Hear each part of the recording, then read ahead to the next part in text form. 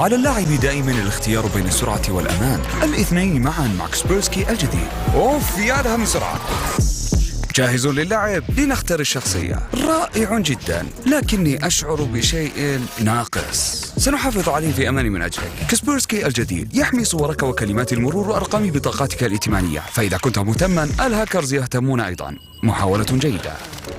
كل دقيقة في اللعب مهمة، احميها مع كاسبيرسكي الجديد.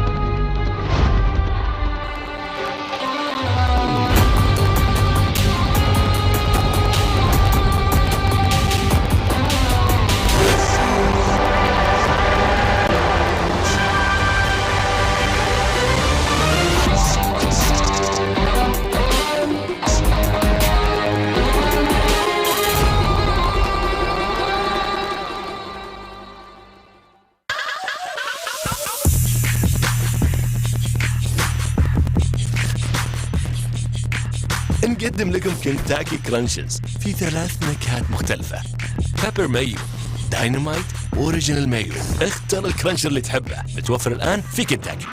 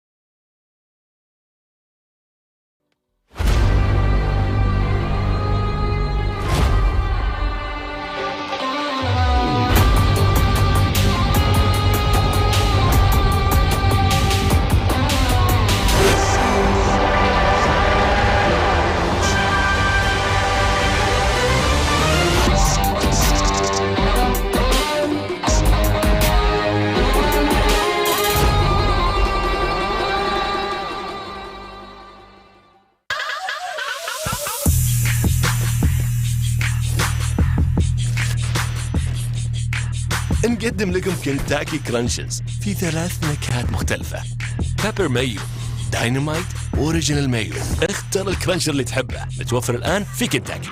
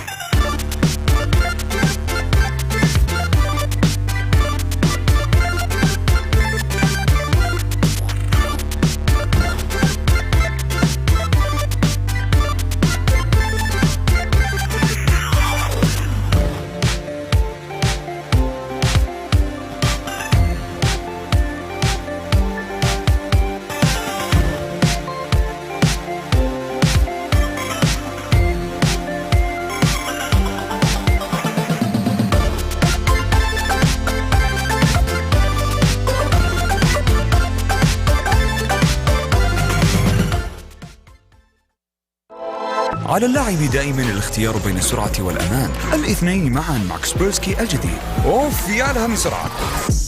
جاهز للعب؟ لنختار الشخصية. رائع جدا، لكني أشعر بشيء ناقص. سنحافظ عليه في أمان من أجلك. كاسبرسكي الجديد يحمي صورك وكلمات المرور وأرقام بطاقاتك الائتمانية، فإذا كنت مهتما الهاكرز يهتمون أيضا. محاولة جيدة.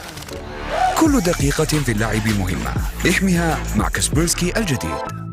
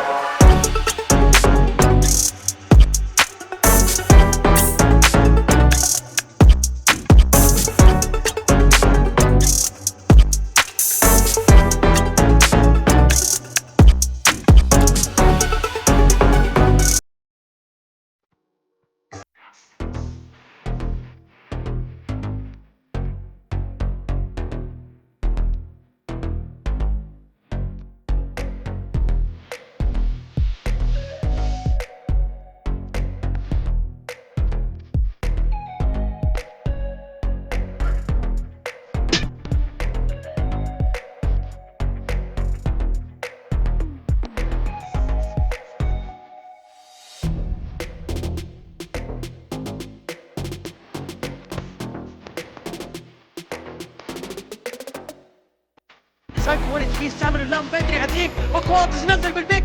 هذا البيك اللي تخاف منه، تركيبه مزاحه بعينك اخذ سكان كواف لازم تعطي راحته لانه بيكري واضح انه تتوقع هذا يومي وكواف كلهم بالدرجه عالي ويجيك يا بطل حطيت بكل ايد كله.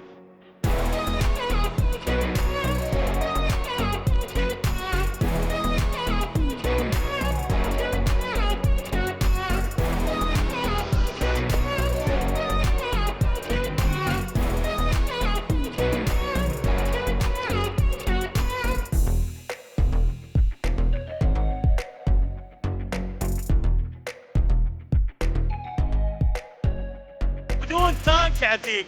اوه يا لكن حتى نظم الفريق بالاوفر كلوك يشيل الاول والثاني والحكيم بيتراجع معانا وممكن شوف فايت الفايت الجاي. حرفيا لازم نشوف الحين فريق جي كي.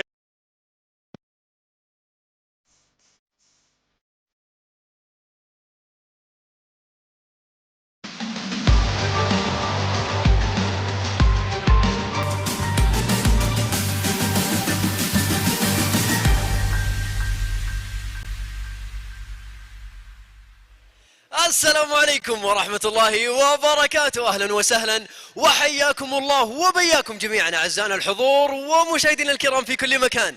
ورجعنا لكم باليوم السادس من الدوري السعودي للرياضات الإلكترونية في لعبة Overwatch 2. مثل ما ذكرنا لكم اليوم السادس ولكن اليوم الثالث من البلاي أوفس أو النهائيات الكبيرة في بطولة Overwatch. معكم أخوكم وجيه ومعي الأسطورة براء في التقديم. Hey براء, how are you doing? I'm good. يعطيك العافية وجيه. And ladies and gentlemen and all the viewers around the world, welcome to the Saudi eLeague happening right here in the beautiful city of Riyadh, KSA, right here, the SCF Esports Arena. So today, quarterfinals. It's gonna be a hype day, but at the same time, it's gonna be an emotional, sad day. Two teams will be packing out and going back home. So it's going to be one of those days that pretty much we're going to see all of them fighting and competing viciously with the pinnacle esports skills. ولا ايش رايك يا وجيه؟ بكل تأكيد مباريات اليوم بتكون من المتعة والحماس، ولكن مثل ما ذكر أخوي براء بيكون فيها نوع من الحزن لأن بنودع معنا فريقين في هذا اليوم من البطولة وبيتم إقصائهم، لأن اليوم بتكون معنا مباريات الربع النهائي في اللوزر براكت. نتمنى لهم كامل التوفيق صراحة، ولكن أتوقع جميع المشاهدين والحضور متحمسين وجاهزين. جاهز أخوي براء؟ Let's go. خلونا نبدأ ونرحب معانا بالفريق الأول. أعزائنا الحضور رحبوا وحيوا معانا بفريق F16 Esport.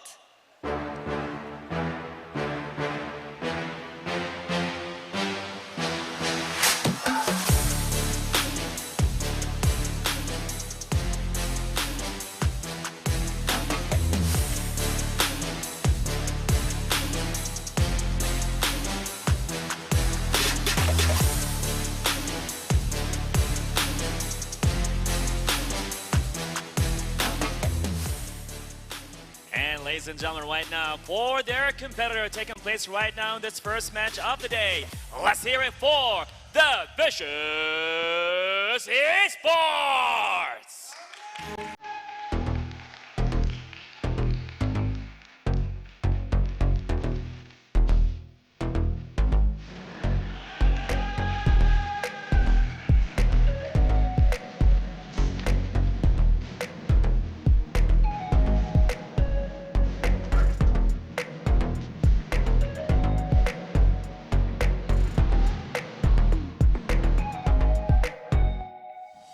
Ladies and gentlemen, F16 going against the Vicious. All that taking place here. One of them will be leaving us and leaving the league here today. Who's gonna be and who's gonna stay? We'll be seeing that after the match. ولا ايش رايك يا وجيه؟ بالتأكيد هذه أول مباراة تجمع فريق ذا فيشيس سبورت ضد فريق F16، ومثل ما ذكر أخوي براء أن الفايز بيتقدم لنصف نهائي اللور براكت والخسران بنودعه وبيتم إقصائه من البطولة، فنتمنى لهم كامل التوفيق. أما الآن أعزائنا الحضور فليتفضل جميع الحضور بالوقوف استعدادا للنشيد الوطني. And ladies and gentlemen, please all rise for the national anthem of the Kingdom of Saudi Arabia.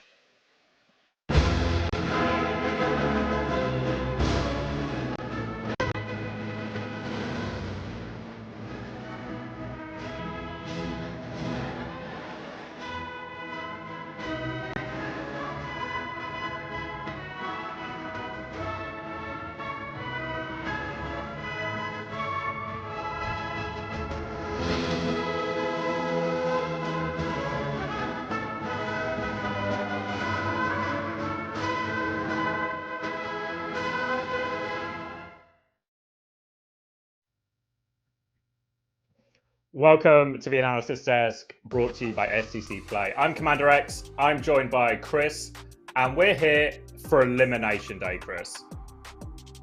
Yeah, there's nothing I love more in Overwatch than sending teams home, except for one thing, and that's sending teams home with nothing. And two teams we're going to get to do that today. Exactly. I think when you look at the teams when we started and we looked at all the rosters coming in, certainly the level of imports and the quality, all four of these teams we're going to see today brought in, all of them intended to win something. None of them want to go home empty-handed, but today we're going to see two of them go home empty-handed. Yeah, absolutely. And I think that today there's going to be some interesting differences. I think one thing that we said during the winners bracket was we kind of allowed teams the benefit of the doubt if they didn't change comp at the last minute. It was, you've got another life, but that won't be the case today. So hopefully at the very least, if a team is 0-2 down, which let's hope that we get some less free O's today. But if we do, I really don't want to see teams going down with this ship. I want to see some Hail Mary, some desperation, maybe swap to Orisa. No one's ever lost doing that before. Yeah, literally nothing ever goes wrong when you emergency swap to Orisa. Never went wrong for London, never went wrong for Team USA. So let's see more of it today. When we look at those games yesterday, Rock Esports and F16 both found themselves pretty much dominated by the opposition and were becoming the clear two front runners for this tournament. But they've had 24 hours to get themselves back together and figure it out for today's match. Yeah, I think absolutely. I think we saw realistically quite a gulf in class in terms of the two teams on your screen that won 3-0 yesterday. I think if you saw on the replay by Kaspersky, I think there was some really strong performances, and I think a lot of not so close maps, which obviously gives us a lot to look forward to next week, but also maybe sets us up for some interesting games today. I really think that the teams are gonna, I think we almost have like a top two and then like a mini tournament for the four teams to see who's going to go home with nothing, who's going to try and grab that third place. Because obviously the prize pool will go up if we finish between fourth and fifth and third, and maybe a chance if you can sneak second. Yeah, the difference between fourth and third as well is also double the prize money. So there's actually still quite a lot to play for, even in this sort of battle between the sort of 2 to 6 mark. And the first game we're going to get is F16 against Vicious. Yeah, so yeah, on paper maybe F16 will come in as the slightly heavier favourites. I think there's some interesting stuff to talk about with F16 specifically. Obviously on day one we saw them play QLM. He had an excellent performance. They won 3-0. They looked very strong. What they did was they kept Merit, who's obviously an Overwatch League import, and they put him on flex DPS. Yesterday when they went up against GK Esports, they actually brought in Goku, had him play the Mei, and then moved Merit back onto the hit scan. But then obviously lost 3-0. So there's going to be a big question mark about which of the players they decide to start with and will they stick with it. Exactly. I think when we think about that fixture yesterday, it's really Goku and Chaos were probably the two who struggled the most in that series. Significant gaps by Landon and Checkmate. Obviously Overwatch League talent, so maybe it's to be expected, but it's certainly her. And if Goku is to play at any point today, we really need to see more of him in that Mei battle. Yeah, so there's obviously some real interesting decisions for F16. Will we just against a stronger opposition, and should we not kind of throw the baby out of the bathwater and kind of just chill, hope that what we have is enough to get through Vicious Esports today? But I think they will also really want to try and you really don't want to be swapping rosters, especially when it involves two players, like swapping to different roles. We're really towards the end of the tournament. In fact, today could be the end of the tournament if they don't get it right. There's maybe two parts of it to F16 as well. If they do just think they can win the Sigma Mirror, you maybe don't need to change anything dramatically for today's game. And then after today, they get a few more days scrim time to practice and refine anything so they can maybe figure out a bit more variety, diversity for later in the tournament. But it really depends how this initial Sigma Mirror goes for them in this first map. Yeah, absolutely. I think one thing F16 have is they do have a plan B. They have what looks to be a pretty competitive dive, maybe the best dive team that we've actually seen so far. I mean, it's been very rare. It's pretty much only been them, so they are the best. So yeah, we'll see. They have a few options. It depends. I think it really depends on their mindset. If their mindset is just let's get top 4, maybe we'll just take the Sigma Mirror and then get top 4. Maybe then we keep it rolling until we get top 3, and then if we need to bring out something crazy for the game day against the top 2 teams, then maybe that's the time to get a little bit funky with it. Meanwhile, on the other side, we have Vicious, whose imports are Proud and Iris. Two players with pretty good reputations. Iris, a lot of Overwatch League experience, especially on Baptiste, now he's going to be playing a lot of. And Proud from Korean contenders on Sojin, but they've not really been able to demonstrate some of the same performances or level of play we maybe expect from them, or have the same impact as we've seen from some of the other Overwatch League imports, say like Checkmate and Landon. Yeah, absolutely. I think that they would maybe, in my opinion, the weakest team that we've seen so far. We do see that it's going to be, at least on the looks of it, Goku starting. So it looks like they are going to keep Merit on the hit scan. So we'll see if that becomes a substitution as things go on. With Vicious, I think one thing that's very interesting to talk about with this tournament format is the teams that lost on day one got a day yesterday to scrim and didn't necessarily get a disadvantage, right? F16, whatever their strategy was at the start of the week, was their strategy yesterday and probably still has to be their strategy today. They haven't probably got many scrim times. They haven't been able to adapt. For both of the teams that lost on round one, they have got a full day. Hopefully they scrimmed 6 hours. They went all in and made some sort of decision making in terms of, am I sticking with my strategy? Am I changing it? Or are we just adapting? Exactly. As we take a look at some of the replays from from their games earlier in the tournament, I think the big things that went wrong for F16 yesterday, obviously GK played really well, but I thought F16 lost a lot of the ultimate fights. A lot of the time, I think we saw Chaos maybe using these cooldowns for the wrong thing, or not saving them for those crucial times. Such long cooldowns on Baptiste, you need to make sure you save your lamp, you save your shift for when you really need it. Don't waste it beforehand. Likewise, maybe Haku not being with his team versus some of the Mayolts and some of the Fluxes, really costing them in those all-important ult fights. F16, obviously, like you said, they've not had the time to fix a lot of these problems. It's how much can they fix overnight? Yeah, absolutely. As we now look at the Vicious lineup, no massive surprises here. I'm interested to know, like, obviously, on one hand, if you lose 0-3 in the first round, maybe you can say, oh, we can't play the Sigma anymore. On London, you know, I've played the same comp against Boston 3 times in a row, and it wasn't just because we had no options. I did genuinely believe we had made improvements and implementations in our strategy using the same heroes, which could give us a chance to win. And that might be the case of Vicious too. Hopefully their coaches and their players, they've looked at the game, they've realized what went wrong. Maybe they figure out 1 or 2 adjustments. But maybe we just see a completely different comp come out from them. And we really see them really try to kind of go for that, maybe not cheese factor, but that chaos factor, catch F16 by surprise. One thing that's really true for Vicious, and it's also going to be true for FOG later in the day, is they've got to see their opponents play the day before. And not just play the day before, but get kind of dismantled by the opposition. And it's one thing a lot of coaches will always look to do. What have other teams done against these teams that have worked? Can we copy some of what we're doing? Can we learn from them and then implement it today when we go up against them again? Yeah, I think if we look at F16 in round 1, someone was having an unbelievable performance, gapping on every single hero that he was playing. Yesterday, that was not the case. I think he was being run very close by TV. And I really think that if Vicious can find a way to neutralize the main tank of F16 a little bit, maybe that's the best avenue to shut this roster down. If someone isn't playing at the top of his level, if he's not carrying, we've definitely seen that this roster doesn't quite look as good when it's relying on the other players and the other roles to carry.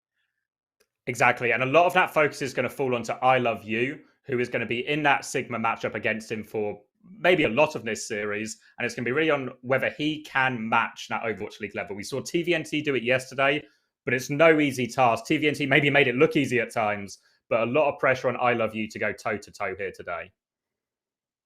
Yeah, absolutely. And obviously the thing is, even if you do match the Sigma, you also have to be very aware of the Doomfist of the Winston. My feeling is that yesterday when we went to Midtown, F16 maybe weren't quite so confident to bring out the dive. I feel like against their opponents today, against Vicious, I really think that they might be willing to throw it back and play some dive again. So you are going to have to worry about multiple things, and you're going to have to find a way to stop someone on Sigma, Doomfist, and Winston, maybe. One of the potential reasons that they were maybe scared to do against GK is when you play the dive, it puts so much more pressure on the enemy backline. But GK obviously have Landon in terms of an Overwatch League quality Baptiste player. But obviously Vicious also have that today in terms of Iris. So it's possible Nat could maybe be a swing factor if we get that dive matchup later on in the series.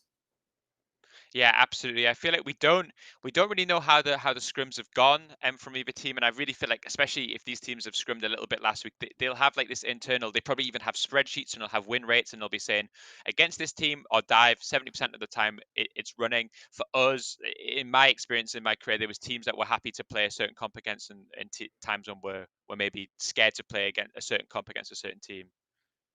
Exactly. It's something we've both experienced as well with our time on London, where you scrim against teams enough. Now, you actually know, well, we can maybe, at least for London, we can play right against these teams, but these teams, it gets really tough. We need to do something different. And likewise, F16 might have that exact same read in terms of don't feel comfortable diving against GK. They match up pretty well against it. But here against Vicious, maybe they will see that opening come back to them again. Yeah, and I think the only thing that I really, really, really want to see is if Vicious lose map 1, do not pick Midtown. Every team has just picked Midtown. Every team must have 90 million scrims on Midtown. Do something different. Pressio, throw them off. Don't let the team play too comfortable. For whatever reason, has this been this ultimate gentleman's agreement where only Midtown is in the pool. If you pick Parisio, there's a lot of comps can work on that. You can really throw teams off, and I really think that if Vicious lose, I will get really mad if I see Midtown, because if we just let F16 play exactly what they're comfortable on the maps that they're comfortable, it could be a really tough series. We talk about teams having different options as well, but if you take it to Parisio, you might force F16 to dive, and then you can play a different matchup, even if you are still playing somewhat the same comp. But it's time to get into the action now, so we'll send it over to our casters. She's the lemonest of Kiwis, and he's the doggest of men.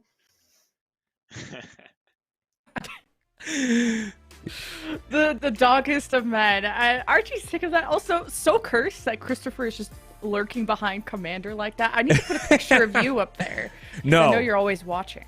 Oh God, yeah. We next broadcast we have pictures of Commander X everywhere, just flying across the room.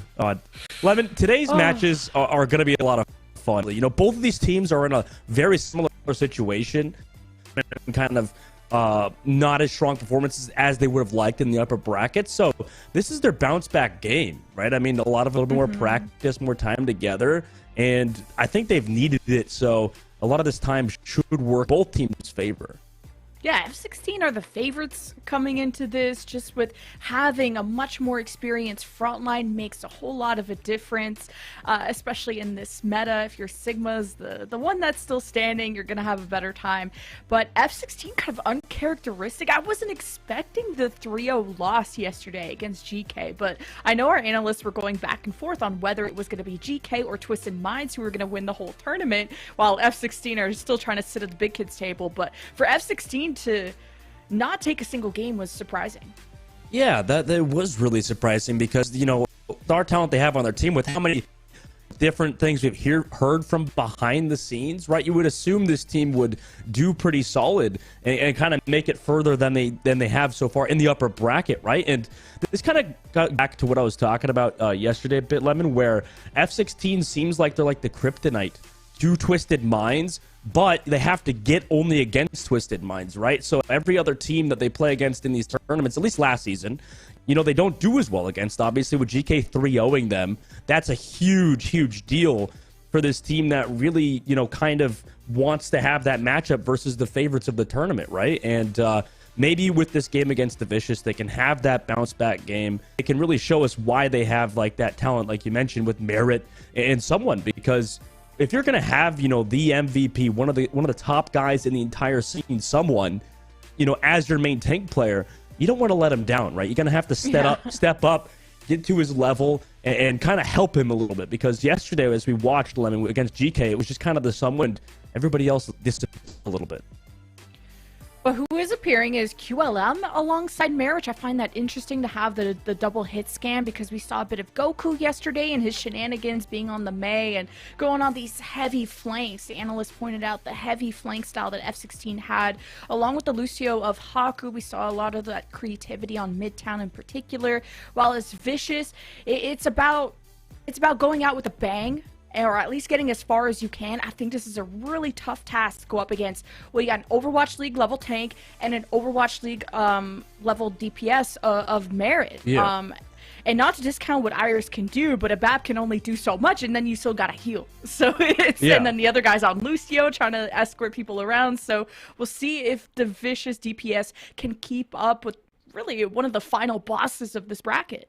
Yeah, the final boss is 100% right. And for Vicious, maybe this team can kind of come together around Proud and Mira and just let those two kind of do their work, carry a little bit. Also, I Love You was looking solid at points as well. I've seen people in the chat as well mentioning how, I Love You even is better than ours. So, people obviously, yeah, people like him a lot. And for this Vicious esports team, they really do need to rally around, some of their star talent to beat a team like F16. And they can probably do so. I mean, Proud's a very good player. Like you said, Iris can only do so much, but, he is one of the best Baptistes in the game, one of the best flex supports. I mean, he's always able to perform at level. And today he really is going to have to, step it up even to a higher degree. Maybe do a little bit more damage than healing even. I would like to see a bit more variety there, but a little bit of a pause and kind of wait for things to sort out in the serve. And if you are joining us for the first time in this bracket, welcome. A humongous prize pool of, since we're an English broadcast, we could talk about the U.S. currency of nearly $100,000. And players are competing live in Saudi. It has an amazing arena. We got some amazing hosts. We're stuck here, unfortunately, where hopefully one day we'll get to experience the nice weather over there. But it must be amazing for these players to be in that LAN environment, to have a crowd. And although they are boxed in and maybe they can't hear much, but it's cool to be alongside your teammates in these really high tension moments. I know it's like a bit of a tangent, but I wonder how the audio is in that setup because, in the boxes and stuff. I've always thought that's the best setup for a pro player. Being those soundproofs. Apparently they have AC and stuff in them as well. That seems awesome because back when I was competing, we would be in the open where it was there's a breeze going on. It was cold in the arena. You had to layer up, wear 3 different layers of clothing, to play on stage, and then they give you sound proof headphones, but still picks up the crowd. So, I'm curious to see if the audio is a bit better in these situations. Well, it sounds like we might have had a pause just to make sure all of that equipment is good to go, but we're rolling out map 1, round 1, Samoa. Let's go to the beach. F16 rolling out with the usual Mei. The Mei and the Sojourn. So we were wondering how the double hit scan's gonna go, where usually it was Goku was running that Mei. Now they're switching things up with Merit on there, going up against Miraculous and Proud on a mirror. So bridge control is something both teams are vying for, and there wasn't someone who's getting that immediate position. So you kind of use that Mei wall to block off that left side in case anyone's on an off angle, but here is F16 pushing up pretty aggressively off of the Mei wall from Merit. Might have got some isolation there onto Vicious, which did back them off, but now that you spot this off angle, you see Miraculous is separated away. Yeah, both have been very even right now. I mean, this has been a very long first heat, and eventually I was the first one to go down.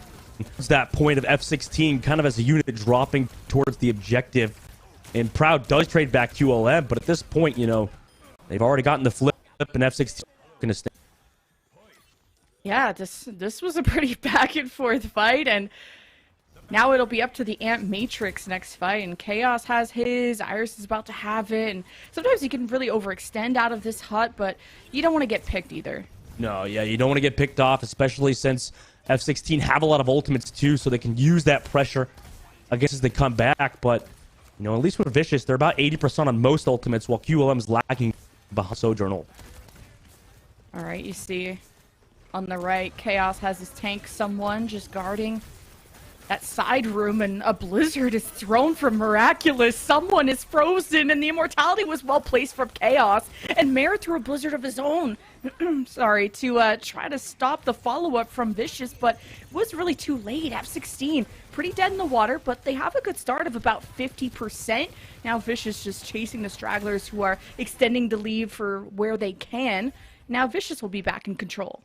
Yeah, great comeback for Vicious there, dropping the Blizzard, also the Amplification Matrix. Same as did F16, however, the value was really found for Vicious Esports in that situation. So fantastic individual play and coordination here. Looks like we got a little bit of a game on our hands. We do have a game on our hands. Now it's up to the grab flux, sound barriers, and then what the follow-up is going to be. You got overclocks that can maybe finish off these targets. Someone's going to unleash his. He stands on top of the wall. And Vicious seem to be doing okay. Yeah, Vicious at the moment stabilizing, dropping that overclock over the top side with Proud. I mean, looking to just pressure F16 at the moment as they're trying to just play the corners and play safe. But it didn't matter. Someone traded the Lucio player of the likes of Vicious Esports, and F16 looked for more. Okay, Proud does take down QLM. And F16, well, they don't have DPS, so they're going to be leaving this party, and the Vicious will still stand. And this is only a small lead, though, and this was a big exchange of ultimates, so for Vicious to win this fight is huge for them. Yeah, I mean, that blast fight was off the back of Proud killing QLM as he ran in with the overclock, so Proud really stepping up at the moment. Also, both Blizzards about to be online, both amplification matrices as well, so very even on both sides, but we're entering last fight territory now for Vicious Esports. Last fight, Amp Matrix there from Iris, and stepping up is I Love You to take the space to really put the pressure onto F16. They're backed into the corner, and they're going to drown on that beach if they're not careful. Proud with the double kill, and Miraculous throws the Blizzard. F16 frozen in place and 6 feet under as Vicious will be taking round 1.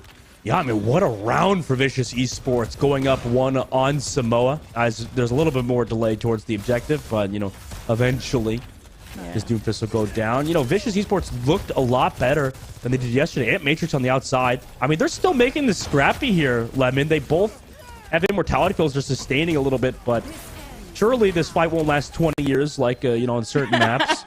Eventually the coconuts. The basketballs. Yeah. Oh.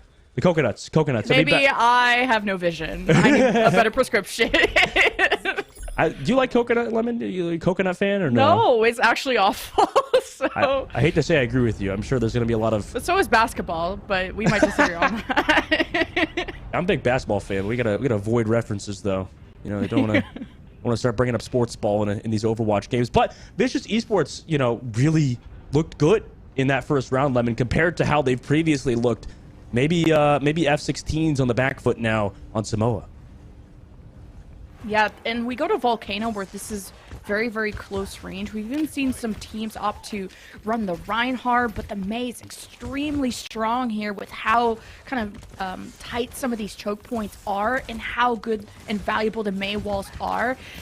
Sometimes the sim can be a bit risky, but when things are very close together, your teammates can kind of body block the damage for you. You gotta protect your Symmetra. She's gonna be a bulk of your damage. Doors are open. We'll see how this goes. Yeah, Vicious rocking with the Symmetra. And F16 actually swapped with QLM going back to spawn over to that Sojourn.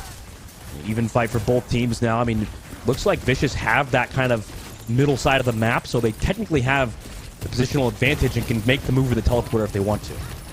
Okay, that first Mei wall there from Merit just to block off the Vicious from pushing or maybe teleporting in. So it'll be F16 to have to watch if Proud is going to make that play. And apparently still the right clicks from Symmetra are strong. The backline of F16 has just evaporated. It's been a poke war that the Vicious have won flawlessly. They haven't dropped a single member. Proud has probably killed 3, maybe 4 people that fight. And giving up 14% for that is perfect. Yeah, I mean, on the side of F16, I think this QLM's just going to need to step it up a bit more, right? I mean, obviously that fight extended to a very, very long fight. QLM did not find the picks at all or damage down range, and it just allowed Proud to just melt everybody on F16, right? Someone that Flux at the very least in this fight, but F16 are down so many ultimates. Yeah, someone has a pretty good gap going when it comes to ultimate charge. We'll see if that makes a difference. But Iris having his Amp Matrix first did force F16 back, but they're entering back in thanks to the flux of someone. Vicious are also low when they're trying to retreat. Great shielding from I Love You. And oh, the immortality was good too from Iris, but the Merit Blizzard is too much. Miraculous got it in time, but it's Merit that pulled the trigger first, and F16 are back in control. Oh my god, what a comeback there for F16. Gravitic Flux from someone pretty much opened everything up. And, you know, I still would like to see a bit more damage there because, look, QLM's not even close to the, or he's close to the overclock, but he hasn't even built one overclock just yet. Usually, when a lot of Sojourn players would have built it by now, and considering how he's played, he really needs to pop off in this upcoming fight with double support ultimates. Miraculous is maybe trying to slam dunk them with the blizzard coming up, but I see someone's not going to let that happen. He's poking and prodding. We'll see if Miraculous can find a play, but playing on this high ground, he got a lot of good vision. See, now it's the Ant Matrix from Iris just to zone off the point, but hey, Chaos is gonna put his down too, so you got a no man's land right in the middle, but who's benefiting from this? It's F16. They got a sound barrier, so does Basil too. And the overclock at the ready, sound barrier from Haku to counter that gravitic flux, and Basil's probably waiting for someone to pop his. So both those ultimates are negated. Now it's time for the Blizzard of Miraculous. Doesn't freeze anyone. QLM, his turn to shine with the overclock. But really just can't find any targets. And maybe Vicious are now teleporting in. So it's a bit easier for QLM to hit the double kill. And F16 at 76+%. Vicious gotta hope they can touch. I mean, that's what you like to see there. Obviously, just give QLM some easy kills, right? Get him kind of warmed up, good to go. Someone also got the first two. Now 90% on the board. The recontest is going to be very hard for Vicious as they don't have a lot of time left on the clock. Oh, Vicious got a race to the point, and it's hard to take space when F16 are just in your face. And that Merit Maywall is going to make it difficult. So what is a touch? And Miraculous gets on there with the ice block just barely, and Vicious getting desperate. Now Merit trying to surround this tank of I Love You. Merit has a plan, and it's called a Blizzard. But Proud, the double kill is huge for Vicious to save this fight. QLM shuts him down, but the damage is done. Vicious are still in this. 50% on the board now. Vicious Esports had a very fantastic fight there off the back of V-Basil going aggressive with his teammates. Really just playing that, you know, kind of Reddit Lucio style into F16, really catching them off guard. F16 now coming back with nearly double DPS ultimates, while Vicious also have some in their own fight. We're going to be entering last fight territory very soon here as we cross this 60%. Oh, the Vicious could have the ults to maybe make the comeback. Proud! It's just an incredible Symmetra, but now he's frozen. I Love You is protecting them so well. Through the Blizzard that Merit put down. All the credit to I Love You and the anchor of the Vicious. Miraculous will swap to the Tracer. We'll be back to the fight soon. You need all the help you can get if you're the Vicious. And a late sound barrier could be what defines this fight. Without QLM, though, F16 have to depend on Tracer damage. Will this be enough? Without Chaos, without Iris, almost all damage is permanent. Now the sound barriers come out, and it's a 4 versus 3, I believe, in favor of Vicious. And Miraculous clutched up, and Vicious did the comeback Vicious to take Esports. back number 1. Oh my god. I mean, what a round from them. On the other side for F16, you know, for someone, I'm sure he would have liked that beat drop a bit sooner on his side, but, you know, they at least made it semi-close on that one. However, like you said, Lemon, the story really just is Vicious Esports doing as well as they did on Volcano to come back down 99 to 50 all the way to capture it outright towards that point to get the 2-0 on Samoa is absolutely huge. And for F16, I mean, this might spell disaster already, Lemon. I mean, we didn't expect this game to be that close, or rather, even in the side of Vicious, right? I don't think anybody expected Vicious to get this first map win. And for F16's coaches and team, you gotta just hope that they're not mentally boomed. And I think you put all the eggs in the QLM basket, and I'm absolutely not blaming him. It's just you really got to execute and finish off all these kills that F16 are putting up. This is a setup comp. Someone with the Flux is getting people low. Merit with the Blizzard is only freezing these targets, right? I'm sure Merit is trying to step up and kill them too, but yeah. I Love You looked like a really fantastic tank. Every time they got blizzarded, he had a shield up. When they would get blizzarded, Iris had immortality. There were so many chores that F16 had to do before they could really get kills going, and that allowed Vicious to trade a lot. And it was really close. I thought F16 was going to be able to pull through at the end, but if Vicious pull off this upset, I would be really surprised, but they're doing really well. Yeah, this kind of goes back to even yesterday for F16, if we could talk about it a little bit.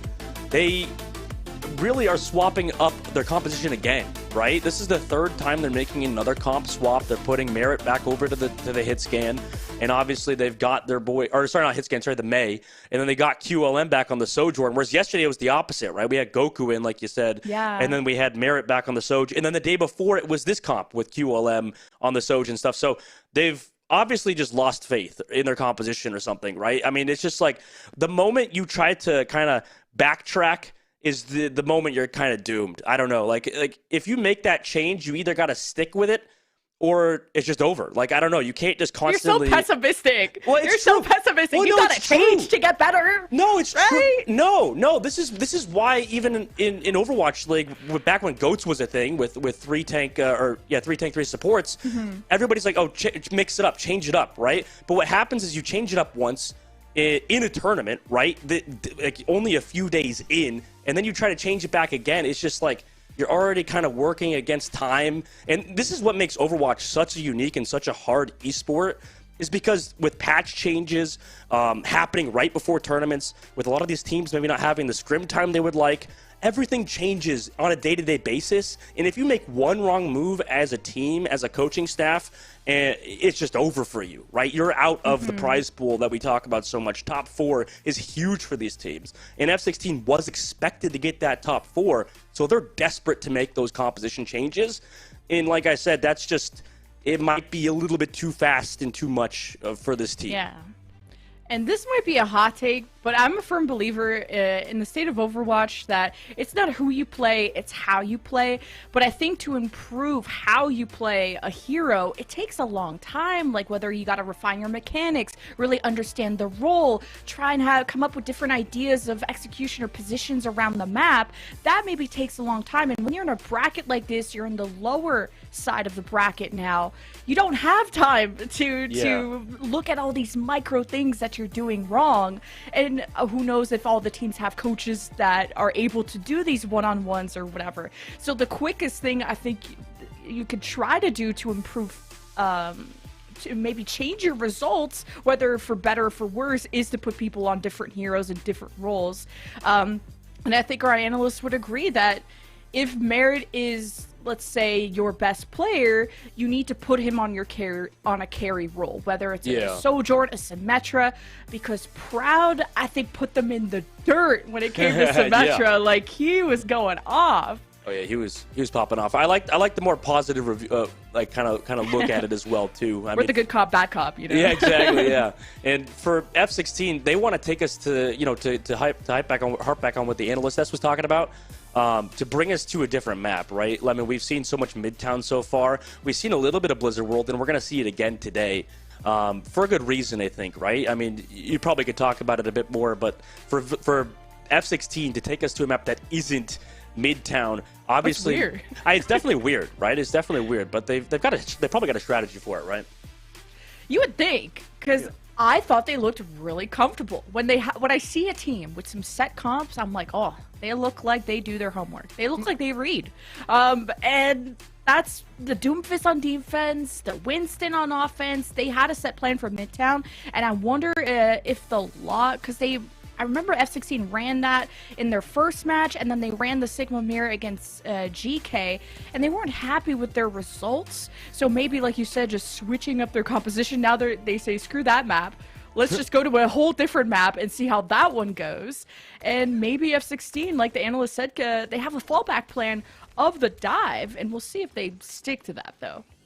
Well, you know what it's kind of like? Let me just to talk about like why teams maybe choose certain compositions and stuff. It's kind of like there's like each team like not a sole decision maker, but like kind of like the last call kind of guy. And it's a lot like in MOBAs with like pick ban and stuff, you know, where like the coach makes a lot of those decisions. It's kind of the same thing with like comp changes, and they make those like the day before, like a few days before too, right? So it's like people would be like, oh, why don't they change comps and stuff mid game and mid series? It's like these teams can't do that because they got so much practice on certain compositions. And speaking about that, Lemon, someone's gonna be on the Winston of all things, and look, Merit's on the Genji. Interesting. Well, the Genji can follow up with the dive, of course.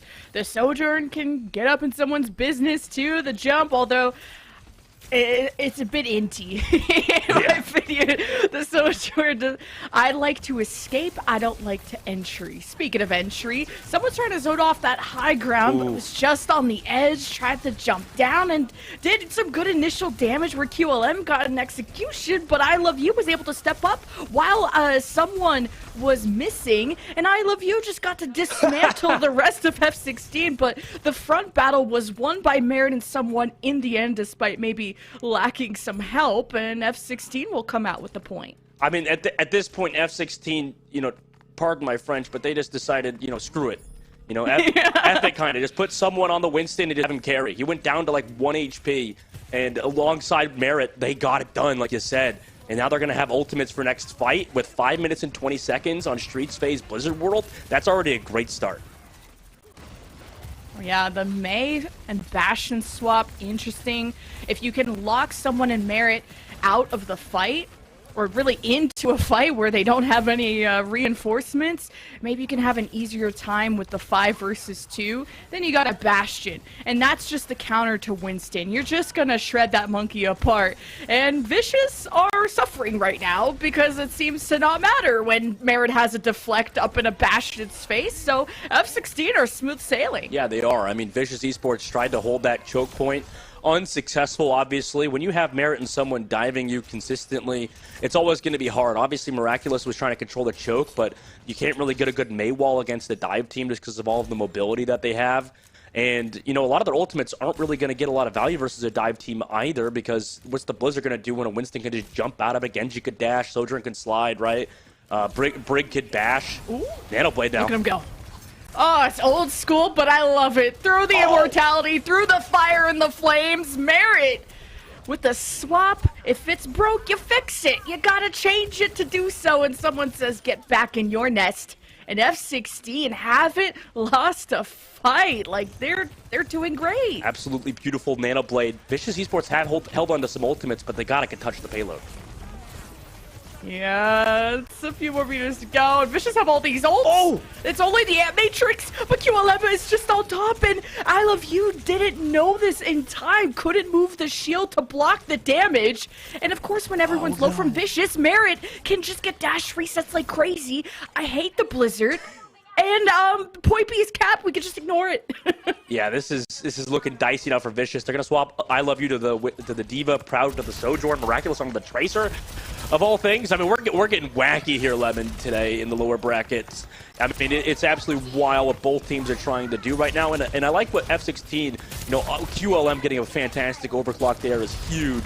And someone swaps over to the Zarya as well, so both teams trying to change up their comps. Yeah, the Zarya to counter this Diva is going to be good, but can you deal with the constant harassment that is a Tracer, that is a Sojourn at all these different angles? It's going to be tough, but someone, he can really truly play it all. One of the best flex tanks in the world. And if you're Vicious, you got to make a stop. 4-minute time bank is just going to be insurmountable if they don't say something, but I Love You can hold space on this Diva when you can't mitigate a damage of a Zarya. And if someone survives, the energy's only gonna get higher and higher, and QLM's only gonna get lower and lower. F16's backline is suffering. The flanks of Proud and Miraculous are too much, and they make the stop at the finish line. Yeah, Nano play onto Proud results in them getting those kills, and also Miraculous opened things on the Tracer. The QLM, I don't know why QLM didn't get healed there. Maybe just someone on the front line is taking a lot of that pressure. I mean, F16's support line is really kind of being pushed to the limit at the moment. They have so many different things they need to commit to, but a Nanoblade's ready in this fight for F16. Merit? Tried to go after the Sojourn, but didn't mark the cooldown of the jump, so it's a bit of a longer ways to go, and the sound barrier. The fact that Merit even lives is a miracle in itself. He climbed over the wall. Vicious couldn't keep up. You got the overclock to try and clap back against F16 while they escape, but the Proud is playing as conservative as he can. Because Vicious, all they have to do is defend. How? Do you find that shot onto Merit and a fantastic ante from Iris on one of his best heroes of the Ana? F16, second fight loss in a row. I mean, you're on a time limit if you're F16. Merit swapping to Widowmaker. I mean, is he tilted or something? Let him cook. No, Let him dude, cook. This guy's okay. He's back onto the Mei, but you know they're on a time limit coming in F16R because, like I said earlier, the support line of F16 is always under so much pressure, and they're eventually going to go down, right? So F16 need to get these kills very quickly. With Graviton Surge coming up here, this could be big. This has to be do or die, but you also got to avoid the antis. Chaos still remains on the Baptiste because you need the survivability. You need those extra seconds of the immortality. And Chaos is in trouble. The flanks of Miraculous get shut down. Beautiful bubble from someone, but this D.Va is nanoed, and it's really just to survive as long as you can. Hope the respawn advantage comes in your favor there for Vicious, but the grab is thrown in the backline. Basil is dead. Self-destruct to zone off the point for a few more seconds. Meredith ice block. He's right in front of this Bastion. Proud is going to be in trouble. He should be able to win the 1v1 against the Mei, you would think, right? As someone steps up to try and bubble, but he gets pulsed by Miraculous. This Tracer from Vicious is a menace. Merritt throws the Blizzard down, thinks it's clutchable. F16 only have like their supports remaining. I don't think they can do this. Oh, QLM gets the snipe through the window. I mean, they might be able to with the beat drop, but they gotta get kills now, Lemon. This is looking dicey. The beat drop runs out. The spawns are too close. They're gonna reset. Oh my god, what a long fight. And it doesn't result in anything for F16. Vicious just needs to play their lives. They had a really good understanding of the state of the fight. They didn't overextend past this archway. They played really smart. F16 now only have a minute when they started with 4. The nano's given to Proud, and he's waiting for his D.Va to make the space if he needs to. Who is going to push past that shield of someone, seeing that maybe it's a bit cracked? And F16 are trying to push their luck. The speed is called from Haku, and Merit is shut down on the Tracer, not able to sneak on to a flank. Miraculous doing the same thing, but it's Proud that you have to pay attention to. The double kill and going for war. F16 are running for their lives. This is going to feel brutal for F16. Merit's going to swap back over to the Mei. 25 seconds left. They're more rushed. The support of Iris and V-Basel doing a lot of that work right now has been absolutely huge. I mean, that's actually crazy that this support line has been able to keep the front line of I Love You, Proud, and Miraculous alive. And look, Miraculous got the pulse bomb. Oh, he just barely missed the BAP. Immortality probably would have come out.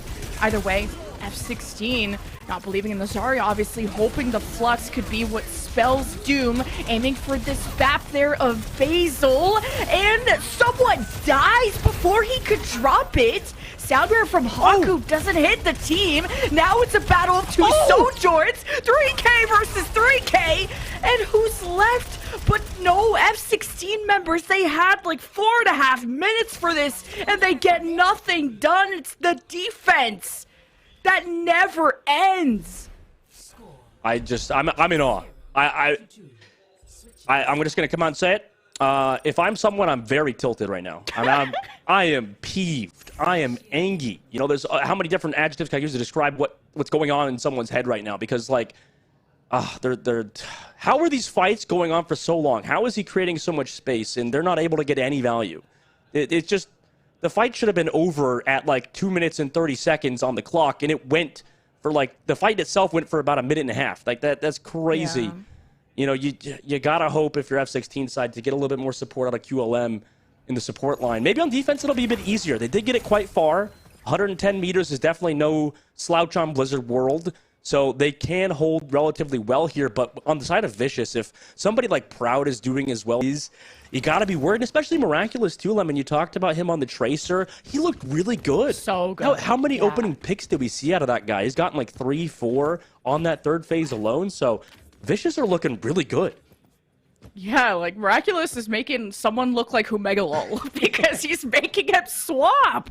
Like he was on the Zarya, but the flank pressure was too much, and it wasn't even onto someone. It was actually onto his supports, and someone had to constantly be looking behind him to bubble, and he knew that this was just going to be too much for him to handle. He goes to the Sigma, same problem. If he steps past that arch point, or that archway, he's going to get surrounded, and Sigma doesn't deal with people being all around him. So F16 just didn't have a good answer, but they could have a better defense. It's still a very good push.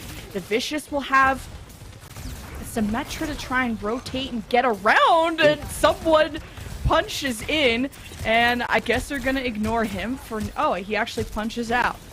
Either way, someone I'm surprised he's on the doofus. That is a huge ante from Chaos. Holy cow! But does someone really want to make entry inside a tiny room? That could be a death sentence against the Mei who could lock him in there, but it doesn't even matter. Chaos won them that fight. Yeah, things are kind of working together there for F16. Perfect anti-grenade. Also, the punches from Sub 1 after getting charged up, getting those, 3-man stuns is huge. Proud's going to swap over to that Echo alongside of I Love You still on that Diva as well. So they want to dive, counter, dive. I don't think we would have expected it in this meta. Both teams are really kind of desperate to make the other swap. How was Miraculous alive? He just took like a Falcon punch to the dome and he could still talk. Like 50 HP, grabbed Mega, he's okay. F16 returned to the point. Now someone can just play to stun anyone who comes close to the point. That's where the closest walls are. And someone's playing really conservatively. He's not diving into these small rooms. Vicious are trying to bait him. Now you got the two tracers of Merit versus Miraculous, where Merit was getting shut down a lot on his flanks, although it is tougher to flank on that offense C point. And Merit, well, he gets taken out by an Echo. So that's not going to be a good start to this defense. Vicious are going to take all the space that they can. Another huge ante from Iris. Someone in Haku are in trouble. Vicious already got 2 ticks, and this should be the full cap. Yeah, it looks like it. I mean, for the likes of F16, they're trying to just kind of create space, create opportunity on the Doomfist. QLM did find Miraculous on the stagger, but yeah, they maneuvered that perfectly. Vicious Esports on first point. Someone really is not able to find those final blows himself. Like I said, got that punched earlier on Miraculous and couldn't even get the kill. But, the way Doomfist is set up right now, he's just trying to create opportunities for his team to pop off as many as he can, right? Getting those stuns, making sure his Ana can get the anti-nades, and QLM to find the opening picks. Yeah, this blue bot up here, you can just poke your head out, and it's a power position for a Sojourn, so it'll be up to Vicious to really push their luck up there. Have Proud and I Love You dive it. Miraculous can go from under and through the stairs. There's a lot of options for Vicious to get around this. QLM needs to be ready in the... Oh, the Nano onto Proud. Gets punched by someone. Doesn't care. But he didn't get an execution. Didn't get all the stickies he would have hoped. F16 are going to rally behind Hawk, who is trying to heal up. Proud is so out of position. Got so many members of F16 low and barely enough kills. But Merit with 2, thanks to the pulse. And F16 will stabilize. I mean, it seems like if these fights go the distance, if they're very long, lengthy fights, eventually they'll come out on top. But they need those fights to go incredibly long. Proud and Miraculous are usually able to find those opening picks, but because of a nano boost from Chaos onto Haku while he was rallying, there was no ability to find any kills there, especially as Proud was nano boosted on his engage. He really could not find any targets. They split perfectly, Chaos and Haku. I Love You is still sticking onto this Diva, just maybe to be more of a protective Diva and an anchor Diva that pushes the card and really just harasses this Doomfist to stay the heck away from his team. And it's working out. Someone punches in, punches out, and QLM, because this Doomfist is just existing and making space, QLM gets to, well, not take any pressure and hits his shots. So both teams have some really good ideas. Proud just maybe needs a bit of help finishing off some targets when he does get nanoed, but for now, F16 is doing okay on the defense. Yep, Proud's going to swap over to that Sojourn for this upcoming fight, but that's the great part about defense. Lemon is just so straightforward, obviously, right? You can just easily get those anti-grenades off. There's so many angles that you can kind of play from.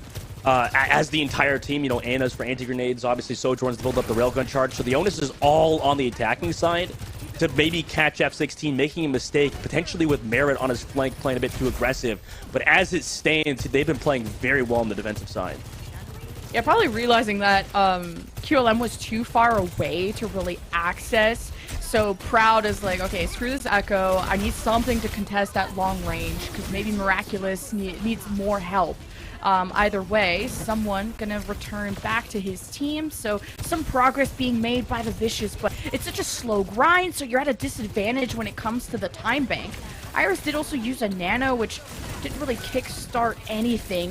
Vicious seemed more reactive. They wait for someone to jump in, but now that he's nanoed and you got an anti from Chaos, this is a fantastic fight for F16 to take. So even though Vicious want to play this reactive style, they're going to be reacting well in spawn.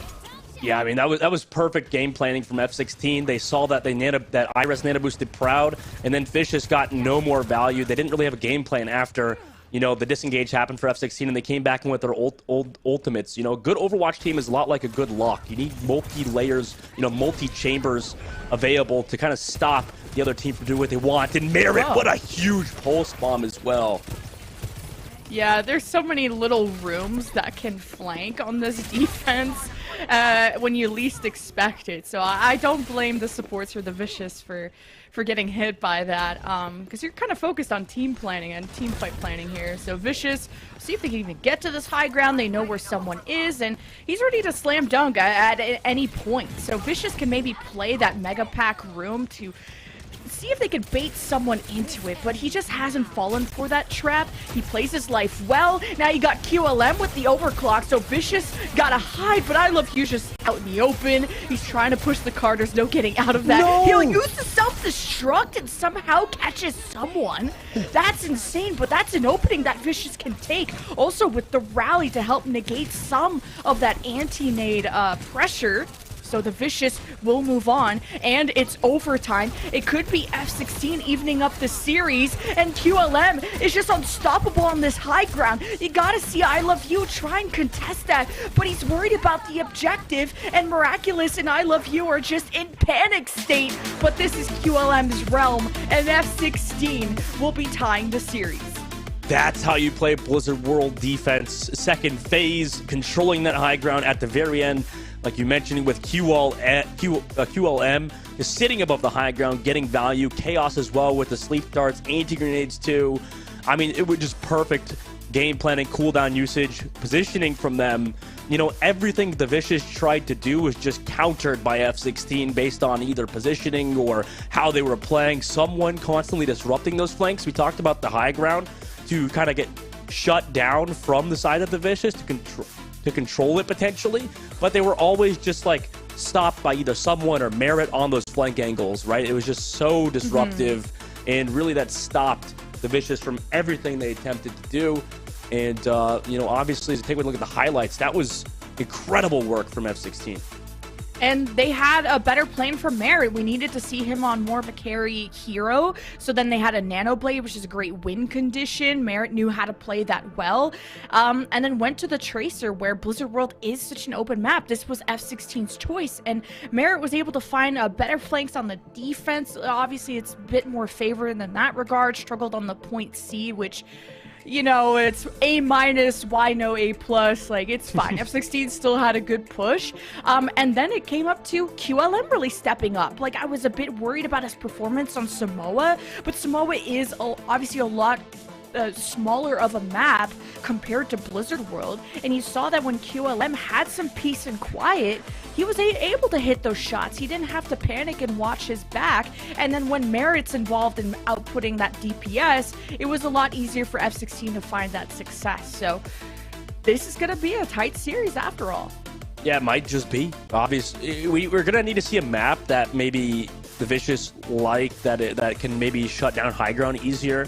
You know, make sure that someone is maybe on the Sigma role, potentially, just to take that mirror, because whenever F16 are able to play these divey compositions, of course, it's going to work out for them, right? Obviously, if you want someone on those dive characters, you want Merit on that Tracer, like you said, or the Genji playing those dive characters, because those are the highest skill level characters in the entire game, in my opinion, right? These ones are always, they have the highest peaks but the lowest lows, right? So if you have a bad Genji, it's not going to go well. And also, you're fighting against the meta, right? You know, with the Sigma and those different things being as good as they are, it's always very hard to make those choices and play off meta. But in this situation, they've done it, and it worked great for them on Blizzard World. So we gave love to someone, to Merit, to QLM, but I want to also give a special shout out to Chaos, my fellow Ana main. Huge nades that won a couple of those fights in the neutral, thinking especially on near the point fights. It's tough to land those. It's tough to deal with. Well, to be honest, I guess when you have a diva that doesn't really dive you, able to maybe deal with not exposing yourself to a Sojourn or some Tracers, Chaos still found the right moments to throw those offensive anti-nades and to win those fights, and that was huge for Chaos to stand out in that way. And obviously to coordinate a Nano Blade, it's not incredibly difficult, but it takes communication and some level of synergy that he was able to gel with Merit well. And for them to come up with this plan, to come up with this map, to come up with these compositions to put Merit on something maybe he's more comfortable with, something that he can shine more, elevated F16 to, well, a point where they could take a game. Yeah, and I don't think it'd be understated. Speaking about Chaos, like I think it can't be understated. This guy was a tank player before this too, so this has obviously been a weird situation for F16 where they're trying to find those roles amidst the tournament, right? So him switching roles over to the Ana has been absolutely huge for this team, like you said. Well, this is also a huge series. We're tied 1-1. We're going to send it to a break, and when we get back, it will be Vicious choice of map.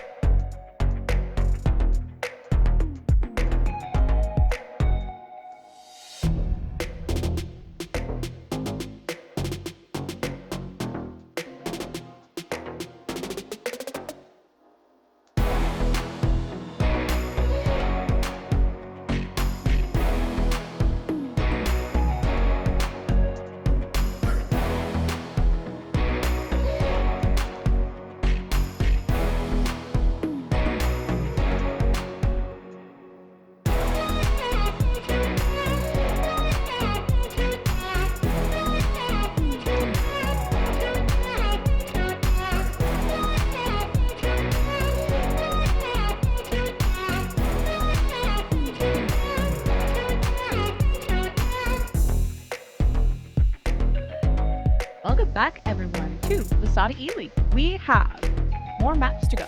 Guess what? The series is tied 1-1. And this has been the most exciting series we've had all bracket because everything else has been 3-0s. F16 are on the up and up. They are. I mean, they absolutely are, and they've looked a lot better on that previous map. Like you said, both teams really trying to just make sure they get in that top 4 position and get further on in the tournament. Obviously, they want to win it all, but they're going to need a lot of work if they want to do it, because in this match specifically, right, map number 1 on Samoa, really F16 got kind of dominated. You know, the side of Vicious looked really, really strong, really coordinated and smooth on control, but then we went over to Blizzard World, and as soon as the of F16 got on the defense, they were kind of on a roll. The whole team looked a lot better on Blizzard World, and now we're going to the map number 3, all tied up, like you said, Lemon. And we're awaiting the map pick from Vicious, and it's New Junk City. We've got a lot of we've casted mostly New Junk City ever since day 1. We had maybe 1 or 2 Suravasa. Which map do you like more, Suravasa or Junk City? That's tough. I think Suravasa's prettier. I live in a desert and everything is beige, so I've grown to hate the color beige, and everything on New Junk City is beige, so I'm over it. But it does have amazing music, so I'm really torn. I'm sure all of our Saudi Arabian talent and players as well are thinking the same thing. I'm sorry. I'll love your sand. My sand just sucks. It is funny how, like, because us from the desert, because I'm also in Arizona, so you as soon as you see one like patch of grass or the snow for the first time, you're just like, whoa, oh my, it's like Disneyland, you know? Trees. Yeah, Whoa, you go to California once, you're like, what the? It could be this green. Green is a color. What the hell? I know. And F16 are a team that are just playing this brain game. They're having some kind of Jimmy Neutron brain blast with these counter swaps. We got the Zarya, the Sigma, all these different things out of someone trying to crack the egg that is the Vicious, not being baited, and I don't see someone losing composure. You know, he's not Doomfist punching into rooms and really feeding. He's even getting some nanos from Chaos to enable him even more. But then we get to see QLM shine because someone's able to survive and take better space. Yeah, I mean, it's really been the F16 kind of team coming together around someone and Merit and QLM, and their support's really stepping up. So this map is not going to have as much high ground as we saw in Blizzard World. That was a big catalyst as to why F16 did good on the previous game. This map is, you know, pretty straightforward in terms of how you have to move the positioning. In the Sigma mirror is the biggest thing that both teams kind of need to prioritize. It's really hard to play dive on these maps. They could, but your backline probably is going to get ran over very easily. So obviously F16 are going to probably stick towards that Sigma composition for this map.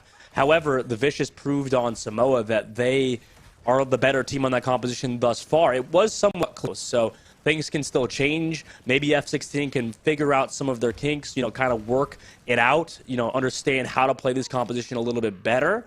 And maybe Vicious won't expect F16 to play a certain style, maybe play a little bit more aggressive to come back on New Junk City and go up 2-1 in the series. Yeah, I was going to wonder if Merit was ever going to go back to the May, but ever since that loss on Samoa, they want him on a better hero, so the Symmetra from both sides to allow some easier rotations, of course, but Miraculous on the May is interesting, so someone has to be careful of those May walls and to not be separated away from the flock. Of course, you can crack that wall and have the immortality ready to go at any time. The point now is going to unlock, and I'm wondering if Haku or Basil are going to want to opt to drop in and try to go for the cap, because these fights could take a while unless QLM's going to hit shots like that. He's kind of gone unnoticed. He's 50 HP, though. He hopes the healer will notice him, but with the one-man advantage, F16 are just turning this into an avalanche, and Vicious are trying to retreat. Yeah, the Sojourn alongside the Symmetra, it seems like F16 just going for pure damage on New Junk City.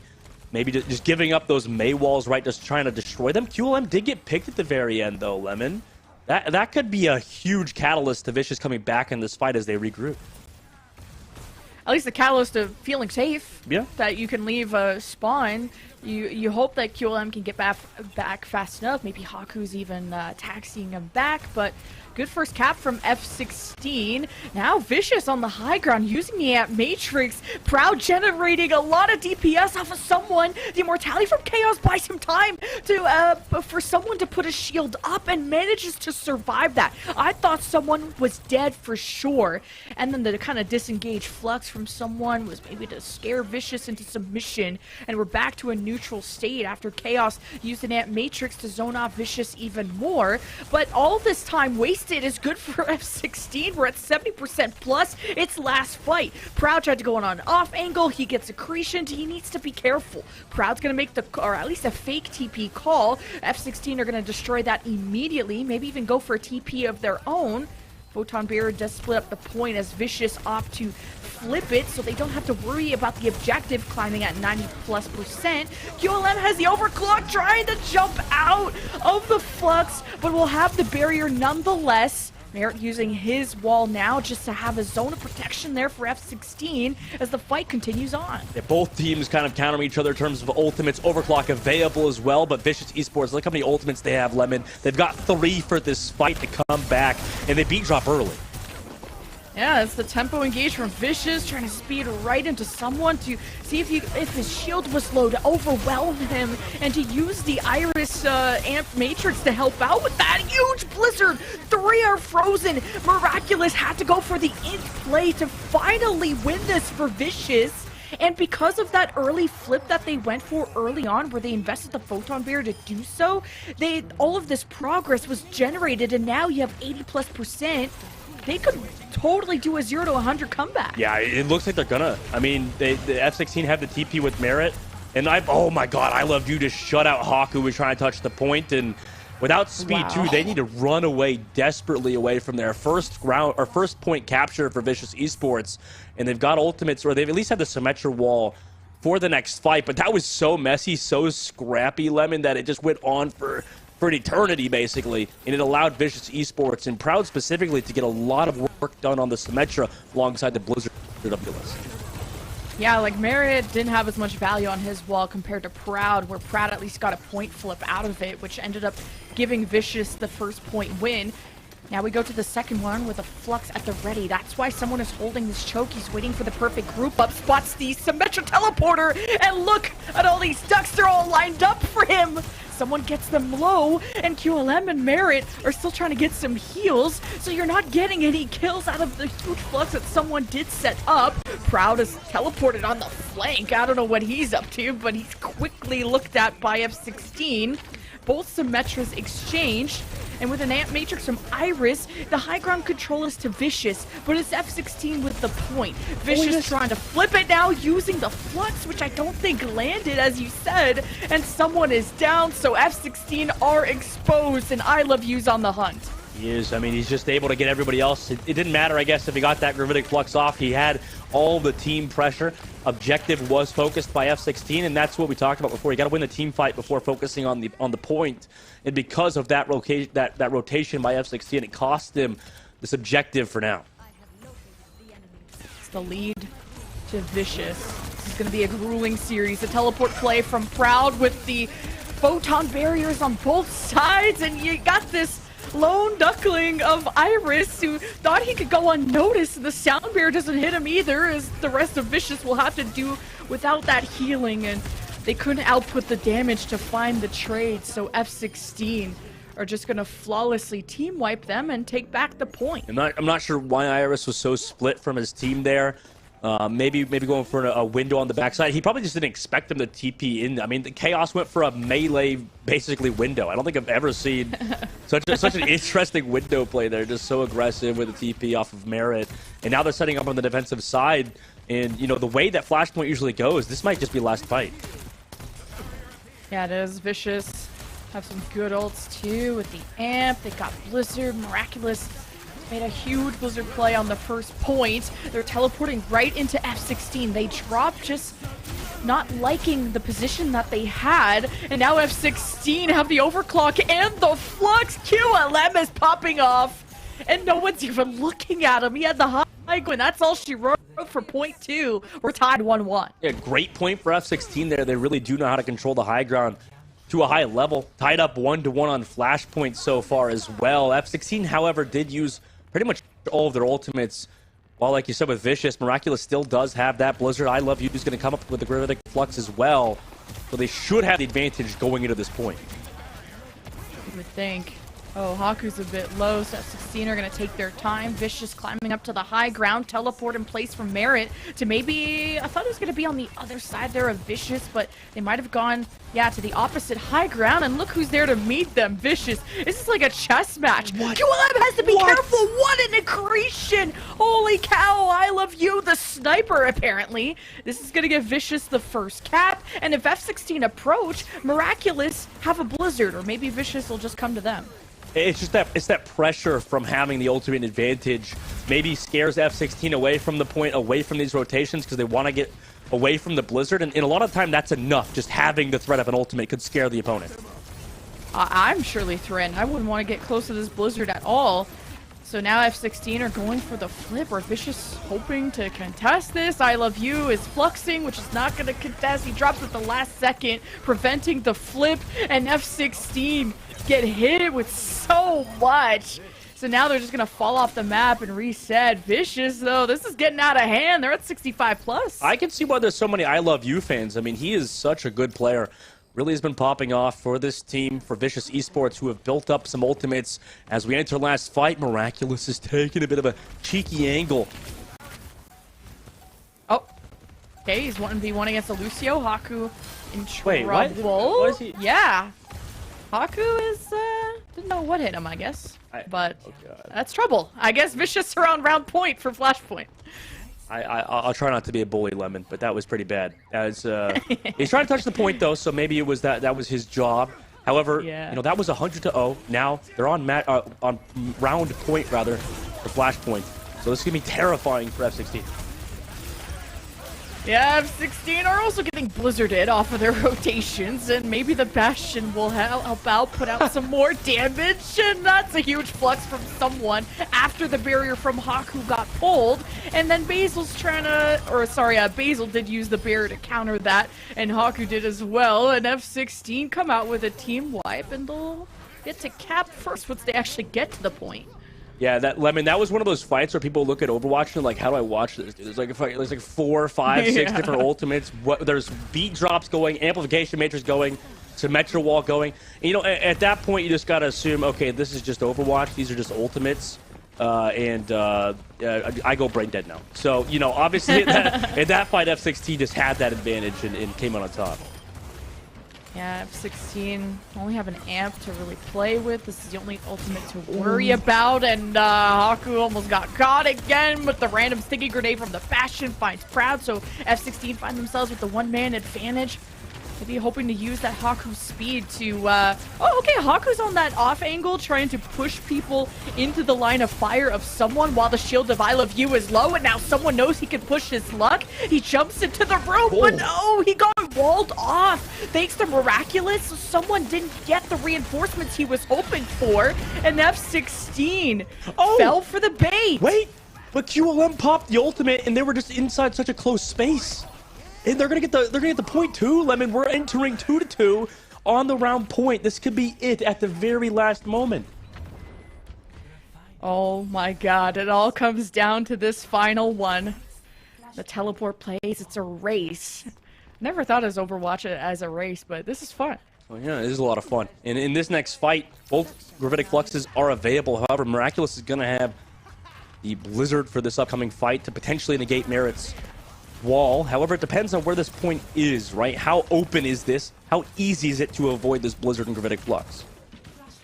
Yeah, that's pretty much those perfect ultimates for this point in particular. F16 teleporting closer and closer, but someone has a healthier shield. The accretion onto I Love You plus to Bastion, that's a death sentence! And someone is gonna flux, and yeah, the ice block breaks in time. Perfect timing for someone, and F16 will take the first fight despite Vicious seeming like they had the perfect ultimates to win.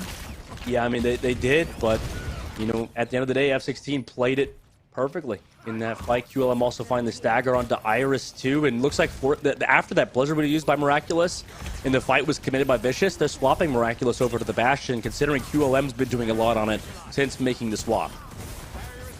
Yeah, kind of the random Bastion grenades can't be undervalued. Plus, once he syncs up with his team, he sees the I Love You shield is low. Bastion can put out so much DPS.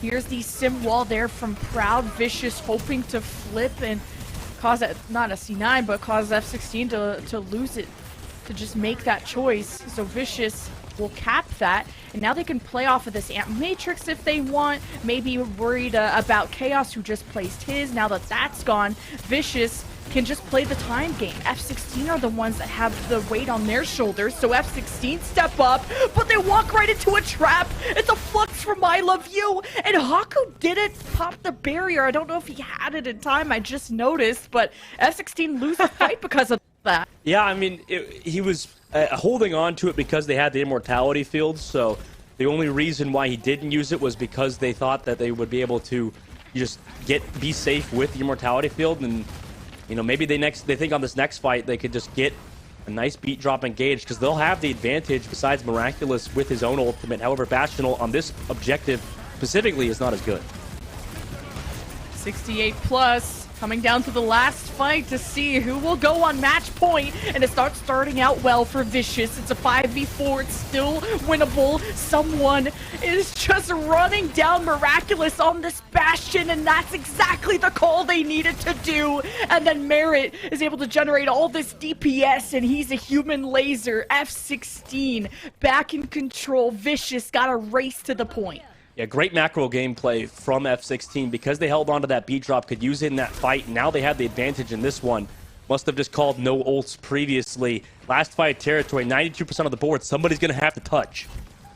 Be up to Haku if he manages to do so. No! He ain't that skater boy. He ain't him. F16 off of that will be taking New Junk City and go to match point. And this is Vicious's last life. We're in the lower bracket. I feel like I'm a robot right now. How did nobody touch, Lemon? How did nobody touch? I thought you had the rollout. Maybe they thought the sim had the TP. I don't know. Yeah, that must have been it, because they were expecting the Symmetra to touch, and he just didn't. I mean, this is just Flashpoint. Flashpoint's so wild. It's just so much bigger. It's what it is. It's like Flashpoint is actually just so much bigger than every other map in the game, right? So it's like the distances you have to walk. It's kind of like a walking simulator of a map. You're just like always walking simulator. You're walking back from spawn, walking to the objective, and it's a lot farther distance than you would think. So, you know, maybe they need to check their glasses on it. Like maybe their perception of distance is not as good. I don't know, but that was terrible. I mean, I also thought coconuts. I thought coconuts were basketballs earlier, so I'm not going to be criticizing anyone's vision. So. Yeah, we're all making distance in object, changes today. But obviously, for the side of F16, that was a really good map win.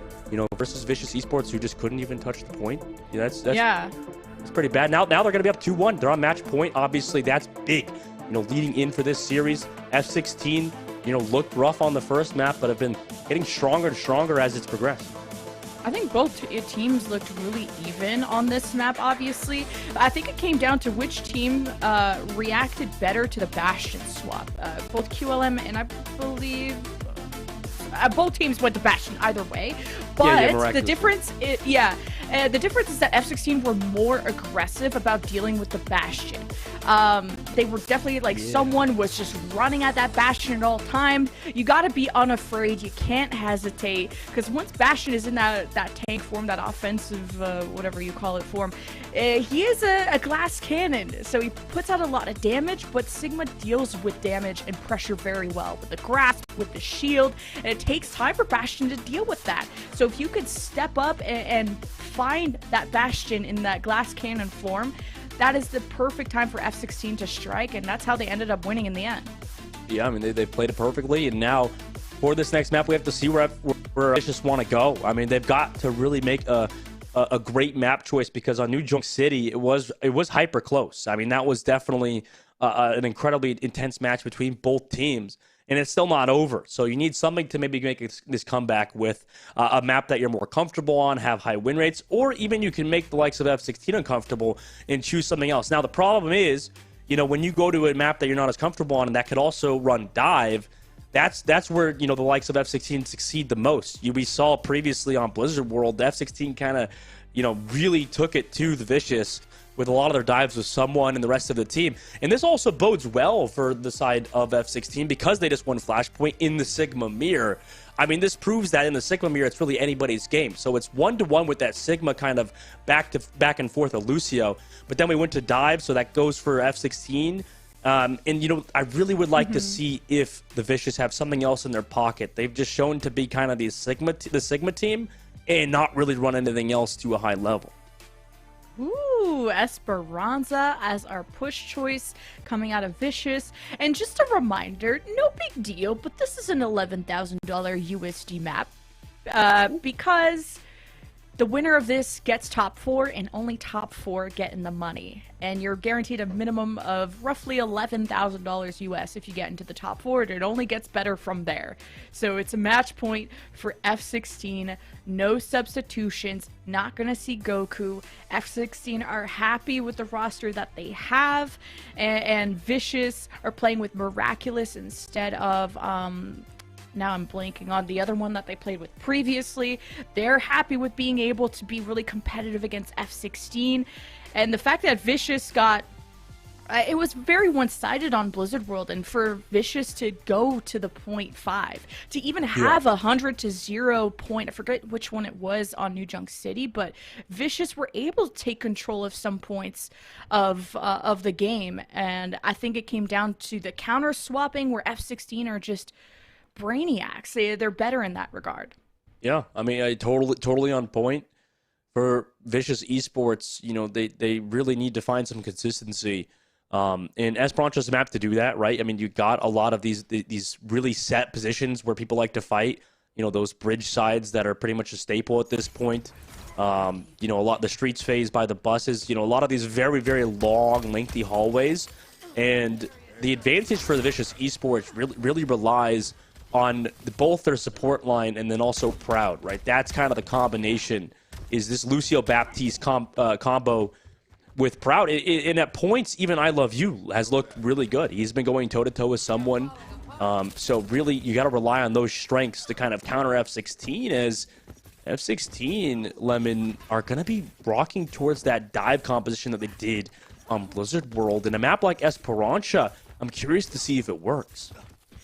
Yeah, on Esperanza, your idea is to control the tops of the bridges. If you're opting to go for a Sojourn, now with a Mei Sim, you may want to play closer, and someone would want to displace those people from the high ground and hope that kind of isolation creates opportunities for Merit to go on the flank, for QLM to find the shot. But with Mei Sim, now someone has to be careful to not get slowed, to not get Maywalled, and he has to worry about the approach of Miraculous teleporting the team into F16. So we'll see if that affects someone's playstyle in the end.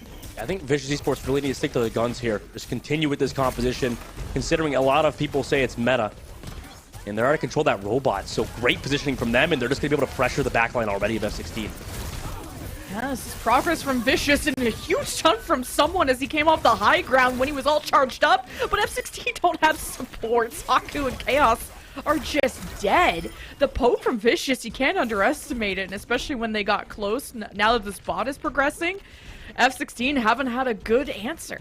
Yeah, I mean, this really is just the compositional diff, right? I mean, you got the Ana Brigitte and there's no real position to hide at. You kind of just have to sit there, pocket your team, otherwise you're not going to be doing anything on support. So it's really hard for these support players to live on F16's side, resulting in Vicious just able to walk on them.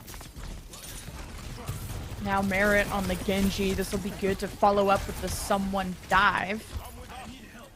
see if this helps out. He's going to need a lot of help there from Chaos on the Ana, and they're very low, but Merit doesn't go for the dash, but he's looking for the assassination onto not the Miraculous Symmetra, but the Iris Bap, trying to bait out the immortality so that this someone Meteor Strike is huge, but meanwhile on the counter engage, Proud through the Blizzard, and both teams are suffering. F16 don't even have any support, so someone has to make it all happen on his own, and I think it might be a 2-on-1 in favor of F16, so they might just get some progress. When they don't have heals, Miraculous gets his shields back, so he can potentially do something, but someone will finally take care of him with very low HP as well. I mean, that was very scary. However, Vicious still have the advantage in terms of meters on the board. F16 built up some ultimates soon, Lemon, too. They're going to have a Nano Blade coming up, and Vicious have no support ults. Well, F16 finally found the answer. It's like, don't worry, just only look forward. Don't look at the bloodshed of your supports and their corpses all over the place.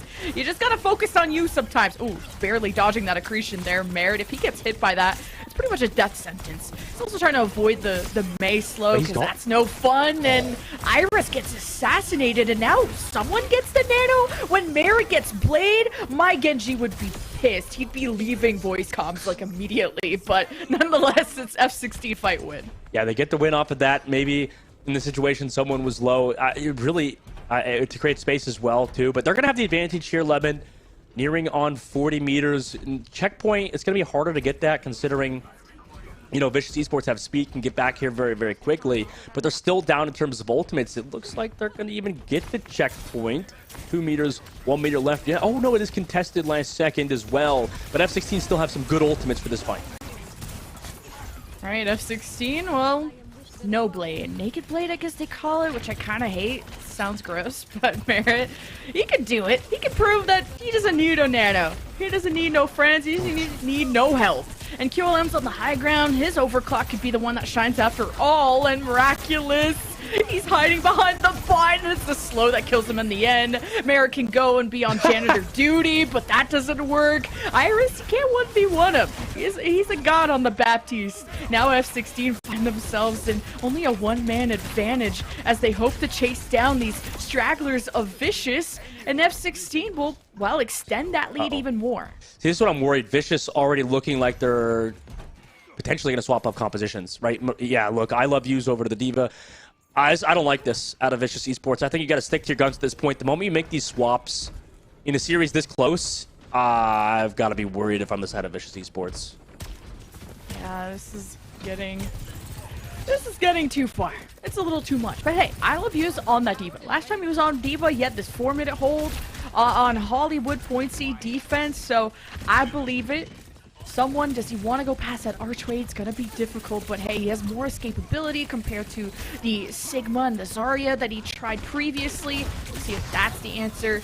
Now the Nano is up, but it's out of sync, and the Blizzard is thrown, and someone dodged, but Chaos did not. The poor little granny legs cannot escape, and F16 are behind. Vicious gotta run and do the most that they can out of this opportunity, but the Merit flank is too much. But also Merit can't take the poke and can't take the heat, so F16 are just losing people back and forth. Someone is solo killing DPS, I don't even know, or supports. How does that even happen? Vicious are not going to get this for free. I mean, how much does someone have to do there? That was insane. They come out on top, so obviously that's enough. Proud's left alive. Kill Chaos again, by the way, and someone! What is going on? This is insane. What a back and forth by both teams there. Yeah, what even is going on? Like, this has become just deathmatch. It's just crazy.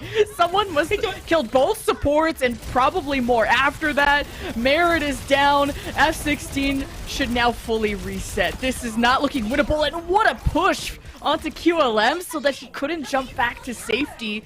Vicious may be able to match this lead here pretty soon. Both teams look like they want to lose right now. This is just crazy throws on both teams' sides. Checkpoint about to be received as well for Vicious Esports. So they're looking to tie things up with the ultimate advantage too. So F16, they're going to need a hard engage and maybe a pop-off overclock. Okay, someone needs to be healed back up, and as soon as he gets nanoed again, Merit's like, fine, if you're not going to nano me, I'm going to Tracer. And that might just work out a little bit better to have more mobility compared to the Genji, where he was getting poked down a lot more. But as soon as someone goes past it, as soon as the dive engages, Proud goes past all of them and deals with the backline. Proud really saved that fight for Vicious, and they get the lead. I like the Echo pick. Echo has way harder carry potential than pretty much every other hero in the lobby. With that nano boost from Iris, beat drop as well from vBasal, that was perfect. He also has a copy for this next fight to even make it harder for QLM to get a great overclock and Merit to get a good pulse bomb. Oh, 3 minutes left though. F16 gotta stop this push, and Iris just got locked up. And Merit's there to follow up too. F16 are connecting well, and then QLM gets to look good on the kill feed, just overclocking, killing everyone else. So F16 will stop the momentum that Vicious had. 95 meters though, very respectable. F16 will have to probably win a fight or two to match that. I keep forgetting about the neutral game here. I mean, without even ultimates involved. You know, in that last fight, Chaos hit a perfect nade. Someone was there on the engage. So these coordinated dives working out right now for F16. Even without ultimates, they still came out on top. Right, it might just come down to one fight here for F16 to try and match that lead. Someone's on the high ground, but doesn't want to take the duel against the D.Va. The D.Va can anchor this a lot better. As soon as the D.Va leaves, that's when someone jumps on top of Iris. Gotta be careful of those sleeps though still. I haven't even seen someone get slept yet, to be honest. Merit is up there and he has a pulse. He's gonna recall out though. Doesn't like his chances against a D.Va that can maybe negate that ultimate. Wants to keep his eyes on Proud too, but you don't want to use that recall too early. You want to have that chance to be involved in the fight. If that window of opportunity is there, and oh, Chaos is in trouble. The flank is too strong from Vicious. And the nano's given to I Love You, and Merit throws a pulse which doesn't hit, but man, he doesn't need the ultimate. He's killed two. It's a 5 versus 3 in favor of F16, and Merit has come alive at the last second. Minute 18 left. F16 gotta hurry and get this spot going. Yeah, Chaos went down first, but he lived long enough for his team to get those final blows onto Iris and the rest of the Vicious Esports. He's had control of that robot again. They look to get towards where Vicious Esports got on the other side of the map too. And Vicious Esports don't have any ultimates for this fight. Beat drop and copy coming up, but F16 have the nano engage. Well, it's tough that F16, after that fight win, couldn't get past this corner. QLM has to be careful. Any death here could be the end of F16. 44 seconds left. No! Someone got antied. So Proud went for the focusing beam, but it was all a bait. QLM found the shot. The nano onto Haku. He's the second take on the field. Merit with the pulse doesn't get a hit, but Vicious are in trouble. The beat and no mech. F16 run them over. They'll get around this corner and they're gonna dive for more. Proud is there just for the dupe to contest and do his best, but now he's not gonna be involved in this fight. Why would you do this? You just threw Proud. What are you doing? 10 seconds, dead right now. So is vBasal. 7 seconds. They're gonna have to touch without members of their team. Nice nade onto people, but like, man, they're down their Echo at the moment. This is really scary, though, with the D-bomb. Well, Vicious still have the lead, though, so it's not over yet. But F16 have all the kills. Vicious just don't deal with stress well. Someone blocks the self-destruct. Miraculous can't do enough. And F16 will get top 4 and take out Vicious from the lower bracket. I'm in awe. I'm in absolute awe right now. F16 looked good. They closed out on that last map, so great job from them and their team to get that 3-1 win. But I just have to ask, why in the heck would Proud touch the payload? With 17 seconds left on the clock, you can get another fight if you just regroup with your team. But bro just inted. He just straight up inted Lemon. Like, why would you do this? I mean, the only explanation is tilt potentially, maybe frustration in the team or something. Just thought he had to touch, probably. Like, thought that they were going to get the lead if he didn't, but he, yeah, like we said. There's no excuse, Lemon. The only excuse is, well, now you're just going home. You get a fly home, you know, congratulations. So, good job, Proud, I guess. Proudly heading back to Korea. Yeah, F16 going to the semifinals to face the winner of Rock versus Fog. And yeah, that came down to the wire, man. Someone's always having a good time saying hi to his old buddy Iris, who saying hi to his old buddy. I'm looking at jersey names. Merritt. There we go. Everyone needs name tags, preferably on the front. Either way, Vicious had the lead at some point, right? They went from 0 to 76 to maybe 90 something. And they almost were able to make this unstoppable push. It just was so scrappy in the end. And F16, I was worried about how they were going to handle that corner fight. And someone had to just put the whole team on his back at some points, like solo killing supports, getting 3Ks. Merritt had to swap to a couple heroes to make this work, found the one that worked, off the Genji to the Tracer. And Vicious just panicked, and one bad decision kind of honestly, it's a team effort. It's it made a difference not having the dupe, especially. It's the dupe that made a difference because he was still in the fight at the end. Yeah, at the end of the day, it wasn't just that fight, like you said. Like, it was everything kind of leading up to that, the previous maps as well. I mean, there's so many team fights in Overwatch that kind of happen, which is why it's like kind of hard to VOD review this game or even analyze it, is because every team fight is unique in its own way. So, you know, throughout the series, there was, I'm sure, at least 50 plus team fights. And, you know, even if just one doesn't go your way, that isn't the end of it all. But definitely the Vicious looked like the worst team overall than F16. F16, sorry, to phrase it better, looked like the better team. I mean, for sure, someone, like you said, did a lot of that work. The back line of Chaos is slowly getting better. I mean, that's good to see, especially since early on it was looking kind of scary for Chaos. As long as he can live long enough for his team to get those kills, that's really what matters. As you know, Lemon, playing support in Overwatch 2 can be really hard. I mean, it's super hard to live a lot of the times, but they look good at moments, both Haku and Chaos. Yeah, Vicious put up a way better fight than I seriously thought they could, and I gotta listen to Twitch chat more, I guess, which I can't believe I'm saying. The fact that there was so much hype behind there was so much hype behind I Love You, and I'm honestly starting to believe it. Like, Thigma really impressed me on Samoa in particular, saving so many fights against when his team was getting blizzarded and stuff. And it's going to be cool to hear from F16 a little bit in an interview. We're just waiting for them to celebrate, get their stuff together. But unfortunately for Vicious, they won't be getting top 4. They won't be getting in the money. But I'm sure the last Saudi eLeague. And I'm looking forward to seeing how they can grow and learn from this experience.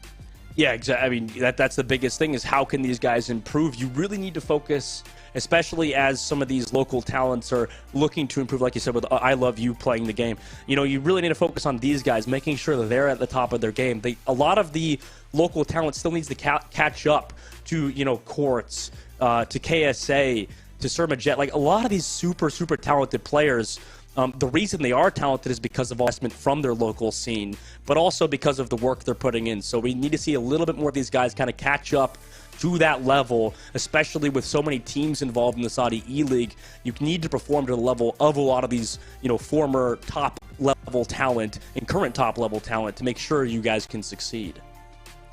And what's 16 is have their imports on heroes that are needed to swap. Like your flex DPS, you have Merit, I guess, all over the place playing that flex DPS role, I guess. Someone who's counter swapping all the time, and that's what came down to that's what it came down in the end. It was the counter swapping, the brain blast moments, the Blizzard world was just counter swapping all the time from Zarya to Sigma to whatever. They found the solution.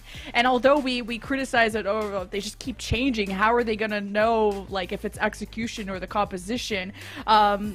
F16 just believed in the calls from someone. Merritt found the heroes that worked for him. I didn't think that they looked tilted, although I'm sure there were some moments that would have at least tilted you and I. But when you're in the Overwatch League for that long, I'm sure someone in Merritt have been through worse, and they made it work, from Genji to Tracer to Sigma, Zarya, whatever. It was a fun match. Oh, it was a really fun match. And I mean, I like how you pointed out someone making a lot of those calls. You could tell that his communication is impacting this team a lot, leading to their successes. I mean, a lot of their very, very, very good engages and timings were based off of someone's communication, making sure they can re-engage with certain ultimates, avoid certain ultimates, play patient. I mean, that's the biggest thing, is not panicking in F16. Really have that veteran poise that the team needs to progress further in the tournament and make that top 4. Not only top 4, but some are estimating that they could be in the big 3. Can they even upset the Twisted Minds, the GK? Those are sitting in the upper bracket final. That's going to be going down next week. We also have one more match, but I hear on the stage there is a lovely interview with one of our hosts, and let's go check in with QLM.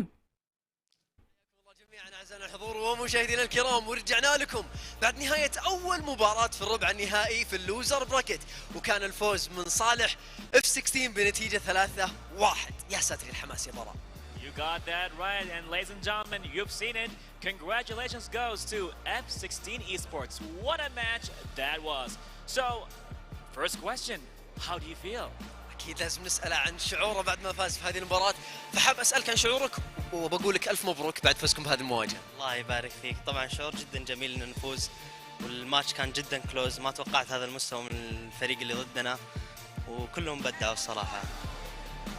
Yeah, you got that right. Well, ladies and gentlemen, they are super happy to actually win this match. It was a close one, but they made it happen with dedication and consistency with their training. The other question is that on the third map, it was pretty close. So what happened there? Even the first map, they had some issues, and they did not score 3-0. What happened there? صح، والله سؤال مهم. أنتم الماب الثالث كان المستوى تقريبا مو تقريبا الا متقارب بشكل كبير. فوش الشيء اللي خلاكم طيب تخسرون الجيم الاول؟ يعني ليه ما اخذتوه مثلا 3-0 او انها كانت حرفيا تو كلوس واخذتوه 3-2؟ فوش الاشياء اللي صارت في هذه المباراه؟ طبعا ما توفقنا بالكومب مع فلاش بوينت مع سوجن. جربنا اكثر من مره سكريمات، حتى ايام فاتت كنا نخسر 2-0 بسوج، بعدها غير الباشن نقدر نقلب الجيم. فالكومب ما توفقنا فيه مع سوج، فغالبا بنكمل مع باشن. والفريق اللي ضدنا جدا قوي، يعني لا حد يستهين فيهم. يعني تشكيلتكم كانت باشين افضل من انها تكون مع سوج. Okay. Well, you got that right. Apparently the strategy and the combo of everything they had, whether it was the players, the characters and all of that, with some experimentations and different setups, they managed to actually find their calling and to win this match. So now for the semi-finals, who do they think they're gonna face? هاي لازم نعرف الإجابة منك من الحين. من تتوقعون بتواجهون من المباراة الجاية في السيمي فاينلز؟ اتوقع اننا بنواجه فوق، بس مهما صار احنا واجهنا الاثنين والحمد لله فزنا ضدهم الاثنين، وباذن الله بيكون ماتش سهل للسيمي فاينل. فوق. ممكن يقابلون فريق فوق بالسيمي فاينلز. All right, well you heard it, ladies and gentlemen, and viewers around the world, they may actually face Fog Esports in the semi-finals. Well, pretty much that's what's happening here. ولا ايش رايك يا وجيه؟ اكيد كلنا نتمنى لهم كامل التوفيق. صراحه مباراتهم الجايه بتكون تخوف بشكل كبير، لأنه نصف نهائي، الخسران بنودع من البطولة والفايز بيروح للفاينل لوزر براكت، فنتمنى لهم كامل التوفيق. أما الآن أعزائي المشاهدين خلونا نروح للاستديو عشان نتناقش ونتكلم أكثر بخصوص هذه المباراة. You got that right. And now, ladies and gentlemen, we're gonna go back to the studio for our amazing talents. Fire it up. It's all yours now. Thank you, Wajia. Thank you, Barar. We're back on the analyst desk, brought to you by STC Play. And hey, it's not a free-o, Chris. We're in business. Not a free-o, close games, no team dying on their swords, and most importantly, no mid-towning. Can't really ask for much more.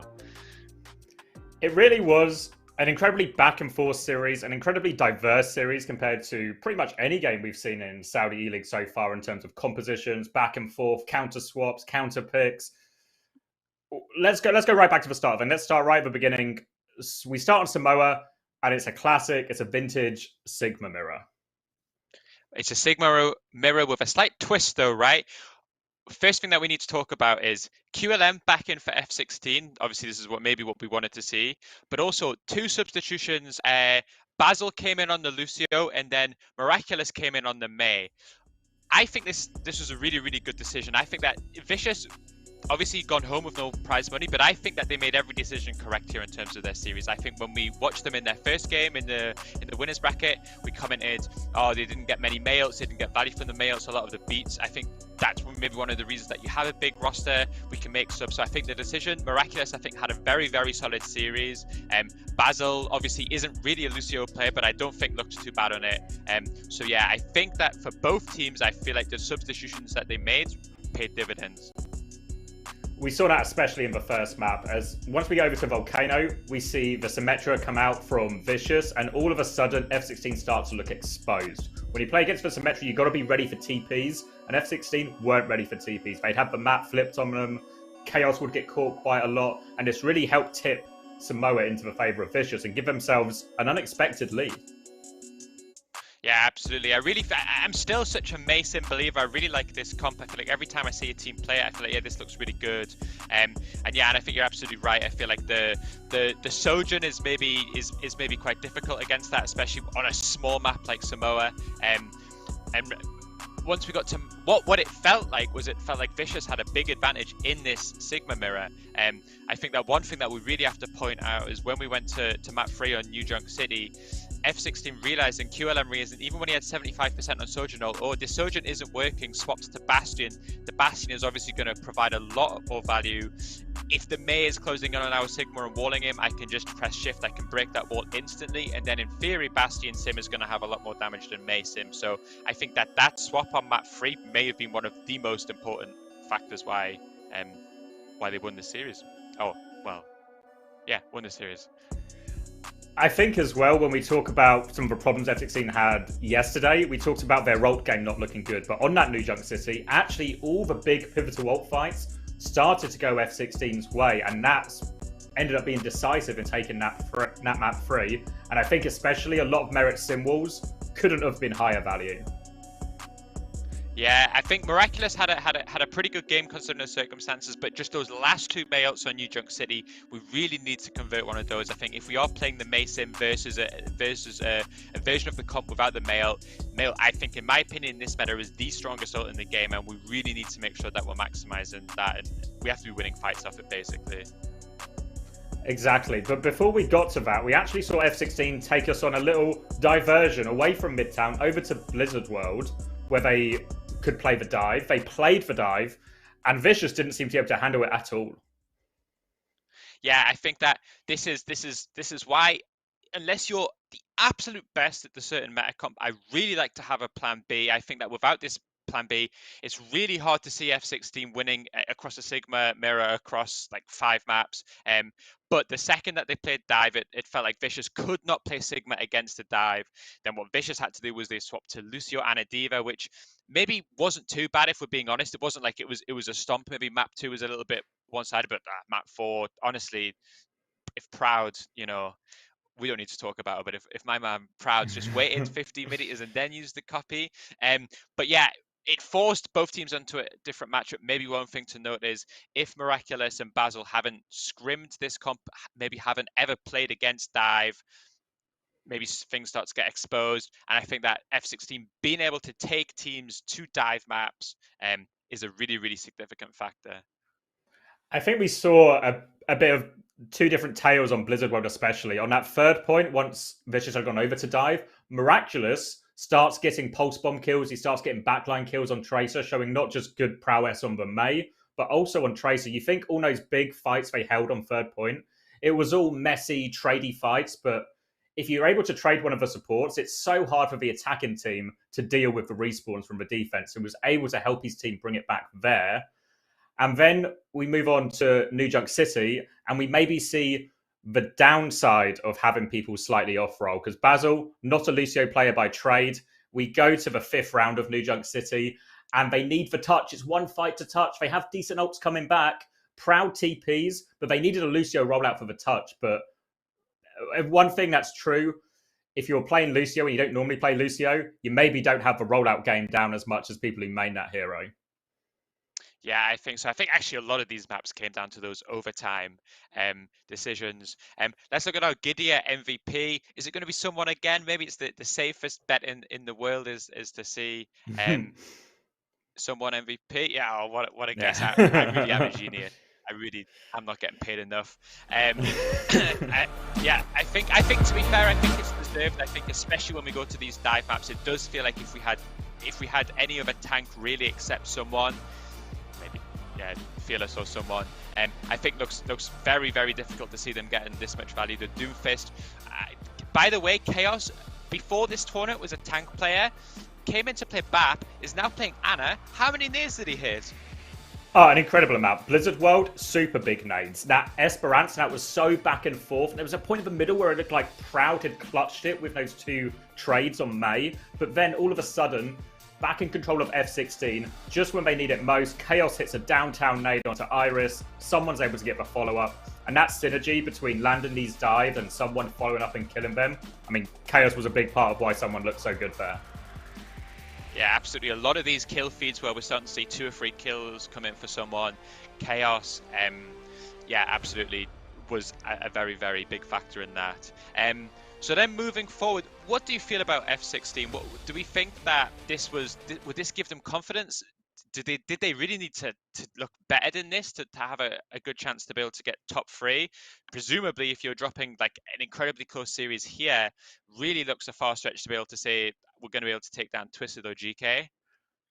Exactly. We talked yesterday where F16 felt like, okay, they lost, but it's really more a story of how good GK are rather than F16 maybe not being as strong. But today it looked really ropey, and more importantly, it looked really ropey on the Sigma mirror. And we know that's basically all that Rock play if they are the team they face. And it's also mostly what FOG play as well. So they're going to have to face it again no matter what next.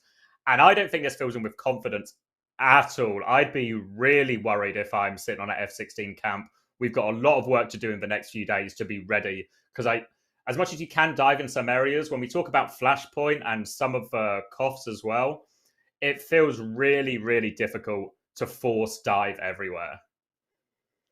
Yeah, it does feel like if I was the F16 coach, I'd probably be really trying to any scrims that we get play a lot more dive, see if we can make it work on a few more maps, because that does seem to be their unique comp, what they can do, which maybe other teams can't. And I think that they're pretty much undefeated on dive maps, at least in the knockout stage. But yes, I think that they showed some vulnerabilities. I think that if you can't like win this Sigma super cleanly today, in theory, it's only going to get tougher from here. And we did see on Blizzard World what you would really call that Blizzard World attack from F16 really felt like vintage Florida Mayhem. Someone swapping between all the different heroes. He swaps to dive, forces I Love You to go D.Va, who did play really well on D.Va, by the way. But then they get to third point, he swaps to Zarya to counter the D.Va. And then he swaps to Sigma again. He just keeps the enemy team on the back foot. This is something Florida Mayhem did so well, and something that you just get on your team if you get someone into your roster. Yeah, I think if we can bring up the brackets, I think you're right. I really feel like if we're looking at F16, what's the unique selling point? What can we really maximize? It has to be getting someone to swap these heroes and play these heroes which other tanks in the tournament are not playing. I think you're right. I think if we look at whoever they're going to play next, either Rock or Fog, I really think that they're going to play against Sigma, and if they do progress through that, then I'm 100% sure they're going to play against Sigma comps. So I think trying to get into what they obviously was successful in today was their dive was so good, it forced Vicious to swap off Sigma and onto D.Va, which presumably there must be such a limited practice time for. That has to be what we're going to try. What we're going to try and want to do more. I don't know if F16 are in a situation where they're starting to lose confidence in the mirror, because obviously they lost 3 maps to GK convincingly. They lost 1 here today. I don't know if they will start tomorrow's game by continuing to play Sigma. I don't know if I think what you're saying is true. Where there is, we've obviously experienced this too. There are some maps in the pool where it does feel very, very difficult to make dive work. But I feel like if I'm at F16, I'm going to maximize everything in terms of finding the correct dive maps. Especially as well, when you look at how the maps will go, we're going to start on Samoa as well for a lot of those games next week, which is dive is viable on Samoa. I don't think it's the worst dive map at all. Maybe Volcano gets difficult, but the other 2, Downtown and Beach, are really reasonable. Then on Hybrid, you can take it to quite a few dive maps like we saw on Blizzard World today. Yet to see a Paricio, but it surely has to be one of the best dive maps in the pool. Flashpoint, it gets really tricky. But then actually, the push maps, Esperanza, New Queen Street, all of the payload maps, again, you can really see dive working in a lot of those. So I think it is a really good option for F16 to shift into if they have lost for confidence, like it feels like they might have done.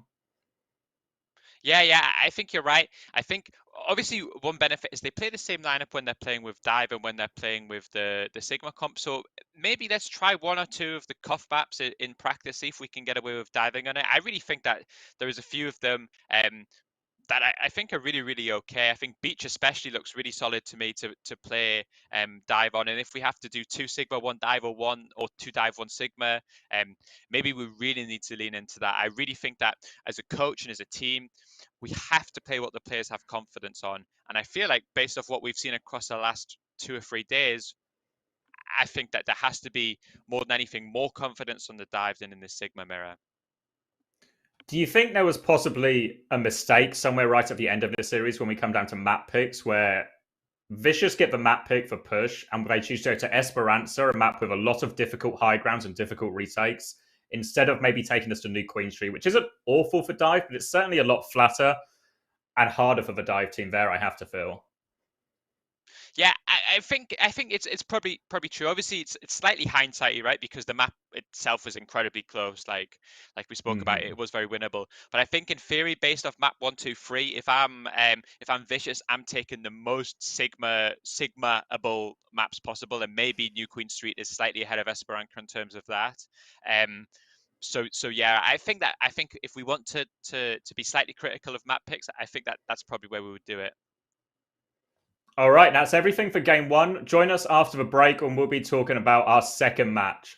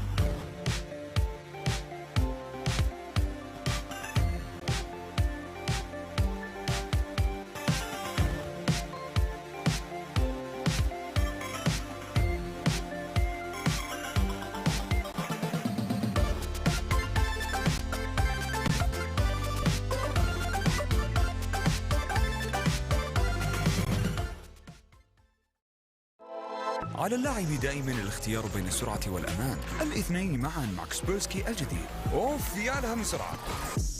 جاهز للعب؟ لنختار الشخصية. رائع جدا، لكني أشعر بشيء ناقص. سنحافظ عليه في أمان من أجلك. كسبيرسكي الجديد يحمي صورك وكلمات المرور وأرقام بطاقاتك الائتمانية، فإذا كنت مهتما الهاكرز يهتمون أيضا. محاولة جيدة. كل دقيقة في اللعب مهمة، احميها مع كسبيرسكي الجديد.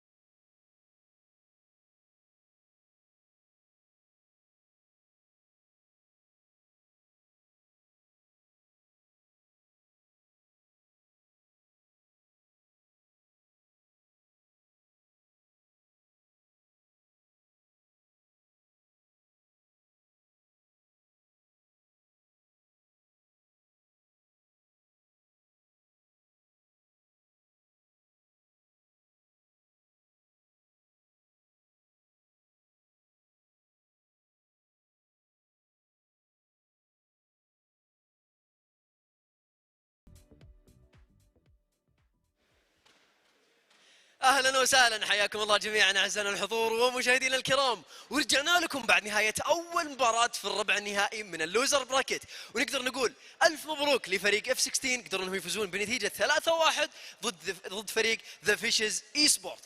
اما الان بتكون معنا المباراه الثانيه من الربع النهائي في اليوم الثالث. You got that right, Wedgie. And ladies and gentlemen, welcome back again. As right now we're going to have another hype match taking place right here for the Overwatch 2 tournament with the Saudi eLeague. F16 took it away with a beautiful win, 3-1. And unfortunately, the Vicious Esports had to go back home. But we're going to have another hype match and another emotional one because another team will be going back home. فوجيه الموضوع عندك. بنشوف مين اللي بيفوز في هذه المواجهة. ما راح نعلمكم الفريقين الآن، فالفايز بين هالفريقين بيروح يقابل F16 في النصف النهائيات من اللوزر براكت. فجاهزين؟ Let's go. خلونا نبدأ ونرحب معانا بالفريق الأول. أعزائنا الحضور حيوا ورحبوا معانا بفريق روكي سبورت.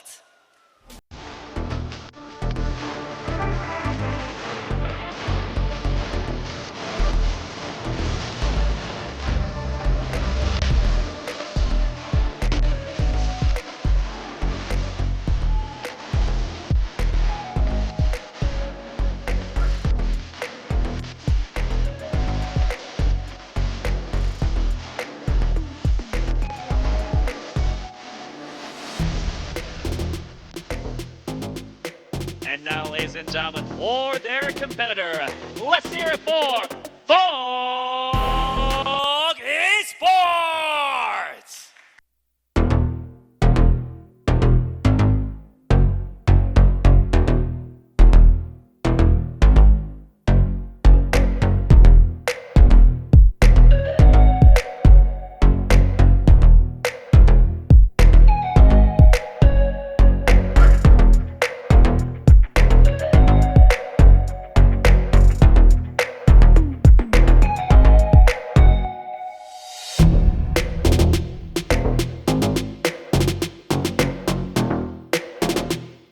الفائز مثل ما ذكرنا لكم بيقابل فريق F16، واللي يخسر بيتم اقصائه من البطوله وبنودعه. فنتمنى لهم كامل التوفيق. خلونا نروح للاستديو عشان نبدا فيها المباراه. Let's go. And right now, ladies and gentlemen, to start the hype, let's gonna pass it on to our amazing creative talents. Take it away. Thank you, Wajia. Thank you, Bara. We are back on the STC Play Analyst Desk, and we've said goodbye to Vicious already, and we're going to say goodbye to another team here, Chris. Yeah, I think we have quite a nice contrast in, maybe styles isn't the right word, but I think a contrast in terms of the organization of these two teams. We have the rock solid team. They've basically only played 6 heroes. Psycho's going to come in. He's looked like he's going to play Sim non-stop. We're going to have Sigma, we're going to have Lucio, we're going to have Bap. Most of the time we're going to see a Bastion. Maybe we'll see a Sojourn every now and then. Obviously, that loss to Twisted Minds yesterday, I think that's an easy one to bounce off. I think you were saying earlier that even though it was a 3-0, there was some real signs of hope for Rock yesterday. Yeah, when I watched the replays back, I sort of didn't expect to see much because they didn't win a round. They got full held on Blizzard World. They didn't win a round on Flashpoint. So I was like, this is going to be a very interesting one. But actually, especially when we talk about Samoa and some of that Blizzard World defense, if they could survive that initial wall and we got to the mid-fight when it was for Sim Bastion, actually I thought Psycho and Asuna got really good value when they started to win a lot of those. They dealt with the Sojourn flanks from Quartz pretty well. And I actually started to think, well, a lot of these mid-fights are going really well. What I think let them down was there's too many fights where they just got walled and died immediately. Or they just walked in too many people and say got 5-man fluxed or something. They lost really simple fights. With the big ult fights, the mid fights, they looked pretty good actually. Yeah, obviously no surprises with the roster here. I think you're right. I think that a lot of the strategic elements in terms of how we use the sim, how we play around the objective looks pretty good. It's just those neutrals. Obviously what it seems like Rock are always slightly between a rock and a hard place because there's often an enemy Mei on the other team, so Bernard's having to find ways to navigate through the ults and through the walls. Like you said, I think a lot of the neutrals were costing them yesterday. If we can clean that up today, and maybe they won't get as punished as hard today, I think this roster actually looks pretty promising, and I think has a pretty reasonable chance to win today, and maybe even a pretty good chance to steal that third spot. I think what's true for both teams is if they've watched that first series between where F16 went through against Vicious, I'm actually looking at F16 and going, hey guys, if we win this game, we can go all the way up to third minimum. These guys looks a little bit ropey. Could put themselves in a great position, especially if they come out with a dominant performance here. Yeah, 100%. I think if we can look at the Fog lineup, Marv1 starting, what we need to see, what I felt when we watched Vicious was I felt like they at least have used yesterday very productively. They assess the problems from day one, they make the substitutions, they look a lot more solid in their comps and their playstyle. When we watched Fog, we saw Top Dragon in, we saw Marvin, they were subbing in and out, we saw some double flex stuff, we saw some dive stuff, we saw some traditional Sigma mirror stuff. Nothing worked. They had to have used yesterday productively. What we have to see from this team is maybe a slightly more stable lineup. We have to see an identity. We have to know where are the strengths. When Marvel came in, we don't know what this necessarily means. Actually, what's interesting is with this lineup right now, creative is out, at least with what we see on the screen, which I think might be the first time we've seen that happen so far. Yeah, we've not seen him come out before. He's been pretty rock solid. I'd be surprised if he's not playing because I think he's probably, out of all the imports they've had, the one who's performed the most consistently well. I think Marvel's often been used as a bit of a panic button or alternate comp to play Doom when they've needed it. But the person I really want to see more of if he gets to play today is Top Dragon. He comes in with a huge reputation on Genji from Korean contenders, and I really don't think he's managed to put these same performances in here. We need you spend your import on a top level talent, and if you don't get that level of performance, it ends up being such a huge deficit for the team. Yeah, I think you're absolutely right. I think that we've obviously spoke a lot about how teams decided to use their import slots, and I feel like taking maybe towards the bottom end of Overwatch League or like the top end of contenders, Korean talent is a very dangerous way of doing it. I think especially Korean players that have only played in Korean contenders normally don't have any English or very basic English, whereas if you're picking up, say, someone or Merit or Checkmate, they've been kind of forced to learn a lot of English in these mixed teams. So I felt a lot of the time when we watched Fog in their first game that clear communication issues. We could see it in the way that they played. And I think you're right. I don't think any of their imports truly stood out and looked like they were ready to take over the lobby. That has to change today, otherwise I really don't see any chance of them getting through this. A little bit of breaking news. Creative is indeed out for this map 1. 6 is going to be on support. Top Dragon and Marvelin. So it's a new look for sure, but exactly what that new look is, I don't know. Yeah, not sure. Maybe dive. Maybe if Top Dragon can come in, play one of the flex DPS heroes with Marvel's Doom. Maybe that's what we'll be looking for. But I think that maybe this is a good sign. Maybe this is a sign that they realized whatever they were doing on Thursday was not working.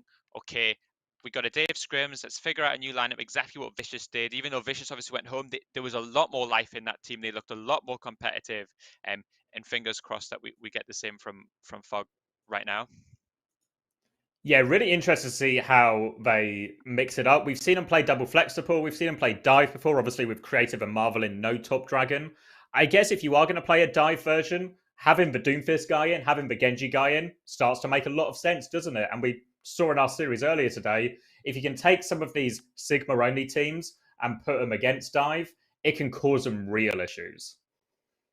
Yeah, I think one thing that is potentially very dangerous is I think if I was to pick an anti-dive version of this Sigma comp, it might just be Sim Bastion, which is what Rock play. I think Psycho has a lot of intelligence. I think being able to TP around. I really hope that we see some TPs onto the point and onto the objective. I don't want to only look for kill TPs. I really don't want any rotation TPs. But I think Psycho's looked pretty rock solid on the sim so far, and I Get think a lot of mileage out in that one. being able to get onto point and using the correct TPs in the correct moments, I actually trust him to get it done. We talk about a lot of the talent that some of these import picks have brought to teams, but it's also crucial, especially when we talk about maybe someone in Checkmate in from other teams, that they add a lot to the communication structure and shot calling. Likewise, having Psycho on that sim role, the sim role, it's so important, the communication and the decision making. So having an experienced Overwatch League player on that role is actually of huge benefit to Rock Esports in this type of matchup. Especially one that speaks pretty perfect English, right? Obviously not from England, but from Europe, and I've spoke to him. His English is absolutely fluent. So I think being able to do a lot of those shot calling decision makings, like you said, I think that's maybe where we've really got a correct decision on the import, and getting the best out of him in this current meta. Obviously, if they do run into trouble, they still have Madara, who could come in, most likely for Asuna, and they could play a more traditional hit scan version. But I really think you're right. I think the Bastion is the best pick against these dive compositions. Even though Doomfist is better against Bastion, it's still really hard for the Doomfist player. There's lots of problems you can run into, lots of things that can go wrong. And I think for Rock Esports, they probably feel pretty reasonable running into anything from Fog. Yeah, I think the Bastion, it removes the Winston character from the game, so there's no chance that Marvon's going to play that, which means that if it is a dive lineup, if that is what they're going to go for here, then we probably expect to see Doom Genji everywhere. Maybe we swap to Mei if we really start to struggle, but I think that it should be okay. We'll have to wait and see exactly what Fog decide to do with this new iteration of their lineup. But to take you through it now, we'll head over to Dogman and Lemon Kiwi. Thank you so much, guys. Yes, our last match of the day, but it's a big one, Dogman, just like last time. It's the battle for top 4. If you win, you're in the money. If you lose, you're out and you get nothing. You know, I was kind of hoping that Commander X was going to hit us with something funny again. He always has something quirky for us every single time, and this time he just gave up. Cook. Yeah, he didn't cook this time. We were hungry for dinner, and he just served us air. But, you know, it wasn't air. They gave us a lot of substantial analysis on the desk for this upcoming match. I mean, they did talk about there's some time behind the scenes for these guys to make those changes in maneuvering. And as Commander pointed out earlier, they don't have creative in the lobby, which is huge, especially since you have to put 666 on towards that flex support or whatever he's going to play. And then obviously having both Marvel and Top Dragon in to make sure that, you know, maybe they're just prioritizing those roles for Samoa. Yeah, because I liked Fog's idea of doing the Genji Nano, and that's where Creative and Sly linked up well. And like the analyst said, definitely Creative was a boon for this team. So wondering if maybe he's not feeling well today, or they want to try to change something and catch Rock off guard. But usually in the Overwatch League, when you see a DPS on support, it's sometimes troll, but on a serious note, it's to play a Lari, or sometimes another flex support option that's mechanically demanding. But we haven't seen really any Olari from what I remember, so we'll see. Yeah, it's kind of, I guess, been phased out, but it's always that potential, like you said. I think also, it might be more towards, having... it's like having that flexibility, having that change, like we saw with the previous roster with F16, obviously having Chaos, a tank player traditionally, play that flex support. So, in terms of Fog Esports, they have to make those decisions because they have 3 import players, one on the bench. They've got Marvel, Top Dragon, and Creative. I mean, those are hard choices to make who plays, especially since you still want Top Dragon in the lobby, but also you want Marvel. So it's like they were making those hard decisions, as well as having 6 back in instead of Top Dragon on DPS. So this maybe is that workaround to that solution. It is tough to say. I mean, it's always hard to make these decisions amidst the tournament that has so much pressure on them. And my criticism for Rock, at least when we last saw them against Twisted Minds, is that Asuna never got off the Bastion, and that ended up being very counterable. If you play aggressive against the Bastion and run it over, especially when it's in its glass cannon form, Asuna had a lot of struggles there. But Twisted Minds is also one of the best teams in this bracket, if not the best team in the bracket. But for now, Asuna will be on the Mei this time, and Psycho usually on the Sim here. Volcano, very close range. We'll see if this works. I mean, this has been a consistent map for the Symmetra Mei. I feel like a lot of teams like it on this map. It looks like Fog Esports are taking a page out of F16's book. They got Marvel back on the Doomfist again. We saw him yesterday on Samoa also play this, but today they have Top Dragon on the Genji to help out with that dive. Oh, and he's already in the back, but that's what you gotta worry about, this Sigma accretion. You gotta wait for that cooldown before you go in, or just hope that the attention from that Sigma is not onto you. What a shot from Sly. So now you even things up 4-4, but who's capping right now is Rock Esports, and when you can defend the point with the Mei, that would be favorable. Actually, they did not cap. And now they did. Fog almost were able to scare them off of it, but now Top Dragon, while they were going for the objective, manages to slice through the back line, and despite Rock capping first, they went into the middle of the field, and Fog were able to get around them and win the war entirely. I see why they got Top Dragon back in the game. I mean, just shut down Fagator on the other side. Also, this was opened up just off of that sleep dart from 666 to give them that first kill, so already make an impact. The DPS player on deflect support, and Fog Esports should have advantage in this fight. Oh, but Sly's not here. How does that happen? How does he even get within range of Bernard? And now Six has to hope that he can rejoin his team. You got Top Dragon mid-blade, but you don't want to dive right into an Amp Matrix. That would be an int, and you don't want to get yelled at by Dogman again. I mean, Proud heard enough of it last game, but Rock Esports will get the point back. Dude, Lemon, when these guys watch the VODs back, they're muting us 100%. Like, I would be, there's no way. They're getting a little too much flame for no reason. But, you know, on the side of Fog Esports, they just unfortunately used that blade. Speaking of flame, Top Dragon, no blade for the nano boost in this upcoming fight. That should change the decision-making of Fog Esports on their comeback. All right, Marvel has a get-out-of-jail-free card with the Meteor Strike, and now he's more aware of Bernard. Manages to get past him. He does get accretion, but forces out the ice block, and Rocker's trying to disengage thanks to that Lucio speed. It's back-to-back punches. Marvel has him against the wall, and he squashes Mercator like a bug. I thought he was going back to safety, and Top Dragon has his back. What a collapse, as Fog Esports will cap the point shortly, but Psycho still thinks it's winnable, and so does Gara. It's a three-man barrier to retake and re-engage from Rock Esports. Asuna will be back in soon and have the Blizzard. That could spell the end of Fog, but it was too little too late. Fog dealt with the pressure so well when Rock Esports came at them. So, Fog, hold on. Yeah, they do hold on, and they're also building back towards that Nano Blade very fast, but that was definitely an interesting decision to use the Beat Drop and the Proton Barrier for Psycho in that fight, you know, considering it was so hard to win. But, you know, when you have high charge Symmetra, you can think, I mean, a lot of these guys probably think they're invincible, right? You have so much damage down range. Oh, yeah. But in this situation, it's like it's picked off again in this opening pick. That's awful. I like the idea of Six just dropping a nade at his feet, though, when he had the teleporter, but the grasp from Bernard, he read that like a book, and Fog don't have support, so how is this going to go for Marvel? Well, not very well. He has a Meteor Strike, and he hasn't used it yet. He might be just okay with dying, but Sly pops the overclock, and Marvel is going to get out of his way. Oh, the shot onto that Lucio. Gara surely is dead, right? No, he escapes. Bernard is present on the field, but he needs to return to his backline because Top Dragon is such a nuisance. Well, I guess Psycho's gonna teleport his team away from the Genji, but into just a ton of damage. Rock Esports, though, with that teleport, win the fight, and Fog Esports are gone. You have an overclock coming back there. Sly not able to find the value.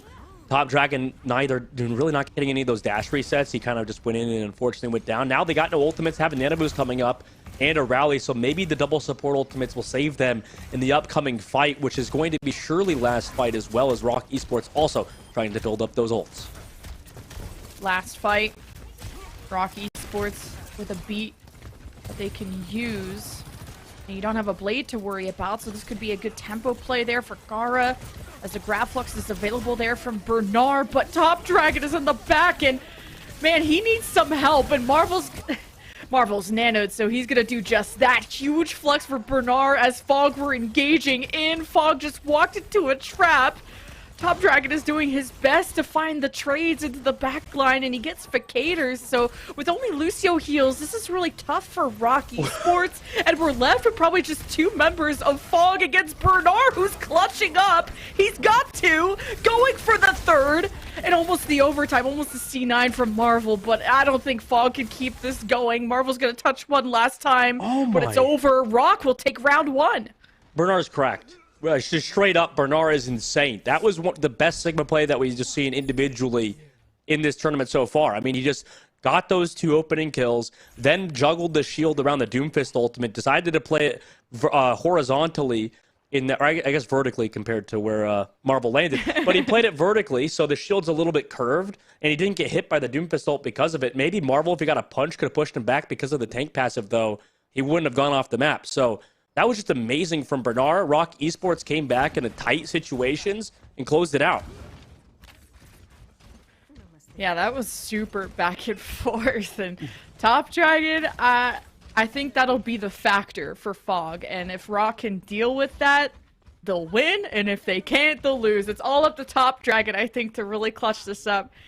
And I don't think there's been any nano plays. It's been a lot of Marvel getting the nanos because you need him to have the survivability against Bernard, who won accretion. You saw how Marvel got punished in the first fight. But we go to downtown with Rock Esports on round point. And they're going to see if they can get around Fog. They're going to be playing in this room as Marvel has to be careful to not enter there. Yeah, they're coming on in. Whereas the objective as it unlocks in 10 seconds. Rock Esports, on an inside angle. I mean, this is a little bit dangerous against the Sports, but a perfect immortality field from Factor. It keeps them alive a little bit longer and makes this fight extended. I mean, Rock Esports, looks like they're just pushing in on Fog right now, and it's kind of working, but Top Dragon is always a factor. He's like the main guy getting the kills. You wish that Sly maybe was on a Tracer or something that would dive with it, or if... Yeah, because Marvel always has to disengage, so he's not always by Top Dragon's side. But Rock Esports, I like their position inside of this room. They come out on top in this fight, and this will be a great place to protect Asunon, this Bastion, who is just such a vulnerable character. And you see that Marvel just can't be present on this field with this Bastion around, and especially with Bernard around too. Rock Esports are now advancing into Fog, but might have pushed their luck. They might have overextended. Rock are getting punished. I mean, they just keep trying to ignore Top Dragon. They did pick off Marvel. They did pick off Marvel earlier in the fight. However, if you just ignore Top Dragon, default Genji without Blade does a ton of damage. And, obviously you got 6 on the Ana as well, a DPS player playing that character, probably trying to do a little more DPS than damage and playing aggressive alongside Top Dragon. So, Nano Boost play coming up for them in a second as they reclaimed that point. Yeah, is it going to be the Nano Blade or the Nano Doom? Because Top Dragon has been the clutch guy, and maybe he could just use a little bit more damage to get these kills quicker, and Rock just teleport out, but I don't think Facator was as lucky. Top Dragon goes for the Blade with the Nano. No Nano? Oh no, it went over to the Brig instead. Either way, Fog Esports win the fight, that's all that matters. Yeah, I mean, that was a nice play from Top Dragon alongside 666, who was looking good on the Ana so far. I mean, I'm kind of surprised that this DPS player is doing so good on it. However, Rock Esports was saving some ultimates for this fight, just going for a dry fight in the last one, resulting in this one having an ultimate advantage. Oh, Fog. Marvel gets out of jail, so he's good. He teleports out. He meteor strikes out, but no, it's on top of Facator. Fog Esports thought that was winnable, and they're absolutely right. 6 HP in a dream. Top Dragon just has the invisibility cloak on. I swear, he gets away with too much. That'd be great. Don't give him any ideas. No invisibility cloak for the Genji. In this fight, they're going for more. I mean, they're trying to keep the pace up Fog Esports right now with that aggressive rally. Just any first pick that they can get is big, and use the antes of 6 to either slow them down or to find any neutral fight picks or opportunities. But Marvel, I think, got stunned up, and the Bastion was in glass cannon form, so that's too much DPS for Fog to handle. So they overextended this time, and Rock might have just fallen back to the point now to cap, and they're successful at doing so, and they'll clean up Fog. Yeah, Fog Esports is trying to keep up the pace right now, make sure that Rock Esports are uncomfortable. They did force 3 ultimates out of them, but also Fog Esports were using so many. The Stagger also came out onto Slide 2, so Fog Esports needs to make sure they're not too close to this point, make sure nobody can get caught out, because, I mean, this next fight really is going to have all of the marbles on the line. Top Dragon will have a dry blade coming up, but they are really down coming up in this next fight because of all the ultimates they used. Another Top Dragon Blade. I'm excited for this. We start with the artillery strike, and Fog don't seem too affected. Maybe they got displaced a bit. It's right on top of this Ana, and that's the most vulnerable, or the best character to go after with that. 6 drops to half health, but he's okay. So Fog Esports, oh, Top Dragon's just dashing in to try and protect his tank, but you don't want to deal with the Sigma, although it looks appetizing when Bernard was half health, but no kills out of that Dragon Blade, and you needed him to pop off, because Sly now just got grenaded by the Bastion, and Fog are down their DPS. Rock Esports are about to win the map, and there's no one from Fog to do anything about it.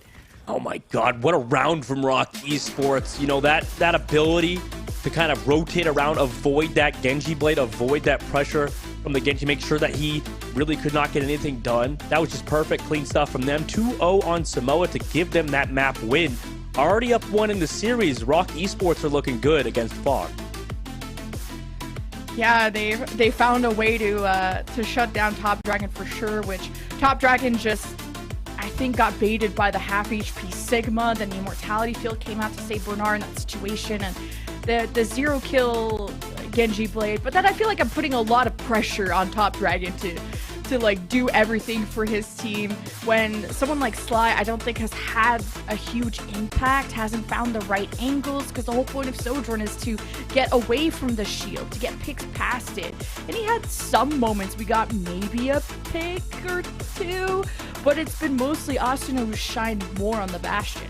Yeah, I think you're right. Asuna's been a bit of that carry on the side of Rock Esports alongside Psycho, right? That DPS tandem has been perfect for them in this bar. But like, I think Fog Esports in round number 2 specifically, you know, they really were just trying to keep the pressure up, use ultimates off cooldowns. But, you know, when that happens, you either have to hope the enemy team overuses ultimates, or you actually end up getting those kills, right? Because there was like such a late overclock, such a late beat drop as well from Fog Esports. And when you're looking at the macro of the game, that's terrible, right? Unless you, like I said, specifically get those kills or force out more ultimates of Rock Esports, you're just gonna put yourself so behind.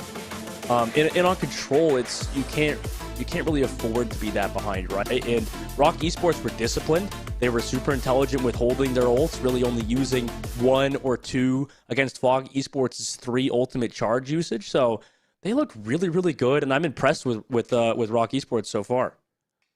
Yeah, and for Rock Esports now, to give them credit, I think Psycho, the way he's able to rally and group up the team with these teleporter plays to get them in and out, I think both teams just have to watch just how far they want to go. Both sides have gotten punished on trying to get kills once they've gotten the fight win, and they want to get more, or they're pushing their luck to get that first pick when they think the other team doesn't know what's happening. But and also to address the whole 6 issue, or not really issue, but the why he's on support, well, he's on Ana of all things, so it's mechanically demanding, I guess, but I was expecting something else. But maybe that's something in his back pocket, or maybe there's something in his history that I don't know. Yeah, I mean, he was kind of popping off. He was doing good at points. We were talking about 6, right? The current Ana play level of him has been actually pretty solid. So, you know, maybe leading forward, that could still be something they could do. I don't know. Do you sub back in creative potentially even for this team, you think, Lemon? I mean, is there a chance that maybe we mix things up with Top Dragon and Marvel? It's a hard decision for this team. Yeah, I'm not sure. I know that the analysts were talking about like a possible language barrier situation. I don't know if that has to do with anything.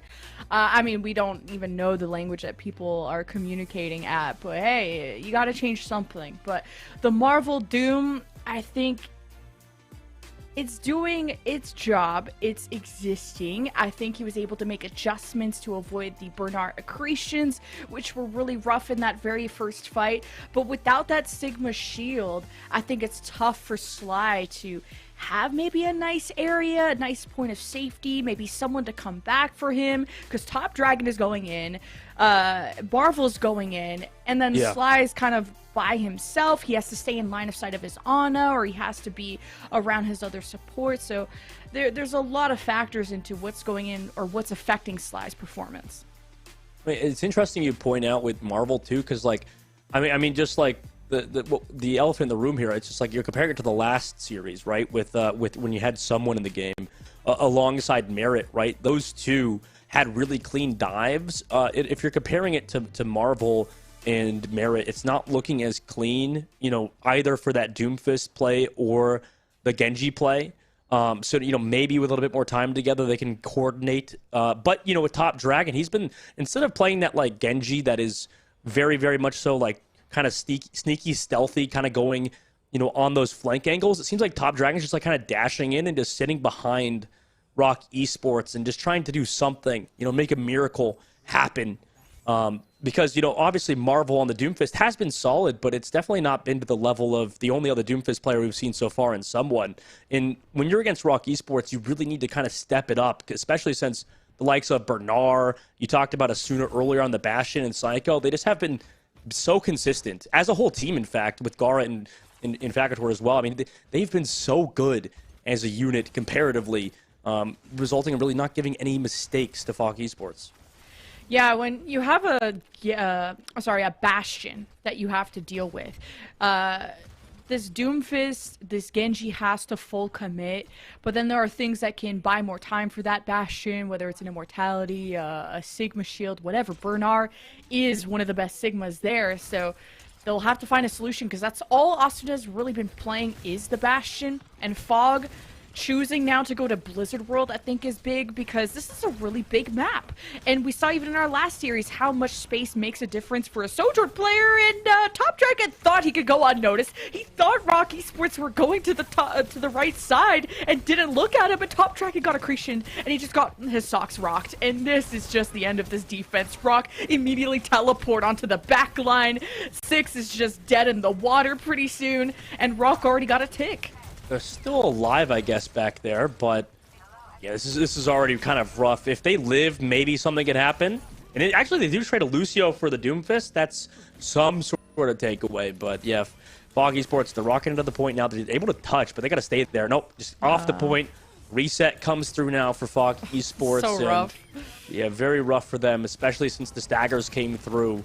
Rock Esports just going to close it out. And that was super smooth from Bernard and the rest of this team, Lemon, just like getting that rocker and Top Dragon. Fog Esports tried to go for their aggressive push towards that choke point, but you rarely see teams make it out alive once they use the cooldowns to get there. The communication issues are showing again. The analyst pointed that out when it comes to Fog Esports. Even if the fight is lost, you still jump on the point and die on the point, so at least your life is worth 1 second. Instead of now you're costing yourself seconds because you can't hold the choke anymore. And this is an important part of Blizzard World that you could have held on the defense, but they'll at least have control of the bridge. But for how long? Rock Esports go to the right side and they almost killed Just. And Fog Esports gotta mark these rotations way better. And oh my god, that grenade caught 6. And that's a big punch from Marvel. Do not punch back in. You're like 2 HP. Oh, I can't believe he got away with that. Either way, Rock Esports don't have any DPS, so I guess it works out for Fog in the end. And Top Dragon's on cleanup duty. Yeah, bought some time for Top Dragon to pop off there. Also, Marvel, because he hit some of the members of Rock Esports, got some shields there, so it did at least give him some staying power, although it was very dicey for sure. Now Fog Esports have that overclock coming up, as well as the high ground. We've seen this previously, out of F16. Maybe Fog Esports can pull off something similar with 4 minutes in the streets phase against all of these ultimates. Yeah, Fog Esports, you really got to have Sly find these shots, but it's tough. Oh, the teleport right into a 4-man ante. Usually Bernard has the grasp ready to avoid that from happening, but might have not been in range. Huge play from 6. Yeah, I mean, absolutely massive nade, like you said. And, I think second phase Blizzard World is even, I would say it's probably the second best place to play Ana besides, like, maybe Gibraltar. It seems like these Ana players it's so easy for them. It's so simple to just throw those grenades at perfect locations, especially since these teleporter plays have been so telegraphed from Rock Esports. Oh, this artillery strike right on top of the Ana. Yeah, there's just no dodging that, unfortunately, for him, unless he would have gone maybe under the bridge, but it's a panic situation nonetheless. Big opening, though, for Rock Esports, as they can have the grab flux. Marvel gets out, and can someone punish that? They don't. Rocky Sports can't easily access the high ground unless they go for a teleport, and they'd rather just bunker down on the point. And Top Dragon can't really contest right now. Marvel is dead. Justice too. And Foggy Sports are kind of getting staggered from each other. They might have a tough time contesting. The photon barrier from Psycho is just gonna make it even worse. Rocky Sports are about to cap, and that's 6 going off again. Yeah, I mean, it's just over for them at this point.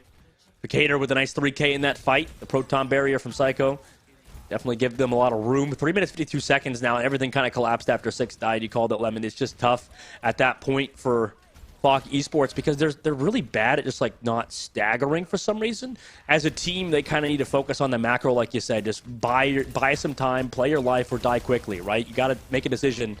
Really trying to make hero plays a lot right now, Fog Esports, but at least they have ultimates. See that dodge on the accretion? Marvel's just playing chicken. But Rocky Sports have to deal with Marvel just sneaking up on them, and the anti to follow up. Gara drops the beat. He wants to punish this Top Dragon. The Nano Blade slices through 2, going for the 3rd. He's kind of stuck on the wall, but now that the Sigma is there, he was a bit worried. But his team is around him, and Foggy Sports send Rock packing. That was amazing. What a blade, Nano Blade from Top Dragon and this team. Now, you know, on the defensive hold, they need to be able to get a good fight here, right? Without that Nano Blade, because obviously you're going to win a team fight with Nano Blade. Even against the beat, you can sustain. We'll see if they can do it again. Oh, Fog Esports are just rolling them. They can't even leave spawn. And I'm starting to think that Fog are telegraphing these sim teleports a lot better, like with the anti-nades from 6, or just diving immediately on it. Yeah, 6 has had some nice anti-grenades. Oh my god, he almost got deleted by the nade from Asuna. The Rocky Sports, you know, they're slowly working themselves back in this. They still have a good time bank. Fog Esports need, you know, 1 or 2 good fights here to really prove they have staying power on 3rd. Okay, Foggy Sports let them have a little bit of room, and okay, you try to Goomba stomp the Sigma, but a good Ant Matrix from Vicator just to make Marvel think twice about that dive, sends him back. And then plus the Bastion, that would just be a death sentence for Marvel, who's now going to telegraph again this Sim Teleporter play. He wants to punch them down to the low ground, and 6 isolates himself. He's not around Vicator, and 6 has to get the rally from just to survive, and then the Sly Overclock somehow goes unnoticed and gets a 4K to save the fight. There we go. Really important team fight to win for Fog. They've built themselves time to get the Nano Blade play again before Gara even has the beat drop, so this is looking good for Fog Esports. They've gotten the fight wins they need, but they got to close out versus Rock Esports, who have their own set of DPS ultimates and a Gravitic Flux. Hey, what's this artillery strike cooking? We're usually looking for 6 here, and I guess he couldn't find him in time, and Bernard gets slept, so that's where the punches are coming in for Marvel, hoping to lock down Vicator, and for now, I guess Asuna's spraying and praying, and Fog Esports just can't handle the heat without a shield. This is where Marvel might be forced to play Sigma against this Bastion, because it's not helping his team. Yeah, I mean, it's tough, but at least they died on the payload, right? At least they've gotten themselves another fight with the Nano Blade, which is about to come up. All right, Rock Esports, one of the last pushes with 45 seconds left, and the end in their sight. Oh, Top Dragon dodges the Flux, Nano Blade at the back, but with a Photon Barrier, it's really tough to get through all of this damage, and of course you have the Sim turrets that are slowing you down, so Top Dragon gets shut down. Rock Esports move in for more, and the backline of Foggy Sports is in trouble, but it's trading support for support, and there's no frontline for Rocky Sports remaining. There's 16 seconds left, and they're going to hope to touch soon. The way they've got close spawns, as long as they don't C9 the payload, that's really what Foggy Sports need at the moment. But they're still dying. Psycho's back on the Echo. If Psycho gets some heals here and has his team, this might be over for Fog. Oh, Rocky Sports are able to get back so much quicker, especially with the Kiriko teleport, artillery strike all over this backline, and Foggy Sports really can't say anything about it. It won't be a full cap for Rock with 0 seconds left. Oh my god, I mean, what a closeout from Rock Esports. It was looking dicey towards the end in overtime, but they do it. Fog Esports had some really good fights in 3rd. I mean, they stopped them about 3 or 4 different times, but Rock, you know, in the clutch, just closed out on Fog, who really were not able to find any stability there. I mean, they do have those close spawns, but when overtime ticks down, it's a longer, engage time for you. And then Marvel wasn't really getting a lot of those heals towards the corner. He ran out of value. It was really hard there for Fog Esports. Moving on to the attacking side, they really got to have a smooth offense. Otherwise, Rock Esports are going to run away with it and go up 2 in the series. Oh, that's a good push, for sure. Rock Esports. I was worried about their sim teleports getting predicted, or it's not even that they're predictable. It's just, that it's coming. You don't see Rock Esports, or they're kind of all grouped up, and then you just have to look behind you or look around you usually. I think the shield really bodes well for Rock, just having a point of protection, once Marvel disengages when he takes a ton of damage. And credit to him that he is surviving more than he's not. Yeah. But it's tough for the rest of the team that have to get sprayed down by a Bastion. I mean, the turning point, too, Lemon, was in that Streets phase when 6 died to the artillery strike, right? That was like the big turning point. Unfortunately for 6, I just don't think you can die to a dry artillery strike. Maybe I just haven't played against it all that much, but that was huge. That was a back-breaking moment for Fog Esports, who in the Streets phase was doing good up until that moment. Fog Esports now have a lot of mobility with the Sojourn, the Tracer. Now something, kind of the same swap that we saw Merit did from the Genji to the Tracer. You have more mobility, maybe for slightly less burst compared to a Genji, I guess, but maybe more survivability, and that's what Top Dragon needs to follow up with Marvel quicker and better, as Marvel hopes to displace these high ground members of the defense, but not really successful at doing so. Top Dragon manages to recall, but Psycho's on the chase, and Marvel punches Psycho out cold, but not without Bernard stepping up to the back line, and 6 is missing. So you only have Brig heals, which is still probably fine for Fog Esports, but when Bernard now has access to your Sojourn, you're starting to worry about, okay, Bernard is now counter-engaging your team instead of really worrying about what Marvel and Top Dragon are doing. So Rock Esports still come out on top, it seems. Unfortunately, this is kind of what happens, by the way, as Fog gets staggered again. I mean, this has been consistent for them just to keep getting staggered. Top Dragon ran back in just to die again. But this is the problem with DPS players playing Ana and a lot of these flex supports, is a lot of that positioning is not learned just yet, right? As soon as your team goes in, you want to support them. But if Bernard's in your face on the Sigma and you're just ignoring him, you're just going to fall over just like 6 did, and he's down an ultimate charge in this next fight. Fog Esports, half the time bank almost gone, looking for the pulse up to the Echo. That's a hard one to hit. Top Dragon unsuccessful, but now the pressure goes on to Bernard. The accretion, how does he hit that? Bernard looked like he did a 360 on my screen to do that. Top Dragon did not see that coming. So Fog Esports just will have to back away. Like, Sly hasn't been able to have these first picks, at least on a consistent basis, to help these fights. And Psycho's farming, so good night, Fog. Yeah, I mean, this is why Sigma is so meta. By the way, look, they're still running into die here, but regardless, this is why the Sigma is so good, is just, it's so consistent. Another stagger, again for Fog Esports, down to 1 minute and 30 seconds left. I mean, this is dicey for Fog Esports now, as Rock Esports, all they have to really do is just play around Bernard, let him carry you. It's just pretty easy, honestly, for this team right now. 90 seconds, Fog Esports. This overclock has to be everything.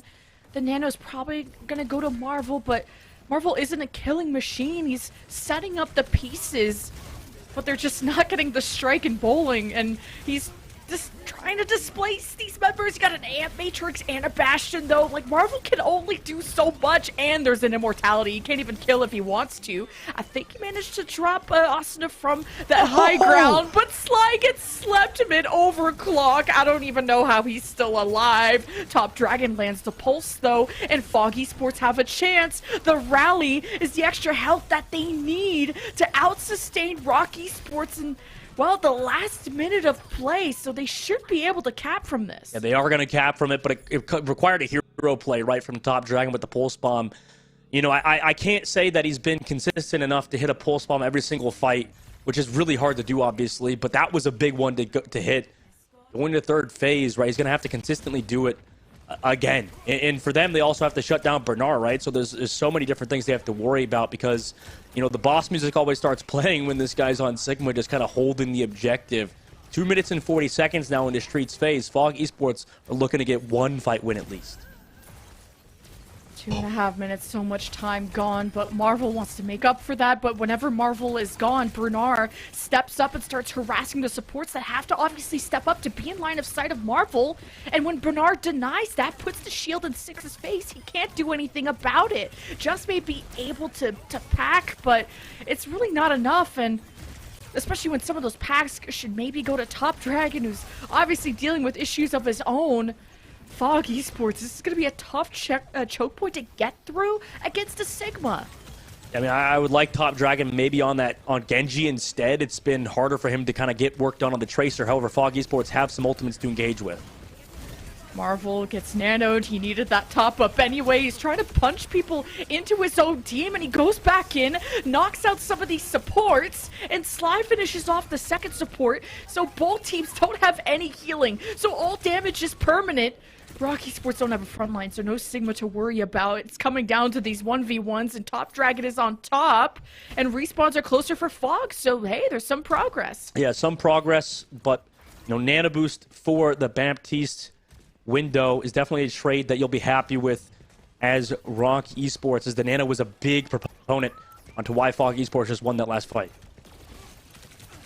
Fog Esports gonna let Top Dragon run around the map. This is so open. There's so many options for Top Dragon to take, especially with this pulse bomb. He's been aiming more for Asuna, and this could be a good moment because this artillery strike, he's going to be frozen in place. Now everyone gets a piece of this artillery strike pie, I guess, so it's not going to get a kill. I would like if all of these would be focused onto Six because he doesn't have escape ability compared to any other character, but nonetheless, it does cause some confusion. Fog Esports get lifted up by the Flux, which sets up Bernard to go for the kill. Top Dragon gets the pulse onto Gara, but it's a one-man, two-man advantage now for Rock Esports, who move on.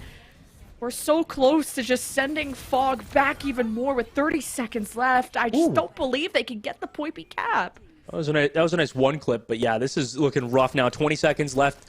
All of that was because of some nice poke invested on the Top Dragon, forced them away from the fight.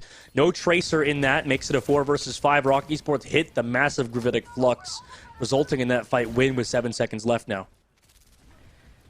Can someone touch? Marvel will be there, but he also wants to help his team out on the high ground, but it's not like they have a Lucio or someone really great at contesting the card besides the Tracer, but Sly at least gets one pick. That's a big two-man ante.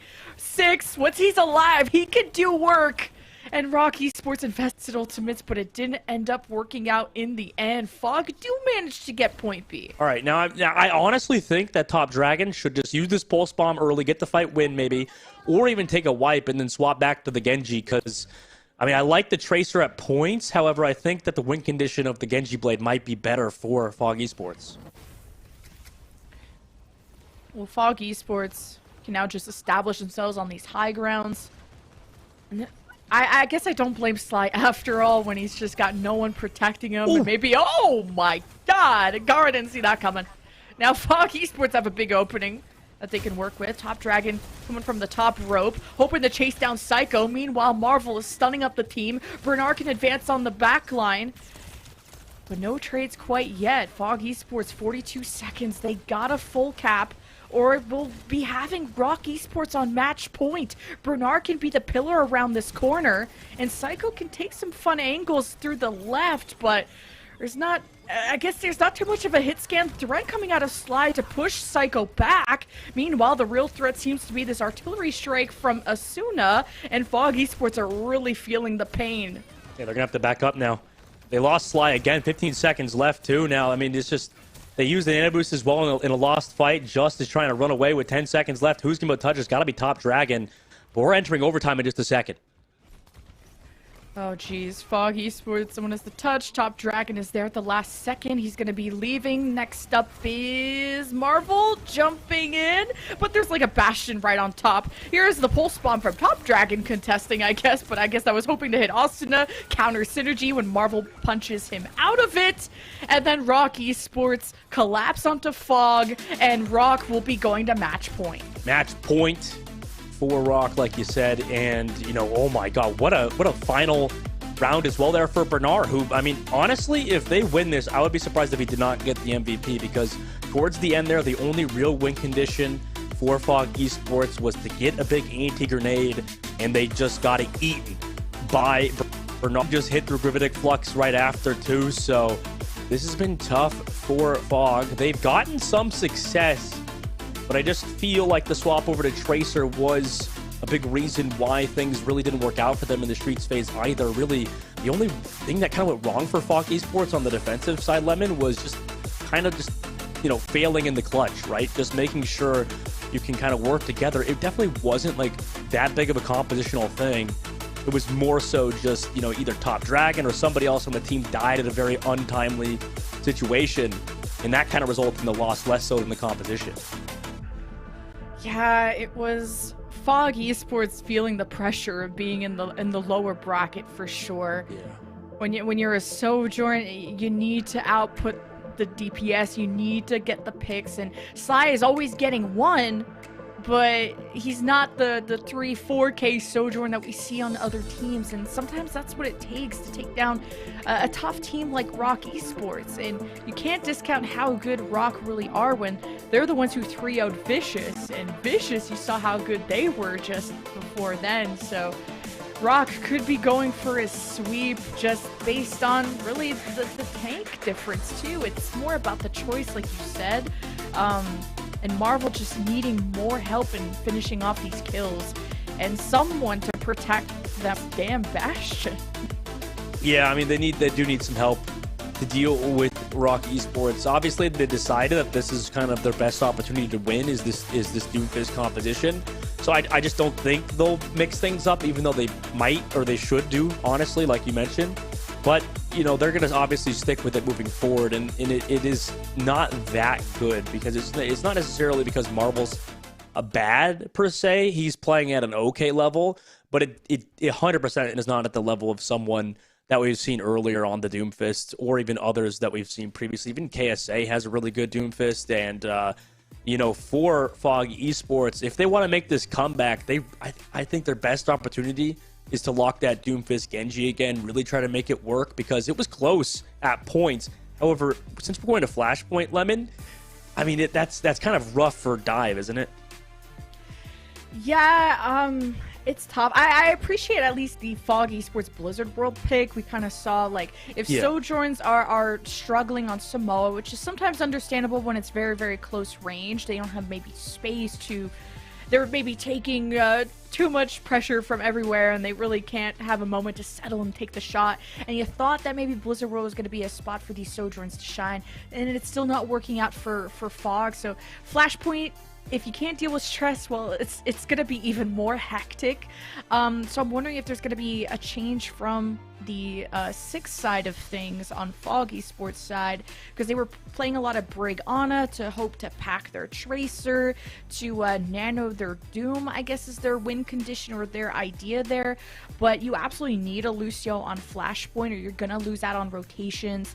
I don't think Fog have been playing Symmetra either, which is not gonna help. So you're hoping that they go to the meta here when it comes to Flashpoint, or else it's gonna be rough. But we'll see what they can drum up with, because they're gonna have a break to talk with their coach, to rally their brains together, and we'll see you after this.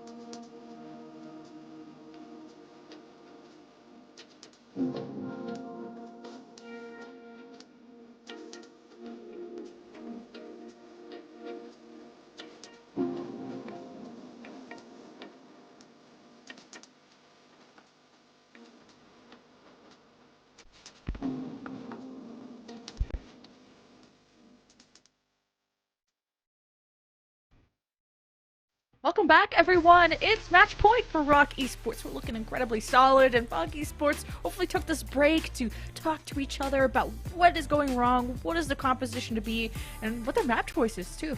A lot of things to talk about for sure. I mean, if they want to make the comeback now, they've got to really come together as a team, figure things out. And in a map like Flashpoint, the tough part with this map being the third out of all of the maps, right, is it is very similar to Control. So usually the team that wins Control has a good chance to win Flashpoint, if you like. Now, that's obviously more so just opinion rather than fact, but, it does seem that way, right? Like, the teams that are good. Similar, yeah. Kind of a little bit. So, and obviously map number 1, Rock won that on Control. So, and Fog Esports at points look okay on Samoa. In the mirror composition, no, sorry, they didn't even run the mirror, I think, barely, so they had Marvel on the Doomfist. But on a map like Suravasa, which is the upcoming pick, I wonder really if that Doomfist would do as well as the Sigma. I think a lot of the points on Suravasa have these close walls that if Marvel were to be established on there, I think would have a lot of a easier time. No substitutions. My biggest concern for Fog, I mean, there's a lot of concerns, but mainly, what is the backline going to do? Creative is still not in. So to kind of go back on my point about the language barrier, so Creative is Korean, 6 is not, so it's maybe 6 is able to talk to the rest of the team, but maybe not Top Dragon. If Top Dragon happens to not know English, don't know that. But then maybe the Nanos are coordinated with mostly everyone else. But you maybe would have really liked Creative's expertise or maybe his hero pool to go to different things. You need a Lucio on Flashpoint. Like I said, you're going to lose out on rotations if you don't. And playing Ana really suffered for Fog Esports when you got an artillery strike that you can't really dodge. You're getting your line of sight blocked by a Sigma shield. It's a struggle. You're not having a huge impact on Ana. Yeah, I mean the point to harp on is definitely that, for sure. And, maybe for Fog Esports as a unit, it's been tough for them behind the scenes, I guess. Like, like you said, with subbing out Top Dragon or Marvel or Six back in on flex support instead of creative, it's some hard choices to make, and it does kind of stink because creative is a really good flex support, right? But as a flex support player myself, I feel like maybe I'm a bit biased, maybe a bit too pessimistic, as you called it earlier. It's just like I just don't think the flex support role is it's important to not play bad, but I don't think it's like the carry role in the game. You know what I'm saying? Like, it's good to be consistent. It's important to have a solid backline and a solid flex support that isn't feeding their brains out, but I don't think they're going to carry you unless their name is Shu, right? Like, it's not exactly that kind of role for a lot of people, and maybe that's why they want to have Top Dragon in the game at Marvel. But as you talked about it right now, you need Sly to pop off a bit more, and you need this DPS line to kind of not only step it up, but play to another level. And the key, at least what we learned from the Twisted Minds match against Rock Esports, is that the key to dismantling Rock is to play aggressive against them, to not let them have space and time to plan or think. Because if you give them time, they're going to teleport around using the Psycho Symmetra. And if you give them space, then Asuna on the Bastion is just going to unload, and it's going to be death. So see if Fog, especially Marvel, with now Top Dragon on the Genji, can get on top of this Bastion. But again, the immortality, the boobs, it's not going to be easy. Yeah, it definitely won't be easy. And Fog Esports on their side, still rocking with the same comp. So yeah, they're going to be playing distance. Rock Esports probably going to be locking around this objective, making sure that Vicator and Gara are avoiding the dive from Top Dragon and Marvel. Right, and still no Lucio, so when it kind of like on controllers, there's not a lot of space, so Ana's going to be a lot more accessible. So Rock Esports could potentially just teleport onto this backline, and there's not going to be much to mitigate that, or even just speed into them, to be honest. But I guess they're just trying to hold their own. Rock Esports are more worried about this Doomfist, as Marvel's having a lot more success on this map. And now that, well, Marvel's having success, you're going to see someone like Sly have success. Yeah, that was clean. Smooth work from Fog Esports on that engage, disrupt Vicator on the low ground. Make sure that you take out somebody else that is not in the immortality field, or just break it fast. So overall, amazing coordination from Fog Esports. They're building up some ultimates as well, coming up on that Blade. Yeah, Top Dragon's been farming this like crazy. He's doing well. They know he's here, right? And I think the Symmetra would be the best person. Oh, that's a big anti from 6. It hits 3. The immortality is down, but this is just too late, right? Top Dragon's gonna go kill everyone, right? Yeah, he's got the blade just in time, and Rocker just sitting ducks. Fog Esports will be capping point 1.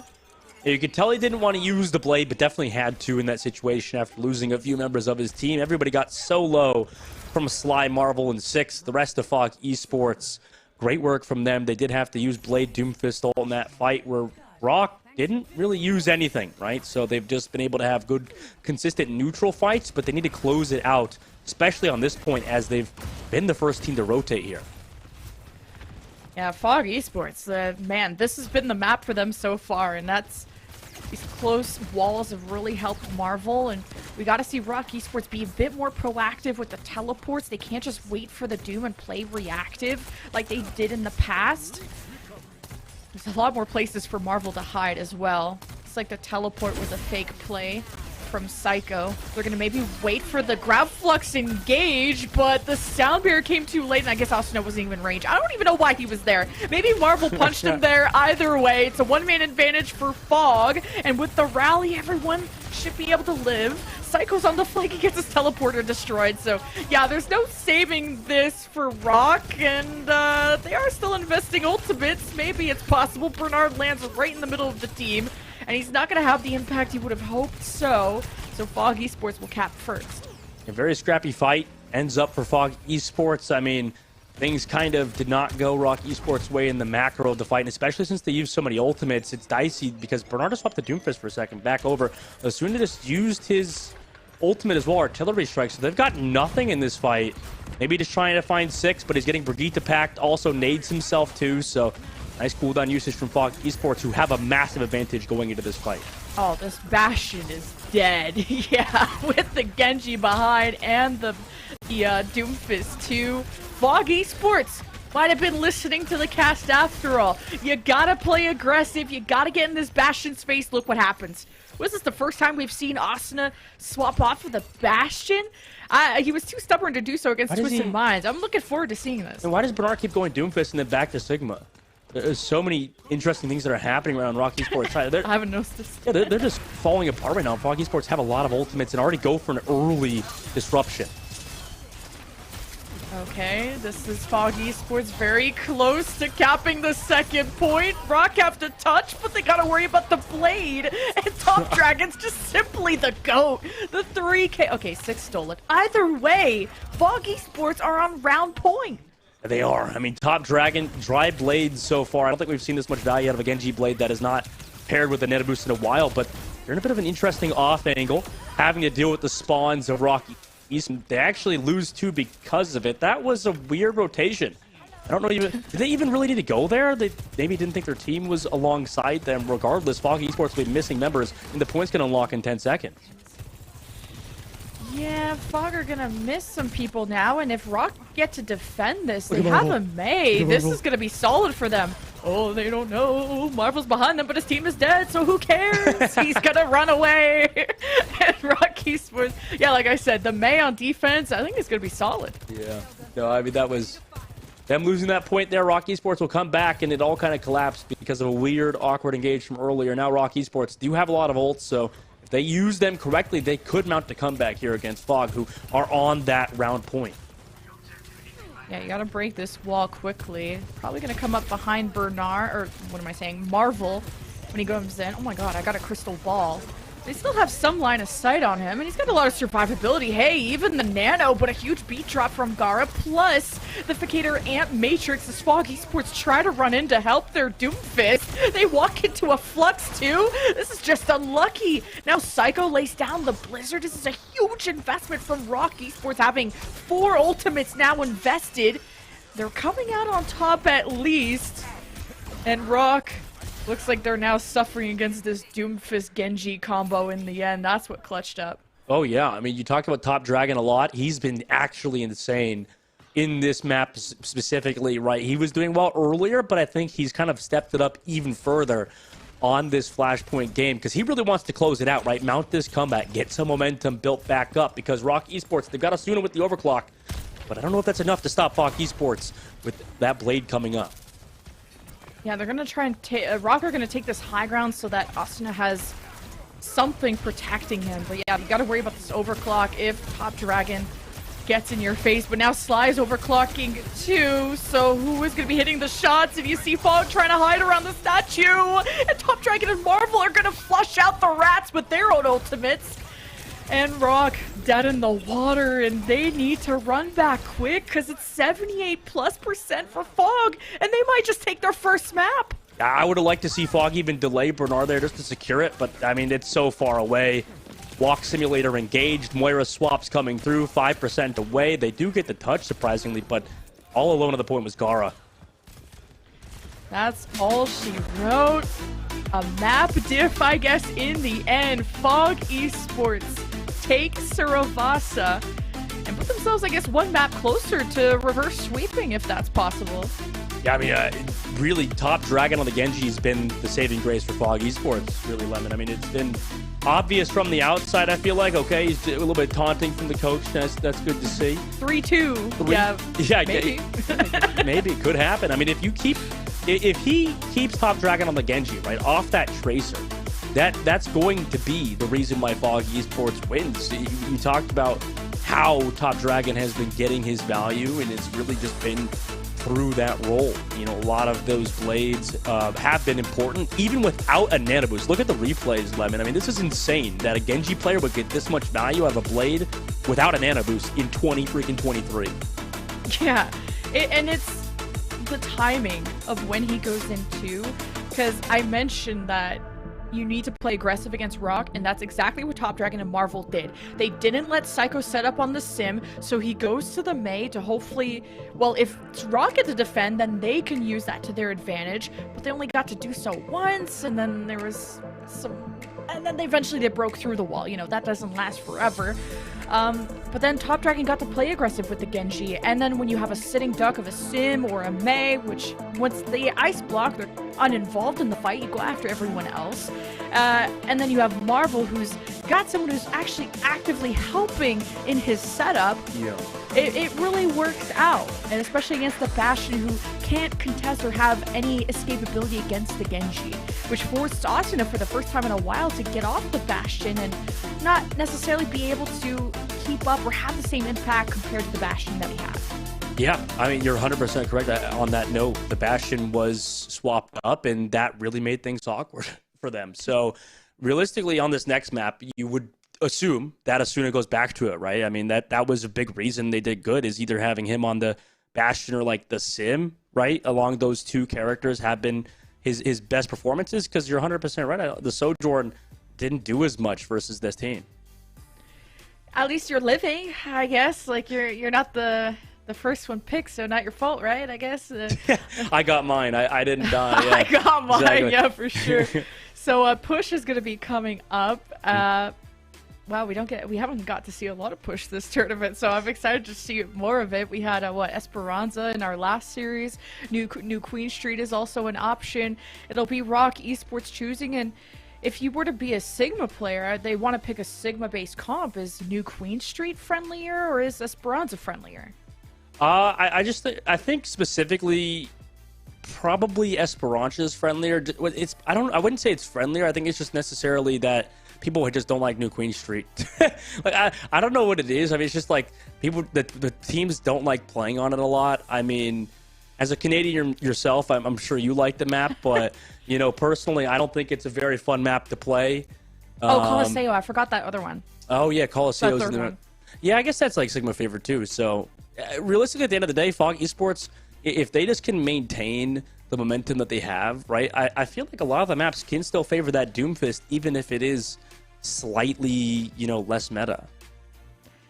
Yeah, with the Doomfist, I would want to avoid New Queen Street if I'm playing against a Doomfist, and the pick is locked in. Colosseo is going to be the choice, which is fantastic for Sigma, but what's even better is that it's worse for Doomfist. This, at least a neutral point, is so long. You got to play these little hallways, so maybe you can play this hidden Doomfist strat of punching across and hoping for the best. So we'll see if that works out, I guess. Yeah, I think this will be a good map pick for Rock Esports because of that range and that distance they've had. I think, Lemon, weren't you involved in one of the longest first fights in Colosseo's history?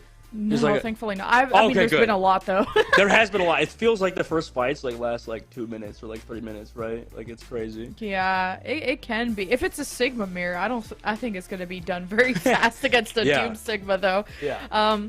But now I think the range DPS can have a big impact, at least in this first neutral long area. I think the Doomfist can maybe have its day in the sun once you get outside of that long corridor inside of the arena. Once you go up to the staircase, if you can punch people from off the high ground, that's where Doomfist gets a lot of value. Sigma obviously ain't got the shoes to just jump up on top of a bridge. He has to go the long way like the normal people through the stairs, and that can be where brawl comps suffer a little bit. And we can see the heroes being chosen right now by both teams alongside the monitors. But, I mean, obviously things still can change before the doors open. You know, Colosseo is a map that is definitely, you know, been Sojourn stomping grounds, right? Like a lot of the times. So, you know, we have to see if Rock Esports will get baited, kind of lock that Soj, even if it's not as good for them, because, I mean, you talked about it earlier, and we've been mentioning how Asuna on the Bastion's been super good.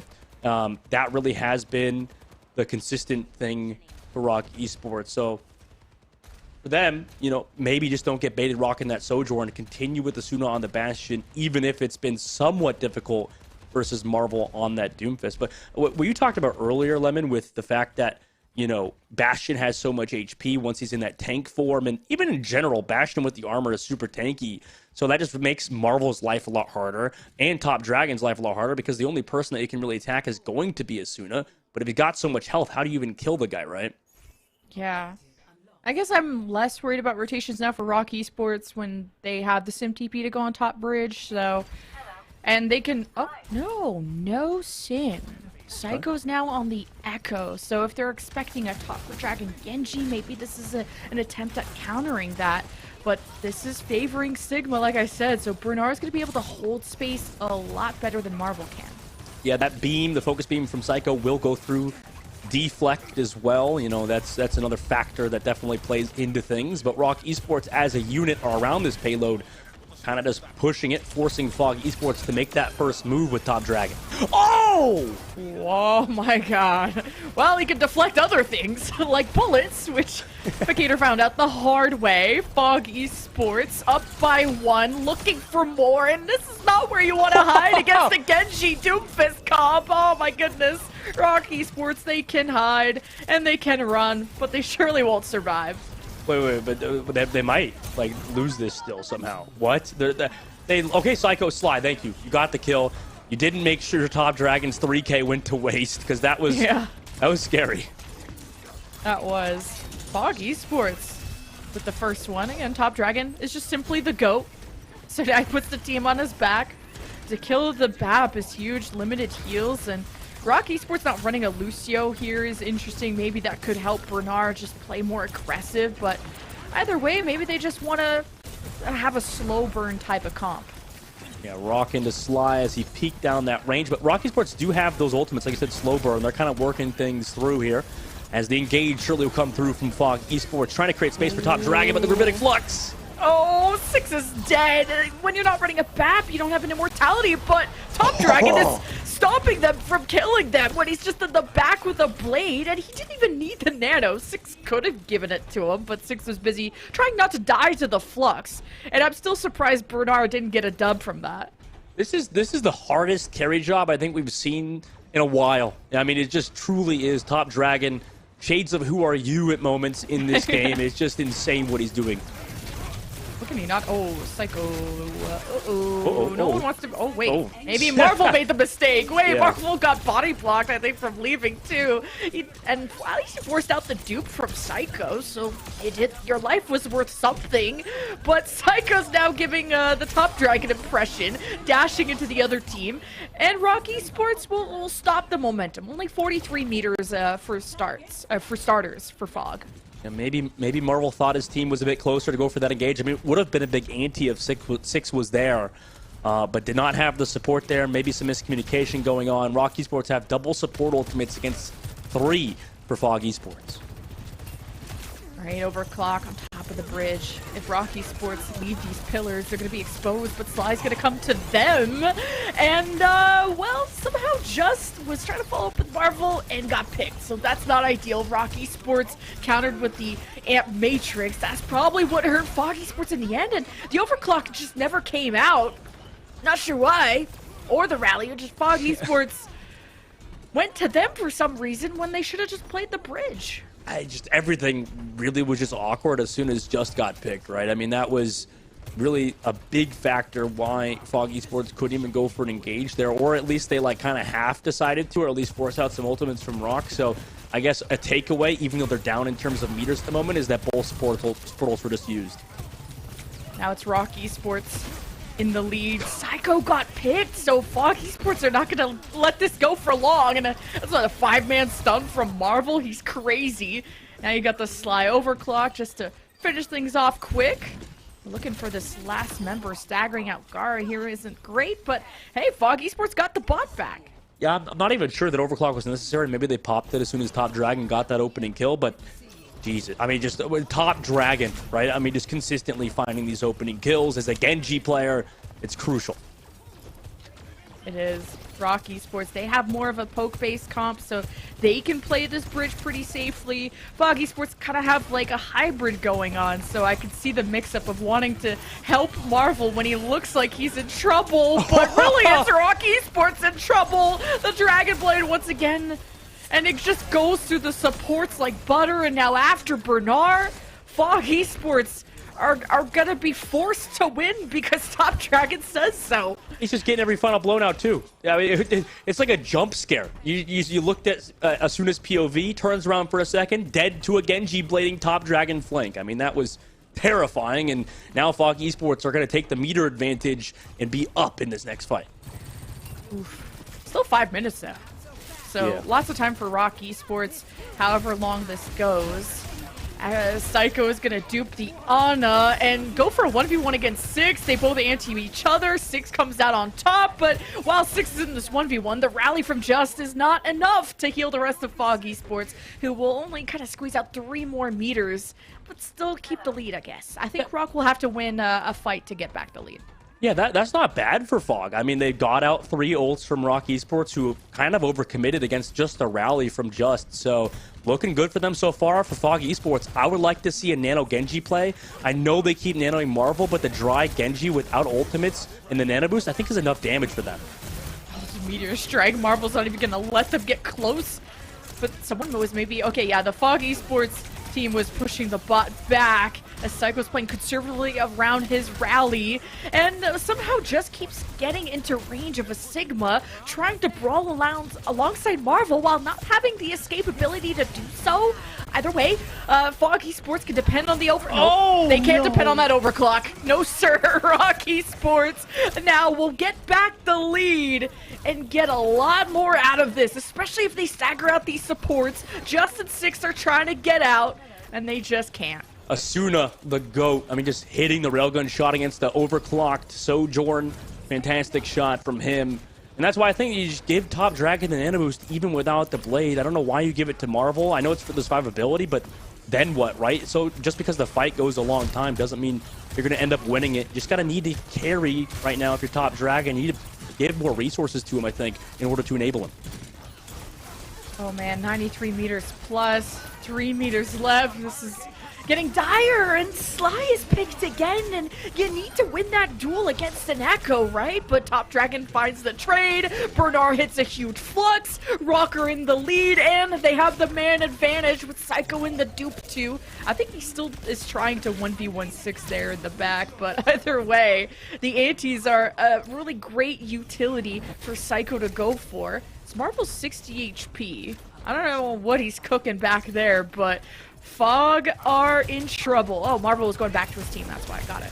6, please just give the Nano Boost to Top Dragon. Have him carry right now. I mean, you need it desperately, especially this against this overclock from Asuna.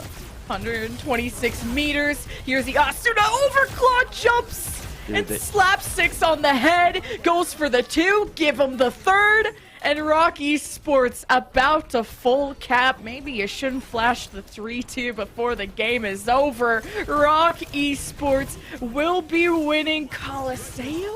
There was a last second touch there from Fog Esports. The Tracer, the emergency Doomfist is out, but I don't really know if there's much you can do. Top Dragon has the dash so far just to do anything, so like I said, Rock Esports win the series 3-1. They advance to the top 4 for a minimum of, what, like $10,000. And we'll say goodbye to Fog Esports. Ooh, that was a tough one. I feel like I'm not biased towards any team or player. Rock Esports 3-1 victory for them is huge, but you gotta feel for Top Dragon. On the other side, man, I mean, Nano, like their supports lemon just held the ultimate for next Saudi eLeague season. I mean, that was awful. Rock Esports, however, their backline looks super good. I mean, consistent Lucio play, Baptiste play, out of the support duo for Rock Esports, right? It was super clean for them, besides obviously the previous map, but really I don't know how much a team can do to stop the likes of Top Dragon besides his own team, right? I mean, it was basically 1 versus 9 there for Top Dragon, but Rock Esports moving along, like you said, and locked themselves in that prize pool. I'm sure their team is happy about that. Yeah, it was tough. Like, Sly wasn't able to keep Psycho in his place on the Echo, and as a Sojourn, as a hit scan, that's a duel you should be able to take, but I know Psycho's very, very talented on the Echo. That's one of his premier heroes. I think Just was playing too much of a brawl playstyle as Brig, trying to fight Bernard, but I get the idea of wanting to take some of the pressure off of Marvel and help out a little bit on that frontline regard, but Just found himself getting kicked in the face by a Sigma. Then when Marvel, they needed to trust Marvel more to survive, because he has a lot of survivability. I think Marvel played his life really well, and there was just a lot of problems. Top Dragon was a solution, but he can't 1v5. almost did a few times, to be honest. And that's what made the map very close. But it's execution at the end of the day for Fog Esports, and maybe a bit of a compositional choice. Like, the Doomfist is something that people in the Overwatch League signed Marvel for, but it is very counterable against a good Sigma player. Yeah, of course. I mean, Bernard was actually insane for this team. And then also, the support, like I mentioned earlier, with Vicator and Gara, they did so good at, maneuvering around the map, making sure he was in a good position. And Rock Esports, they've got the talent. You can see it, right? I mean, you can see as a whole unit, they're able to really compete with the very best, even dealing with the top Dragon carry on that last map.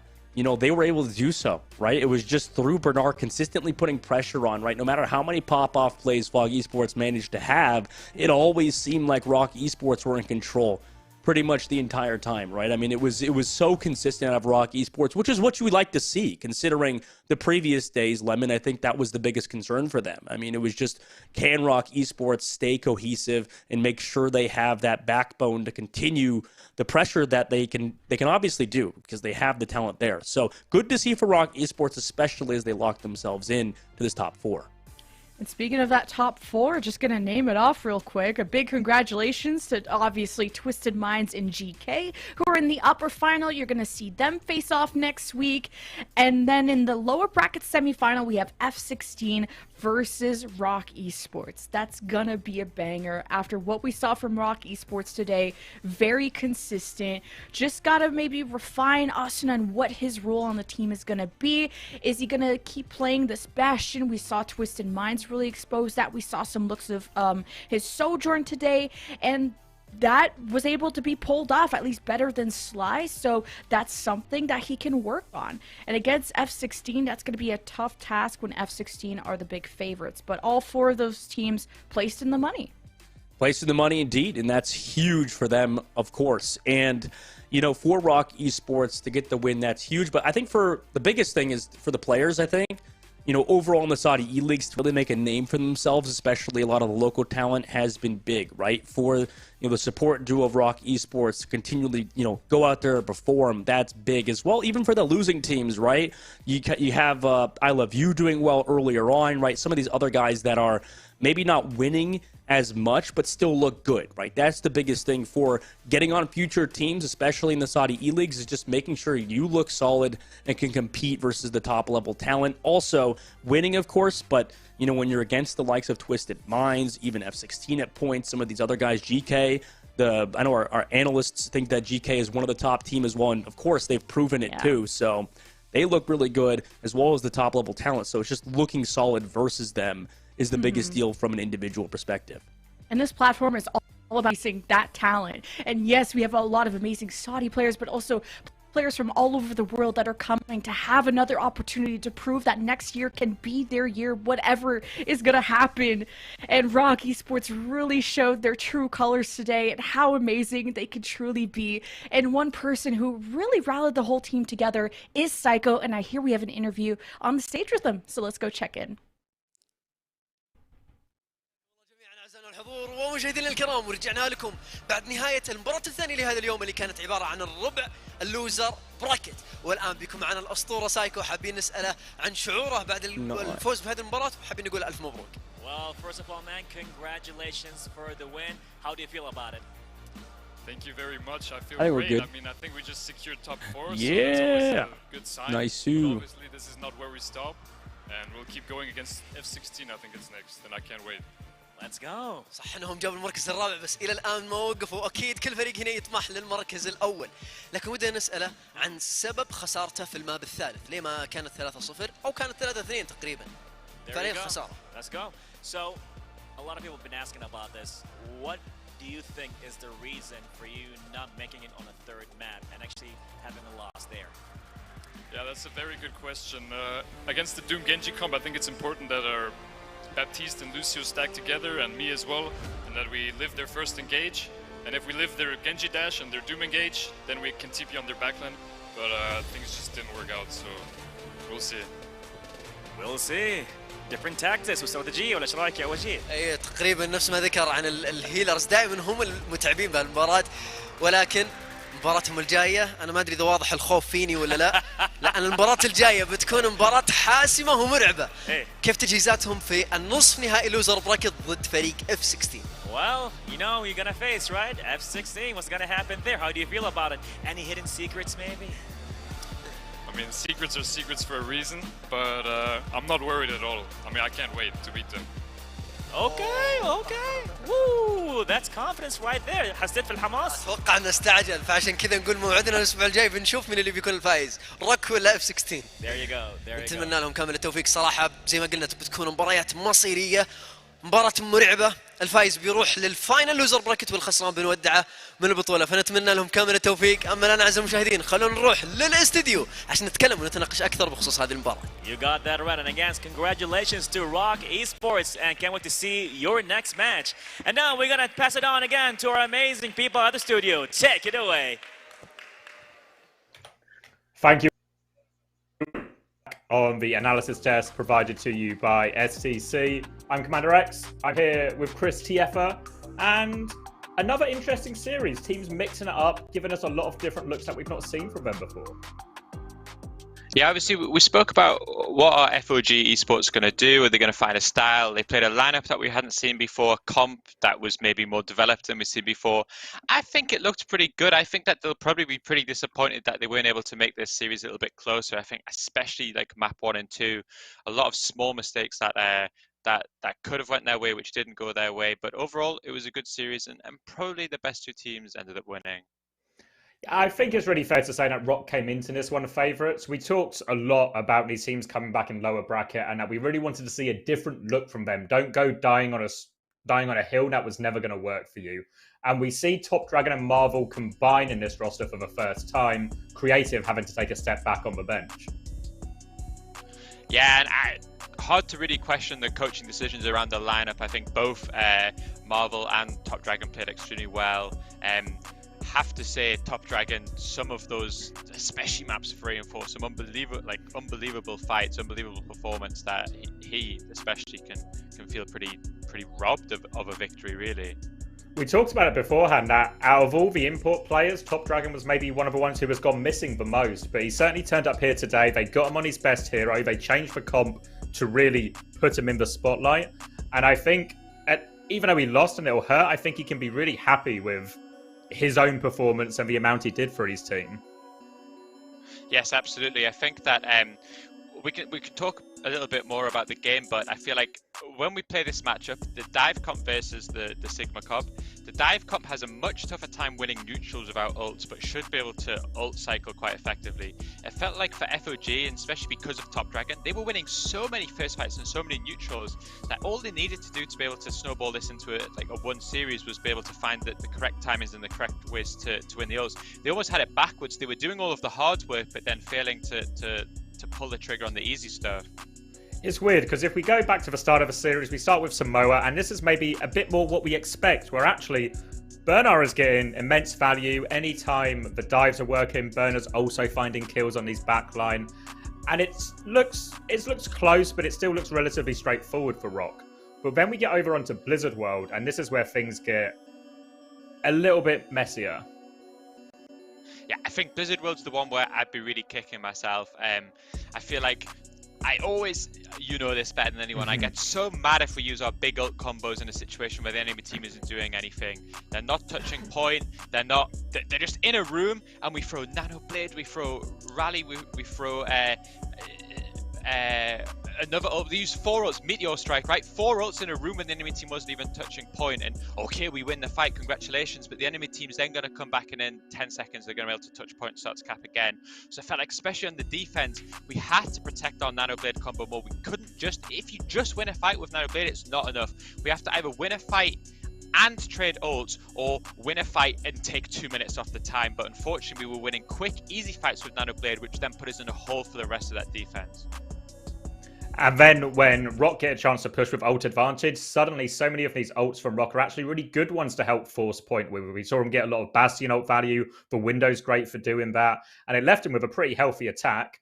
And then when we go on to FOG's attack, we see a change that probably surprised us when Top Dragon moved on to the Tracer instead of the Genji. Yeah, the ironic thing is, if you're playing attack, if you want to complete Blizzard World, you need 5 fights, right? 1 for first, 2 for second, two for third. If I can take 3 of those fights with just my Nanoblade combos, I only have to find a way to win 2 team fights across 8-7 minutes, right?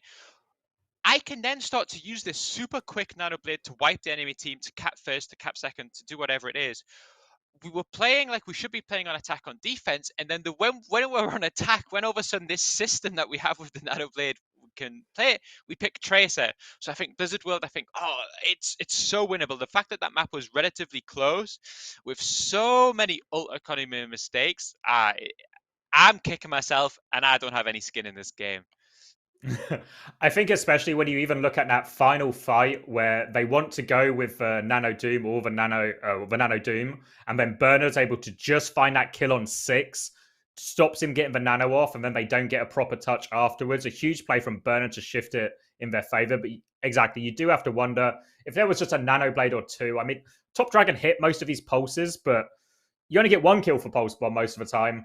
You get loads more with Nano Blade, and we certainly saw more Blade kills as we go on in the series.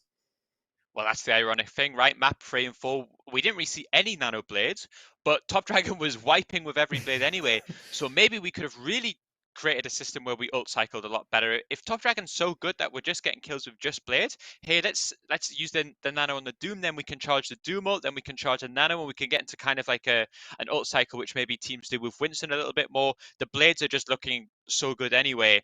It felt like by map 3 and 4, Fogged, it's kind of figured out a lot of the stuff that they wanted to do, but they put themselves in too big of a hole losing map 1 and 2. I think Colosseo's, it's a difficult map to play dive onto against the Sigma, whereas Blizzard World, hey, I really think that that's the one that we have to be winning. Well, that's the problem, because obviously the loser picks each map, so if you don't win your map pick, you start to cause yourself a real problem all of a sudden. You break the serve, essentially, and then you have to try and do dive on maps like Suravasa and Colosseo that are traditionally harder. But, I mean, to their credit, they rolled Suravasa. No problem for them there. Every neutral dive went their way. Sixes was hiding and getting loads of big nades when they didn't have the big ults. And it all just started to click, and we saw maybe a bit of a questionable swap come out from Rock, where they swapped away from the Bastion into the dive comp. Yeah, I think that for me, I think especially on maps like that, I really want to keep the sim. I feel like being able to TP around stops me getting early dived and allows me to at least force the objective. And I agree with you. I think that the Bastion is a pretty important pick. I think we can now bring up the MVP by Gideon. Actually, not entirely sure. I would guess Bernard. I don't know who you would guess. Yeah, Bernard for sure. I would guess Bernard. But yeah, I'm not entirely sure. I felt like this was a pretty cohesive performance from Rock, like as a team, and it wasn't necessarily any like massive standout performances. So yeah, I expect our MVP by Gideon to be Bernard, but I wouldn't be shocked if it was someone else. I think one thing that's really interesting when we talk about a lot of the dives who are working for him, it's actually Asuna. So Asuna did get a lot of Bastion ult value, especially in Blizzard World, and then we saw him on Colosseo, that crucial fight when they're attacking into FOG's territory. Sly pops for Sojourn ult on the high ground. Asuna takes him down, not even with his own Sojourn ult, just a straight rail, and really swung an important fight and then set up Rock to just sort of snowball forward, finish off that Colosseo in style. Yeah, I think Asuna could be very, very pleased to get MVP and very pleased with his performance. I think you're right. I think especially when he's on the Bastion maps 1 and 2, Top Dragon would Nanoblade and win a fight, and then Asuna, the next fight, would just Bastion ult and win the fight just as easily. And obviously, it's such a less of an investment to have to Bastion ult in. So yeah, nice to see some of our local players getting MVP instead of these imports robbing it. And I think that it sets us up quite nicely for the losers bracket semi-final next week. We did. We saw quite a lot of strong performances coming out, especially Marvel looked very good on the Doom, Top Dragon, of course, on the Genji. But I do think Bernard deserves a lot of credit. It's not always easy to play the tank against these dive compositions, but as much as Marvel and Top Dragon were getting value, it felt like Bernard was able to find just as much value, killing Sly, killing the backline. Just every time the dive would work, they'd always lose an Ana or a Brig. And especially on some of these maps, like the push map in particular, it's so hard to come back if you're always having your backline traded by a Sigma.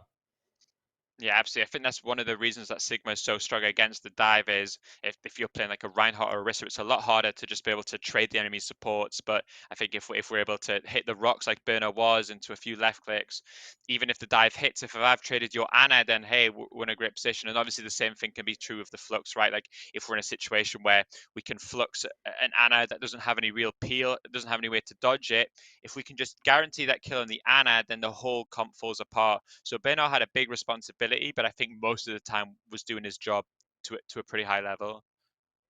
It's a really good one, especially when you start to think about, well, now they've got to face F16, who showed a big dive look in the lower bracket semi-final. They've had a pretty good warm-up against dive right here.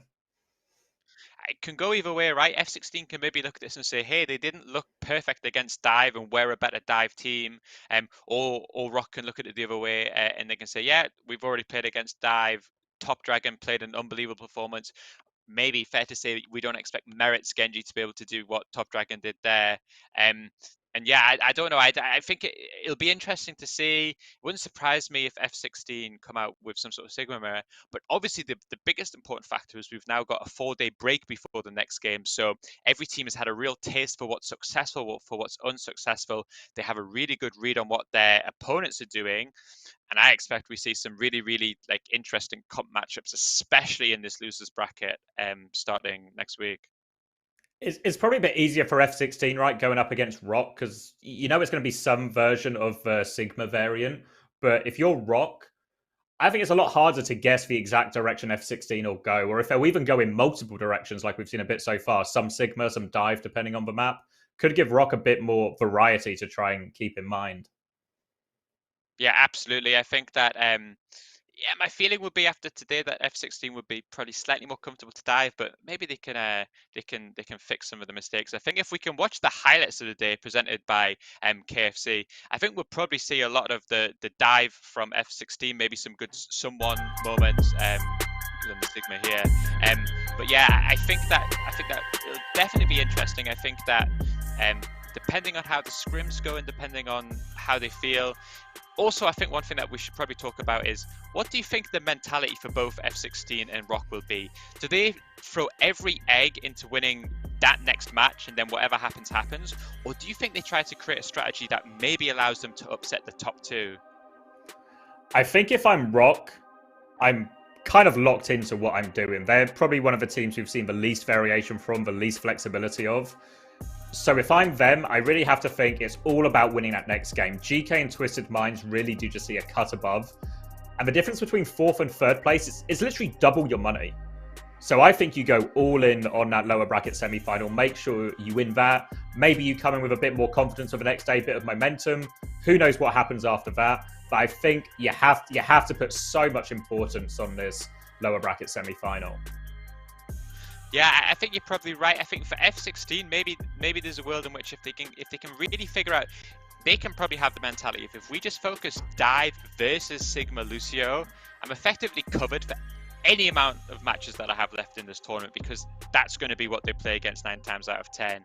And maybe this is the time where it's really, really important that F16, I think they've had these two strategies, right? They've been playing 50% meta, 50% dive. Maybe now across these next 3 or 4 days of scrims, this is the time where they have to pick their lane and then really all in on it.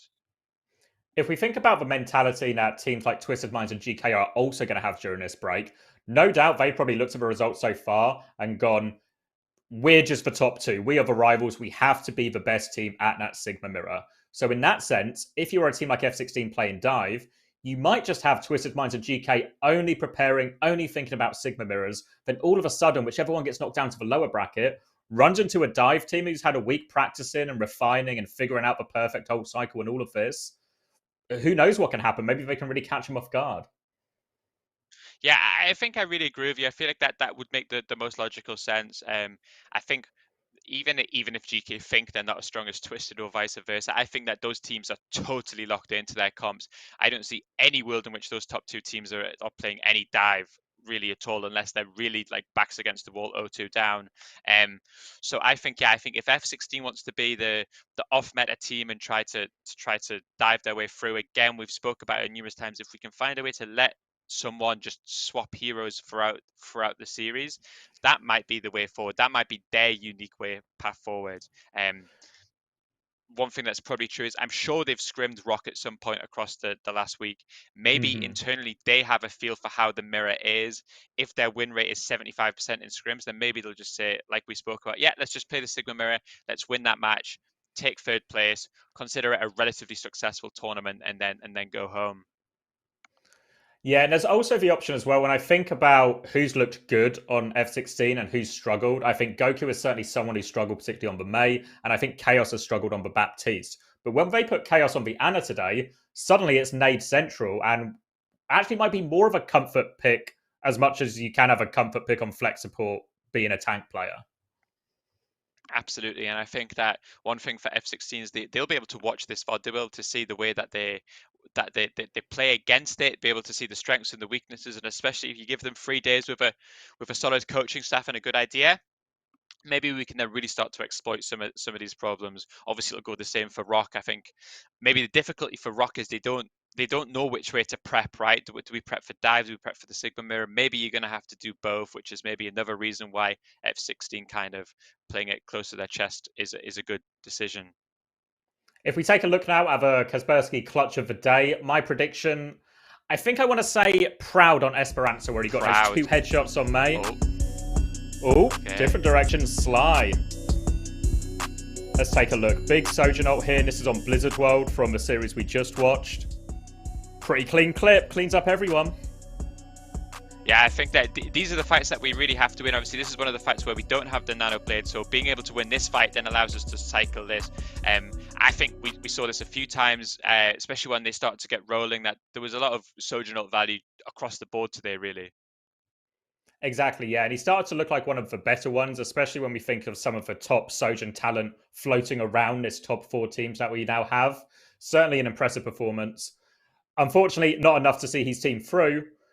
And I think, to be fair, when I think about that Proud clip, because he messed up the touch at the end, I think it's fair that he's stripped of any chance to win clutch of the day, because he won anti-clutch of the day. That's it. He giveth and he taketh, you know. He immediately clutches, puts them in a great position, and then immediately throws the map for them in return. So he was the MVP. I think that much you can't argue with.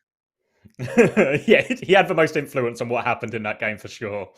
So really thinking about these top 4 teams that we have, do you really see a world where anything changes in terms of these upper bracket teams don't end up just being the 2 guys we see in the upper bracket final, and then we get a rematch a couple of days later in the grand final?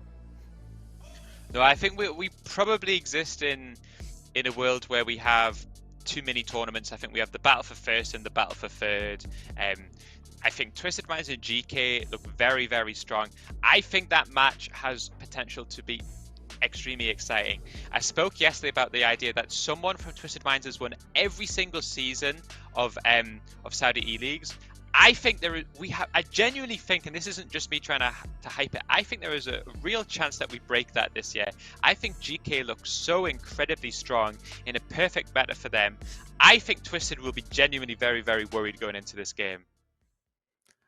I think so too. I think when we think about where their strengths are in terms of Checkmate and Landon especially, but also all the talent they have from their local players in terms of TVNT especially, he's gone toe-to-toe, head-to-head with everyone so far.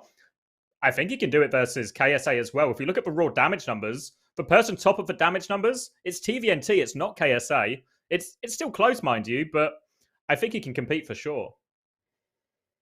There would be an unbelievable story about this Twisted Minds roster winning the Overwatch World Cup against the best players in the world, then immediately losing on home soil to GK Esports. But I think that would really highlight that the Saudi region, actually the talent is incredible in Overwatch right now. I think that there is so many good players. As we've seen this tournament, there's so many players which are actually stepping up that we, maybe even me and you, had never really heard of. And I really feel like that GK winning would be an amazing step, especially for, like you said, for TVNT, for Rojo, for these players that maybe people didn't expect to be good, to prove their level at this level. I think is really, really would be really, really nice to see. I think especially when we think about why GK esports are so good, it's not just for talent, but they look like such a well-rounded unit, a well-coached team. They know what they want to do in all these situations. They have particular solutions for certain points. It really sets them up to really go toe-to-toe with Twisted Minds, not just from a talent standpoint, but a tactical head-to-head as well. And with all that time, 5 days, you can do a lot in 5 days. Yeah, absolutely. And I feel like this maybe a lot of the Saudi eLeagues we've had before, it felt like the grand final was like a foregone conclusion. And I think that what we've really done is we've set up a really nice week next week. We genuinely don't know who's going to win that game. I really would be surprised if it's a 3-0 away. I think it gives us a lot to look forward to next week. Exactly. And now that's it for us. We'll see you again next week, and we can send it over to our desks to take us home for the day. Thank you and goodbye. أعزائنا الحضور ومشاهدينا الكرام، ورجعنا لكم بعد نهاية جميع المباريات في اليوم الثالث من البلاي أوفس أو النهائيات الكبيرة، وانتهت كلها. المباراة الأولى انتهت بنتيجة 3-1 لفريق F16، والمباراة الثانية كانت لفريق روكي سبورت بنتيجة 3-1 أيضا. You got that right, Wajih. We have something going on with the numbers 3-1, 3-1. You got that right. So, ladies and gentlemen, again, today we've seen some amazing hype, but sad moments. It was an emotional roller coaster. So 2 teams will be elevated and 2 will be going back home. As congratulations go to Rock Esports and F16 Esports. But more coming up with more matches on the way. ولا ايش رايك يا وجيه؟ أكيد بتكون معانا مباريات في الأيام الجاية أو في الأسبوع القادم بالأصح، بتكون مباريات مختلفة. ومثل ما ذكر أخوي براء، ألف مبروك للفرق اللي تأهلت معانا للجولة اللي بعدها اللي هو نصف نهائي اللوزر براكت. معنا فريق F16 وفريق روكي سبورت، هم اللي يقدروا يفوزون بهذه المواجهه، وما بقوا معنا متواجدين في هذه البطوله. وهارد لك للفرق اللي تم اقصائهم من البطوله. فاعزائنا المشاهدين والحضور، الموعد الجاي بيكون في الاسبوع القادم يوم الخميس والجمعه والسبت. بنشوف المباريات اللي بتكون معنا في الايام الجايه. مباراه تويستد مايند ضد فريق GK، وبعدها بتكون مباراه F16 ضد روك اي سبورت. You got that right, Wajih. Thank you so much. So, what's going to happen next? We're going to have even more hype, the pinnacle of our eSport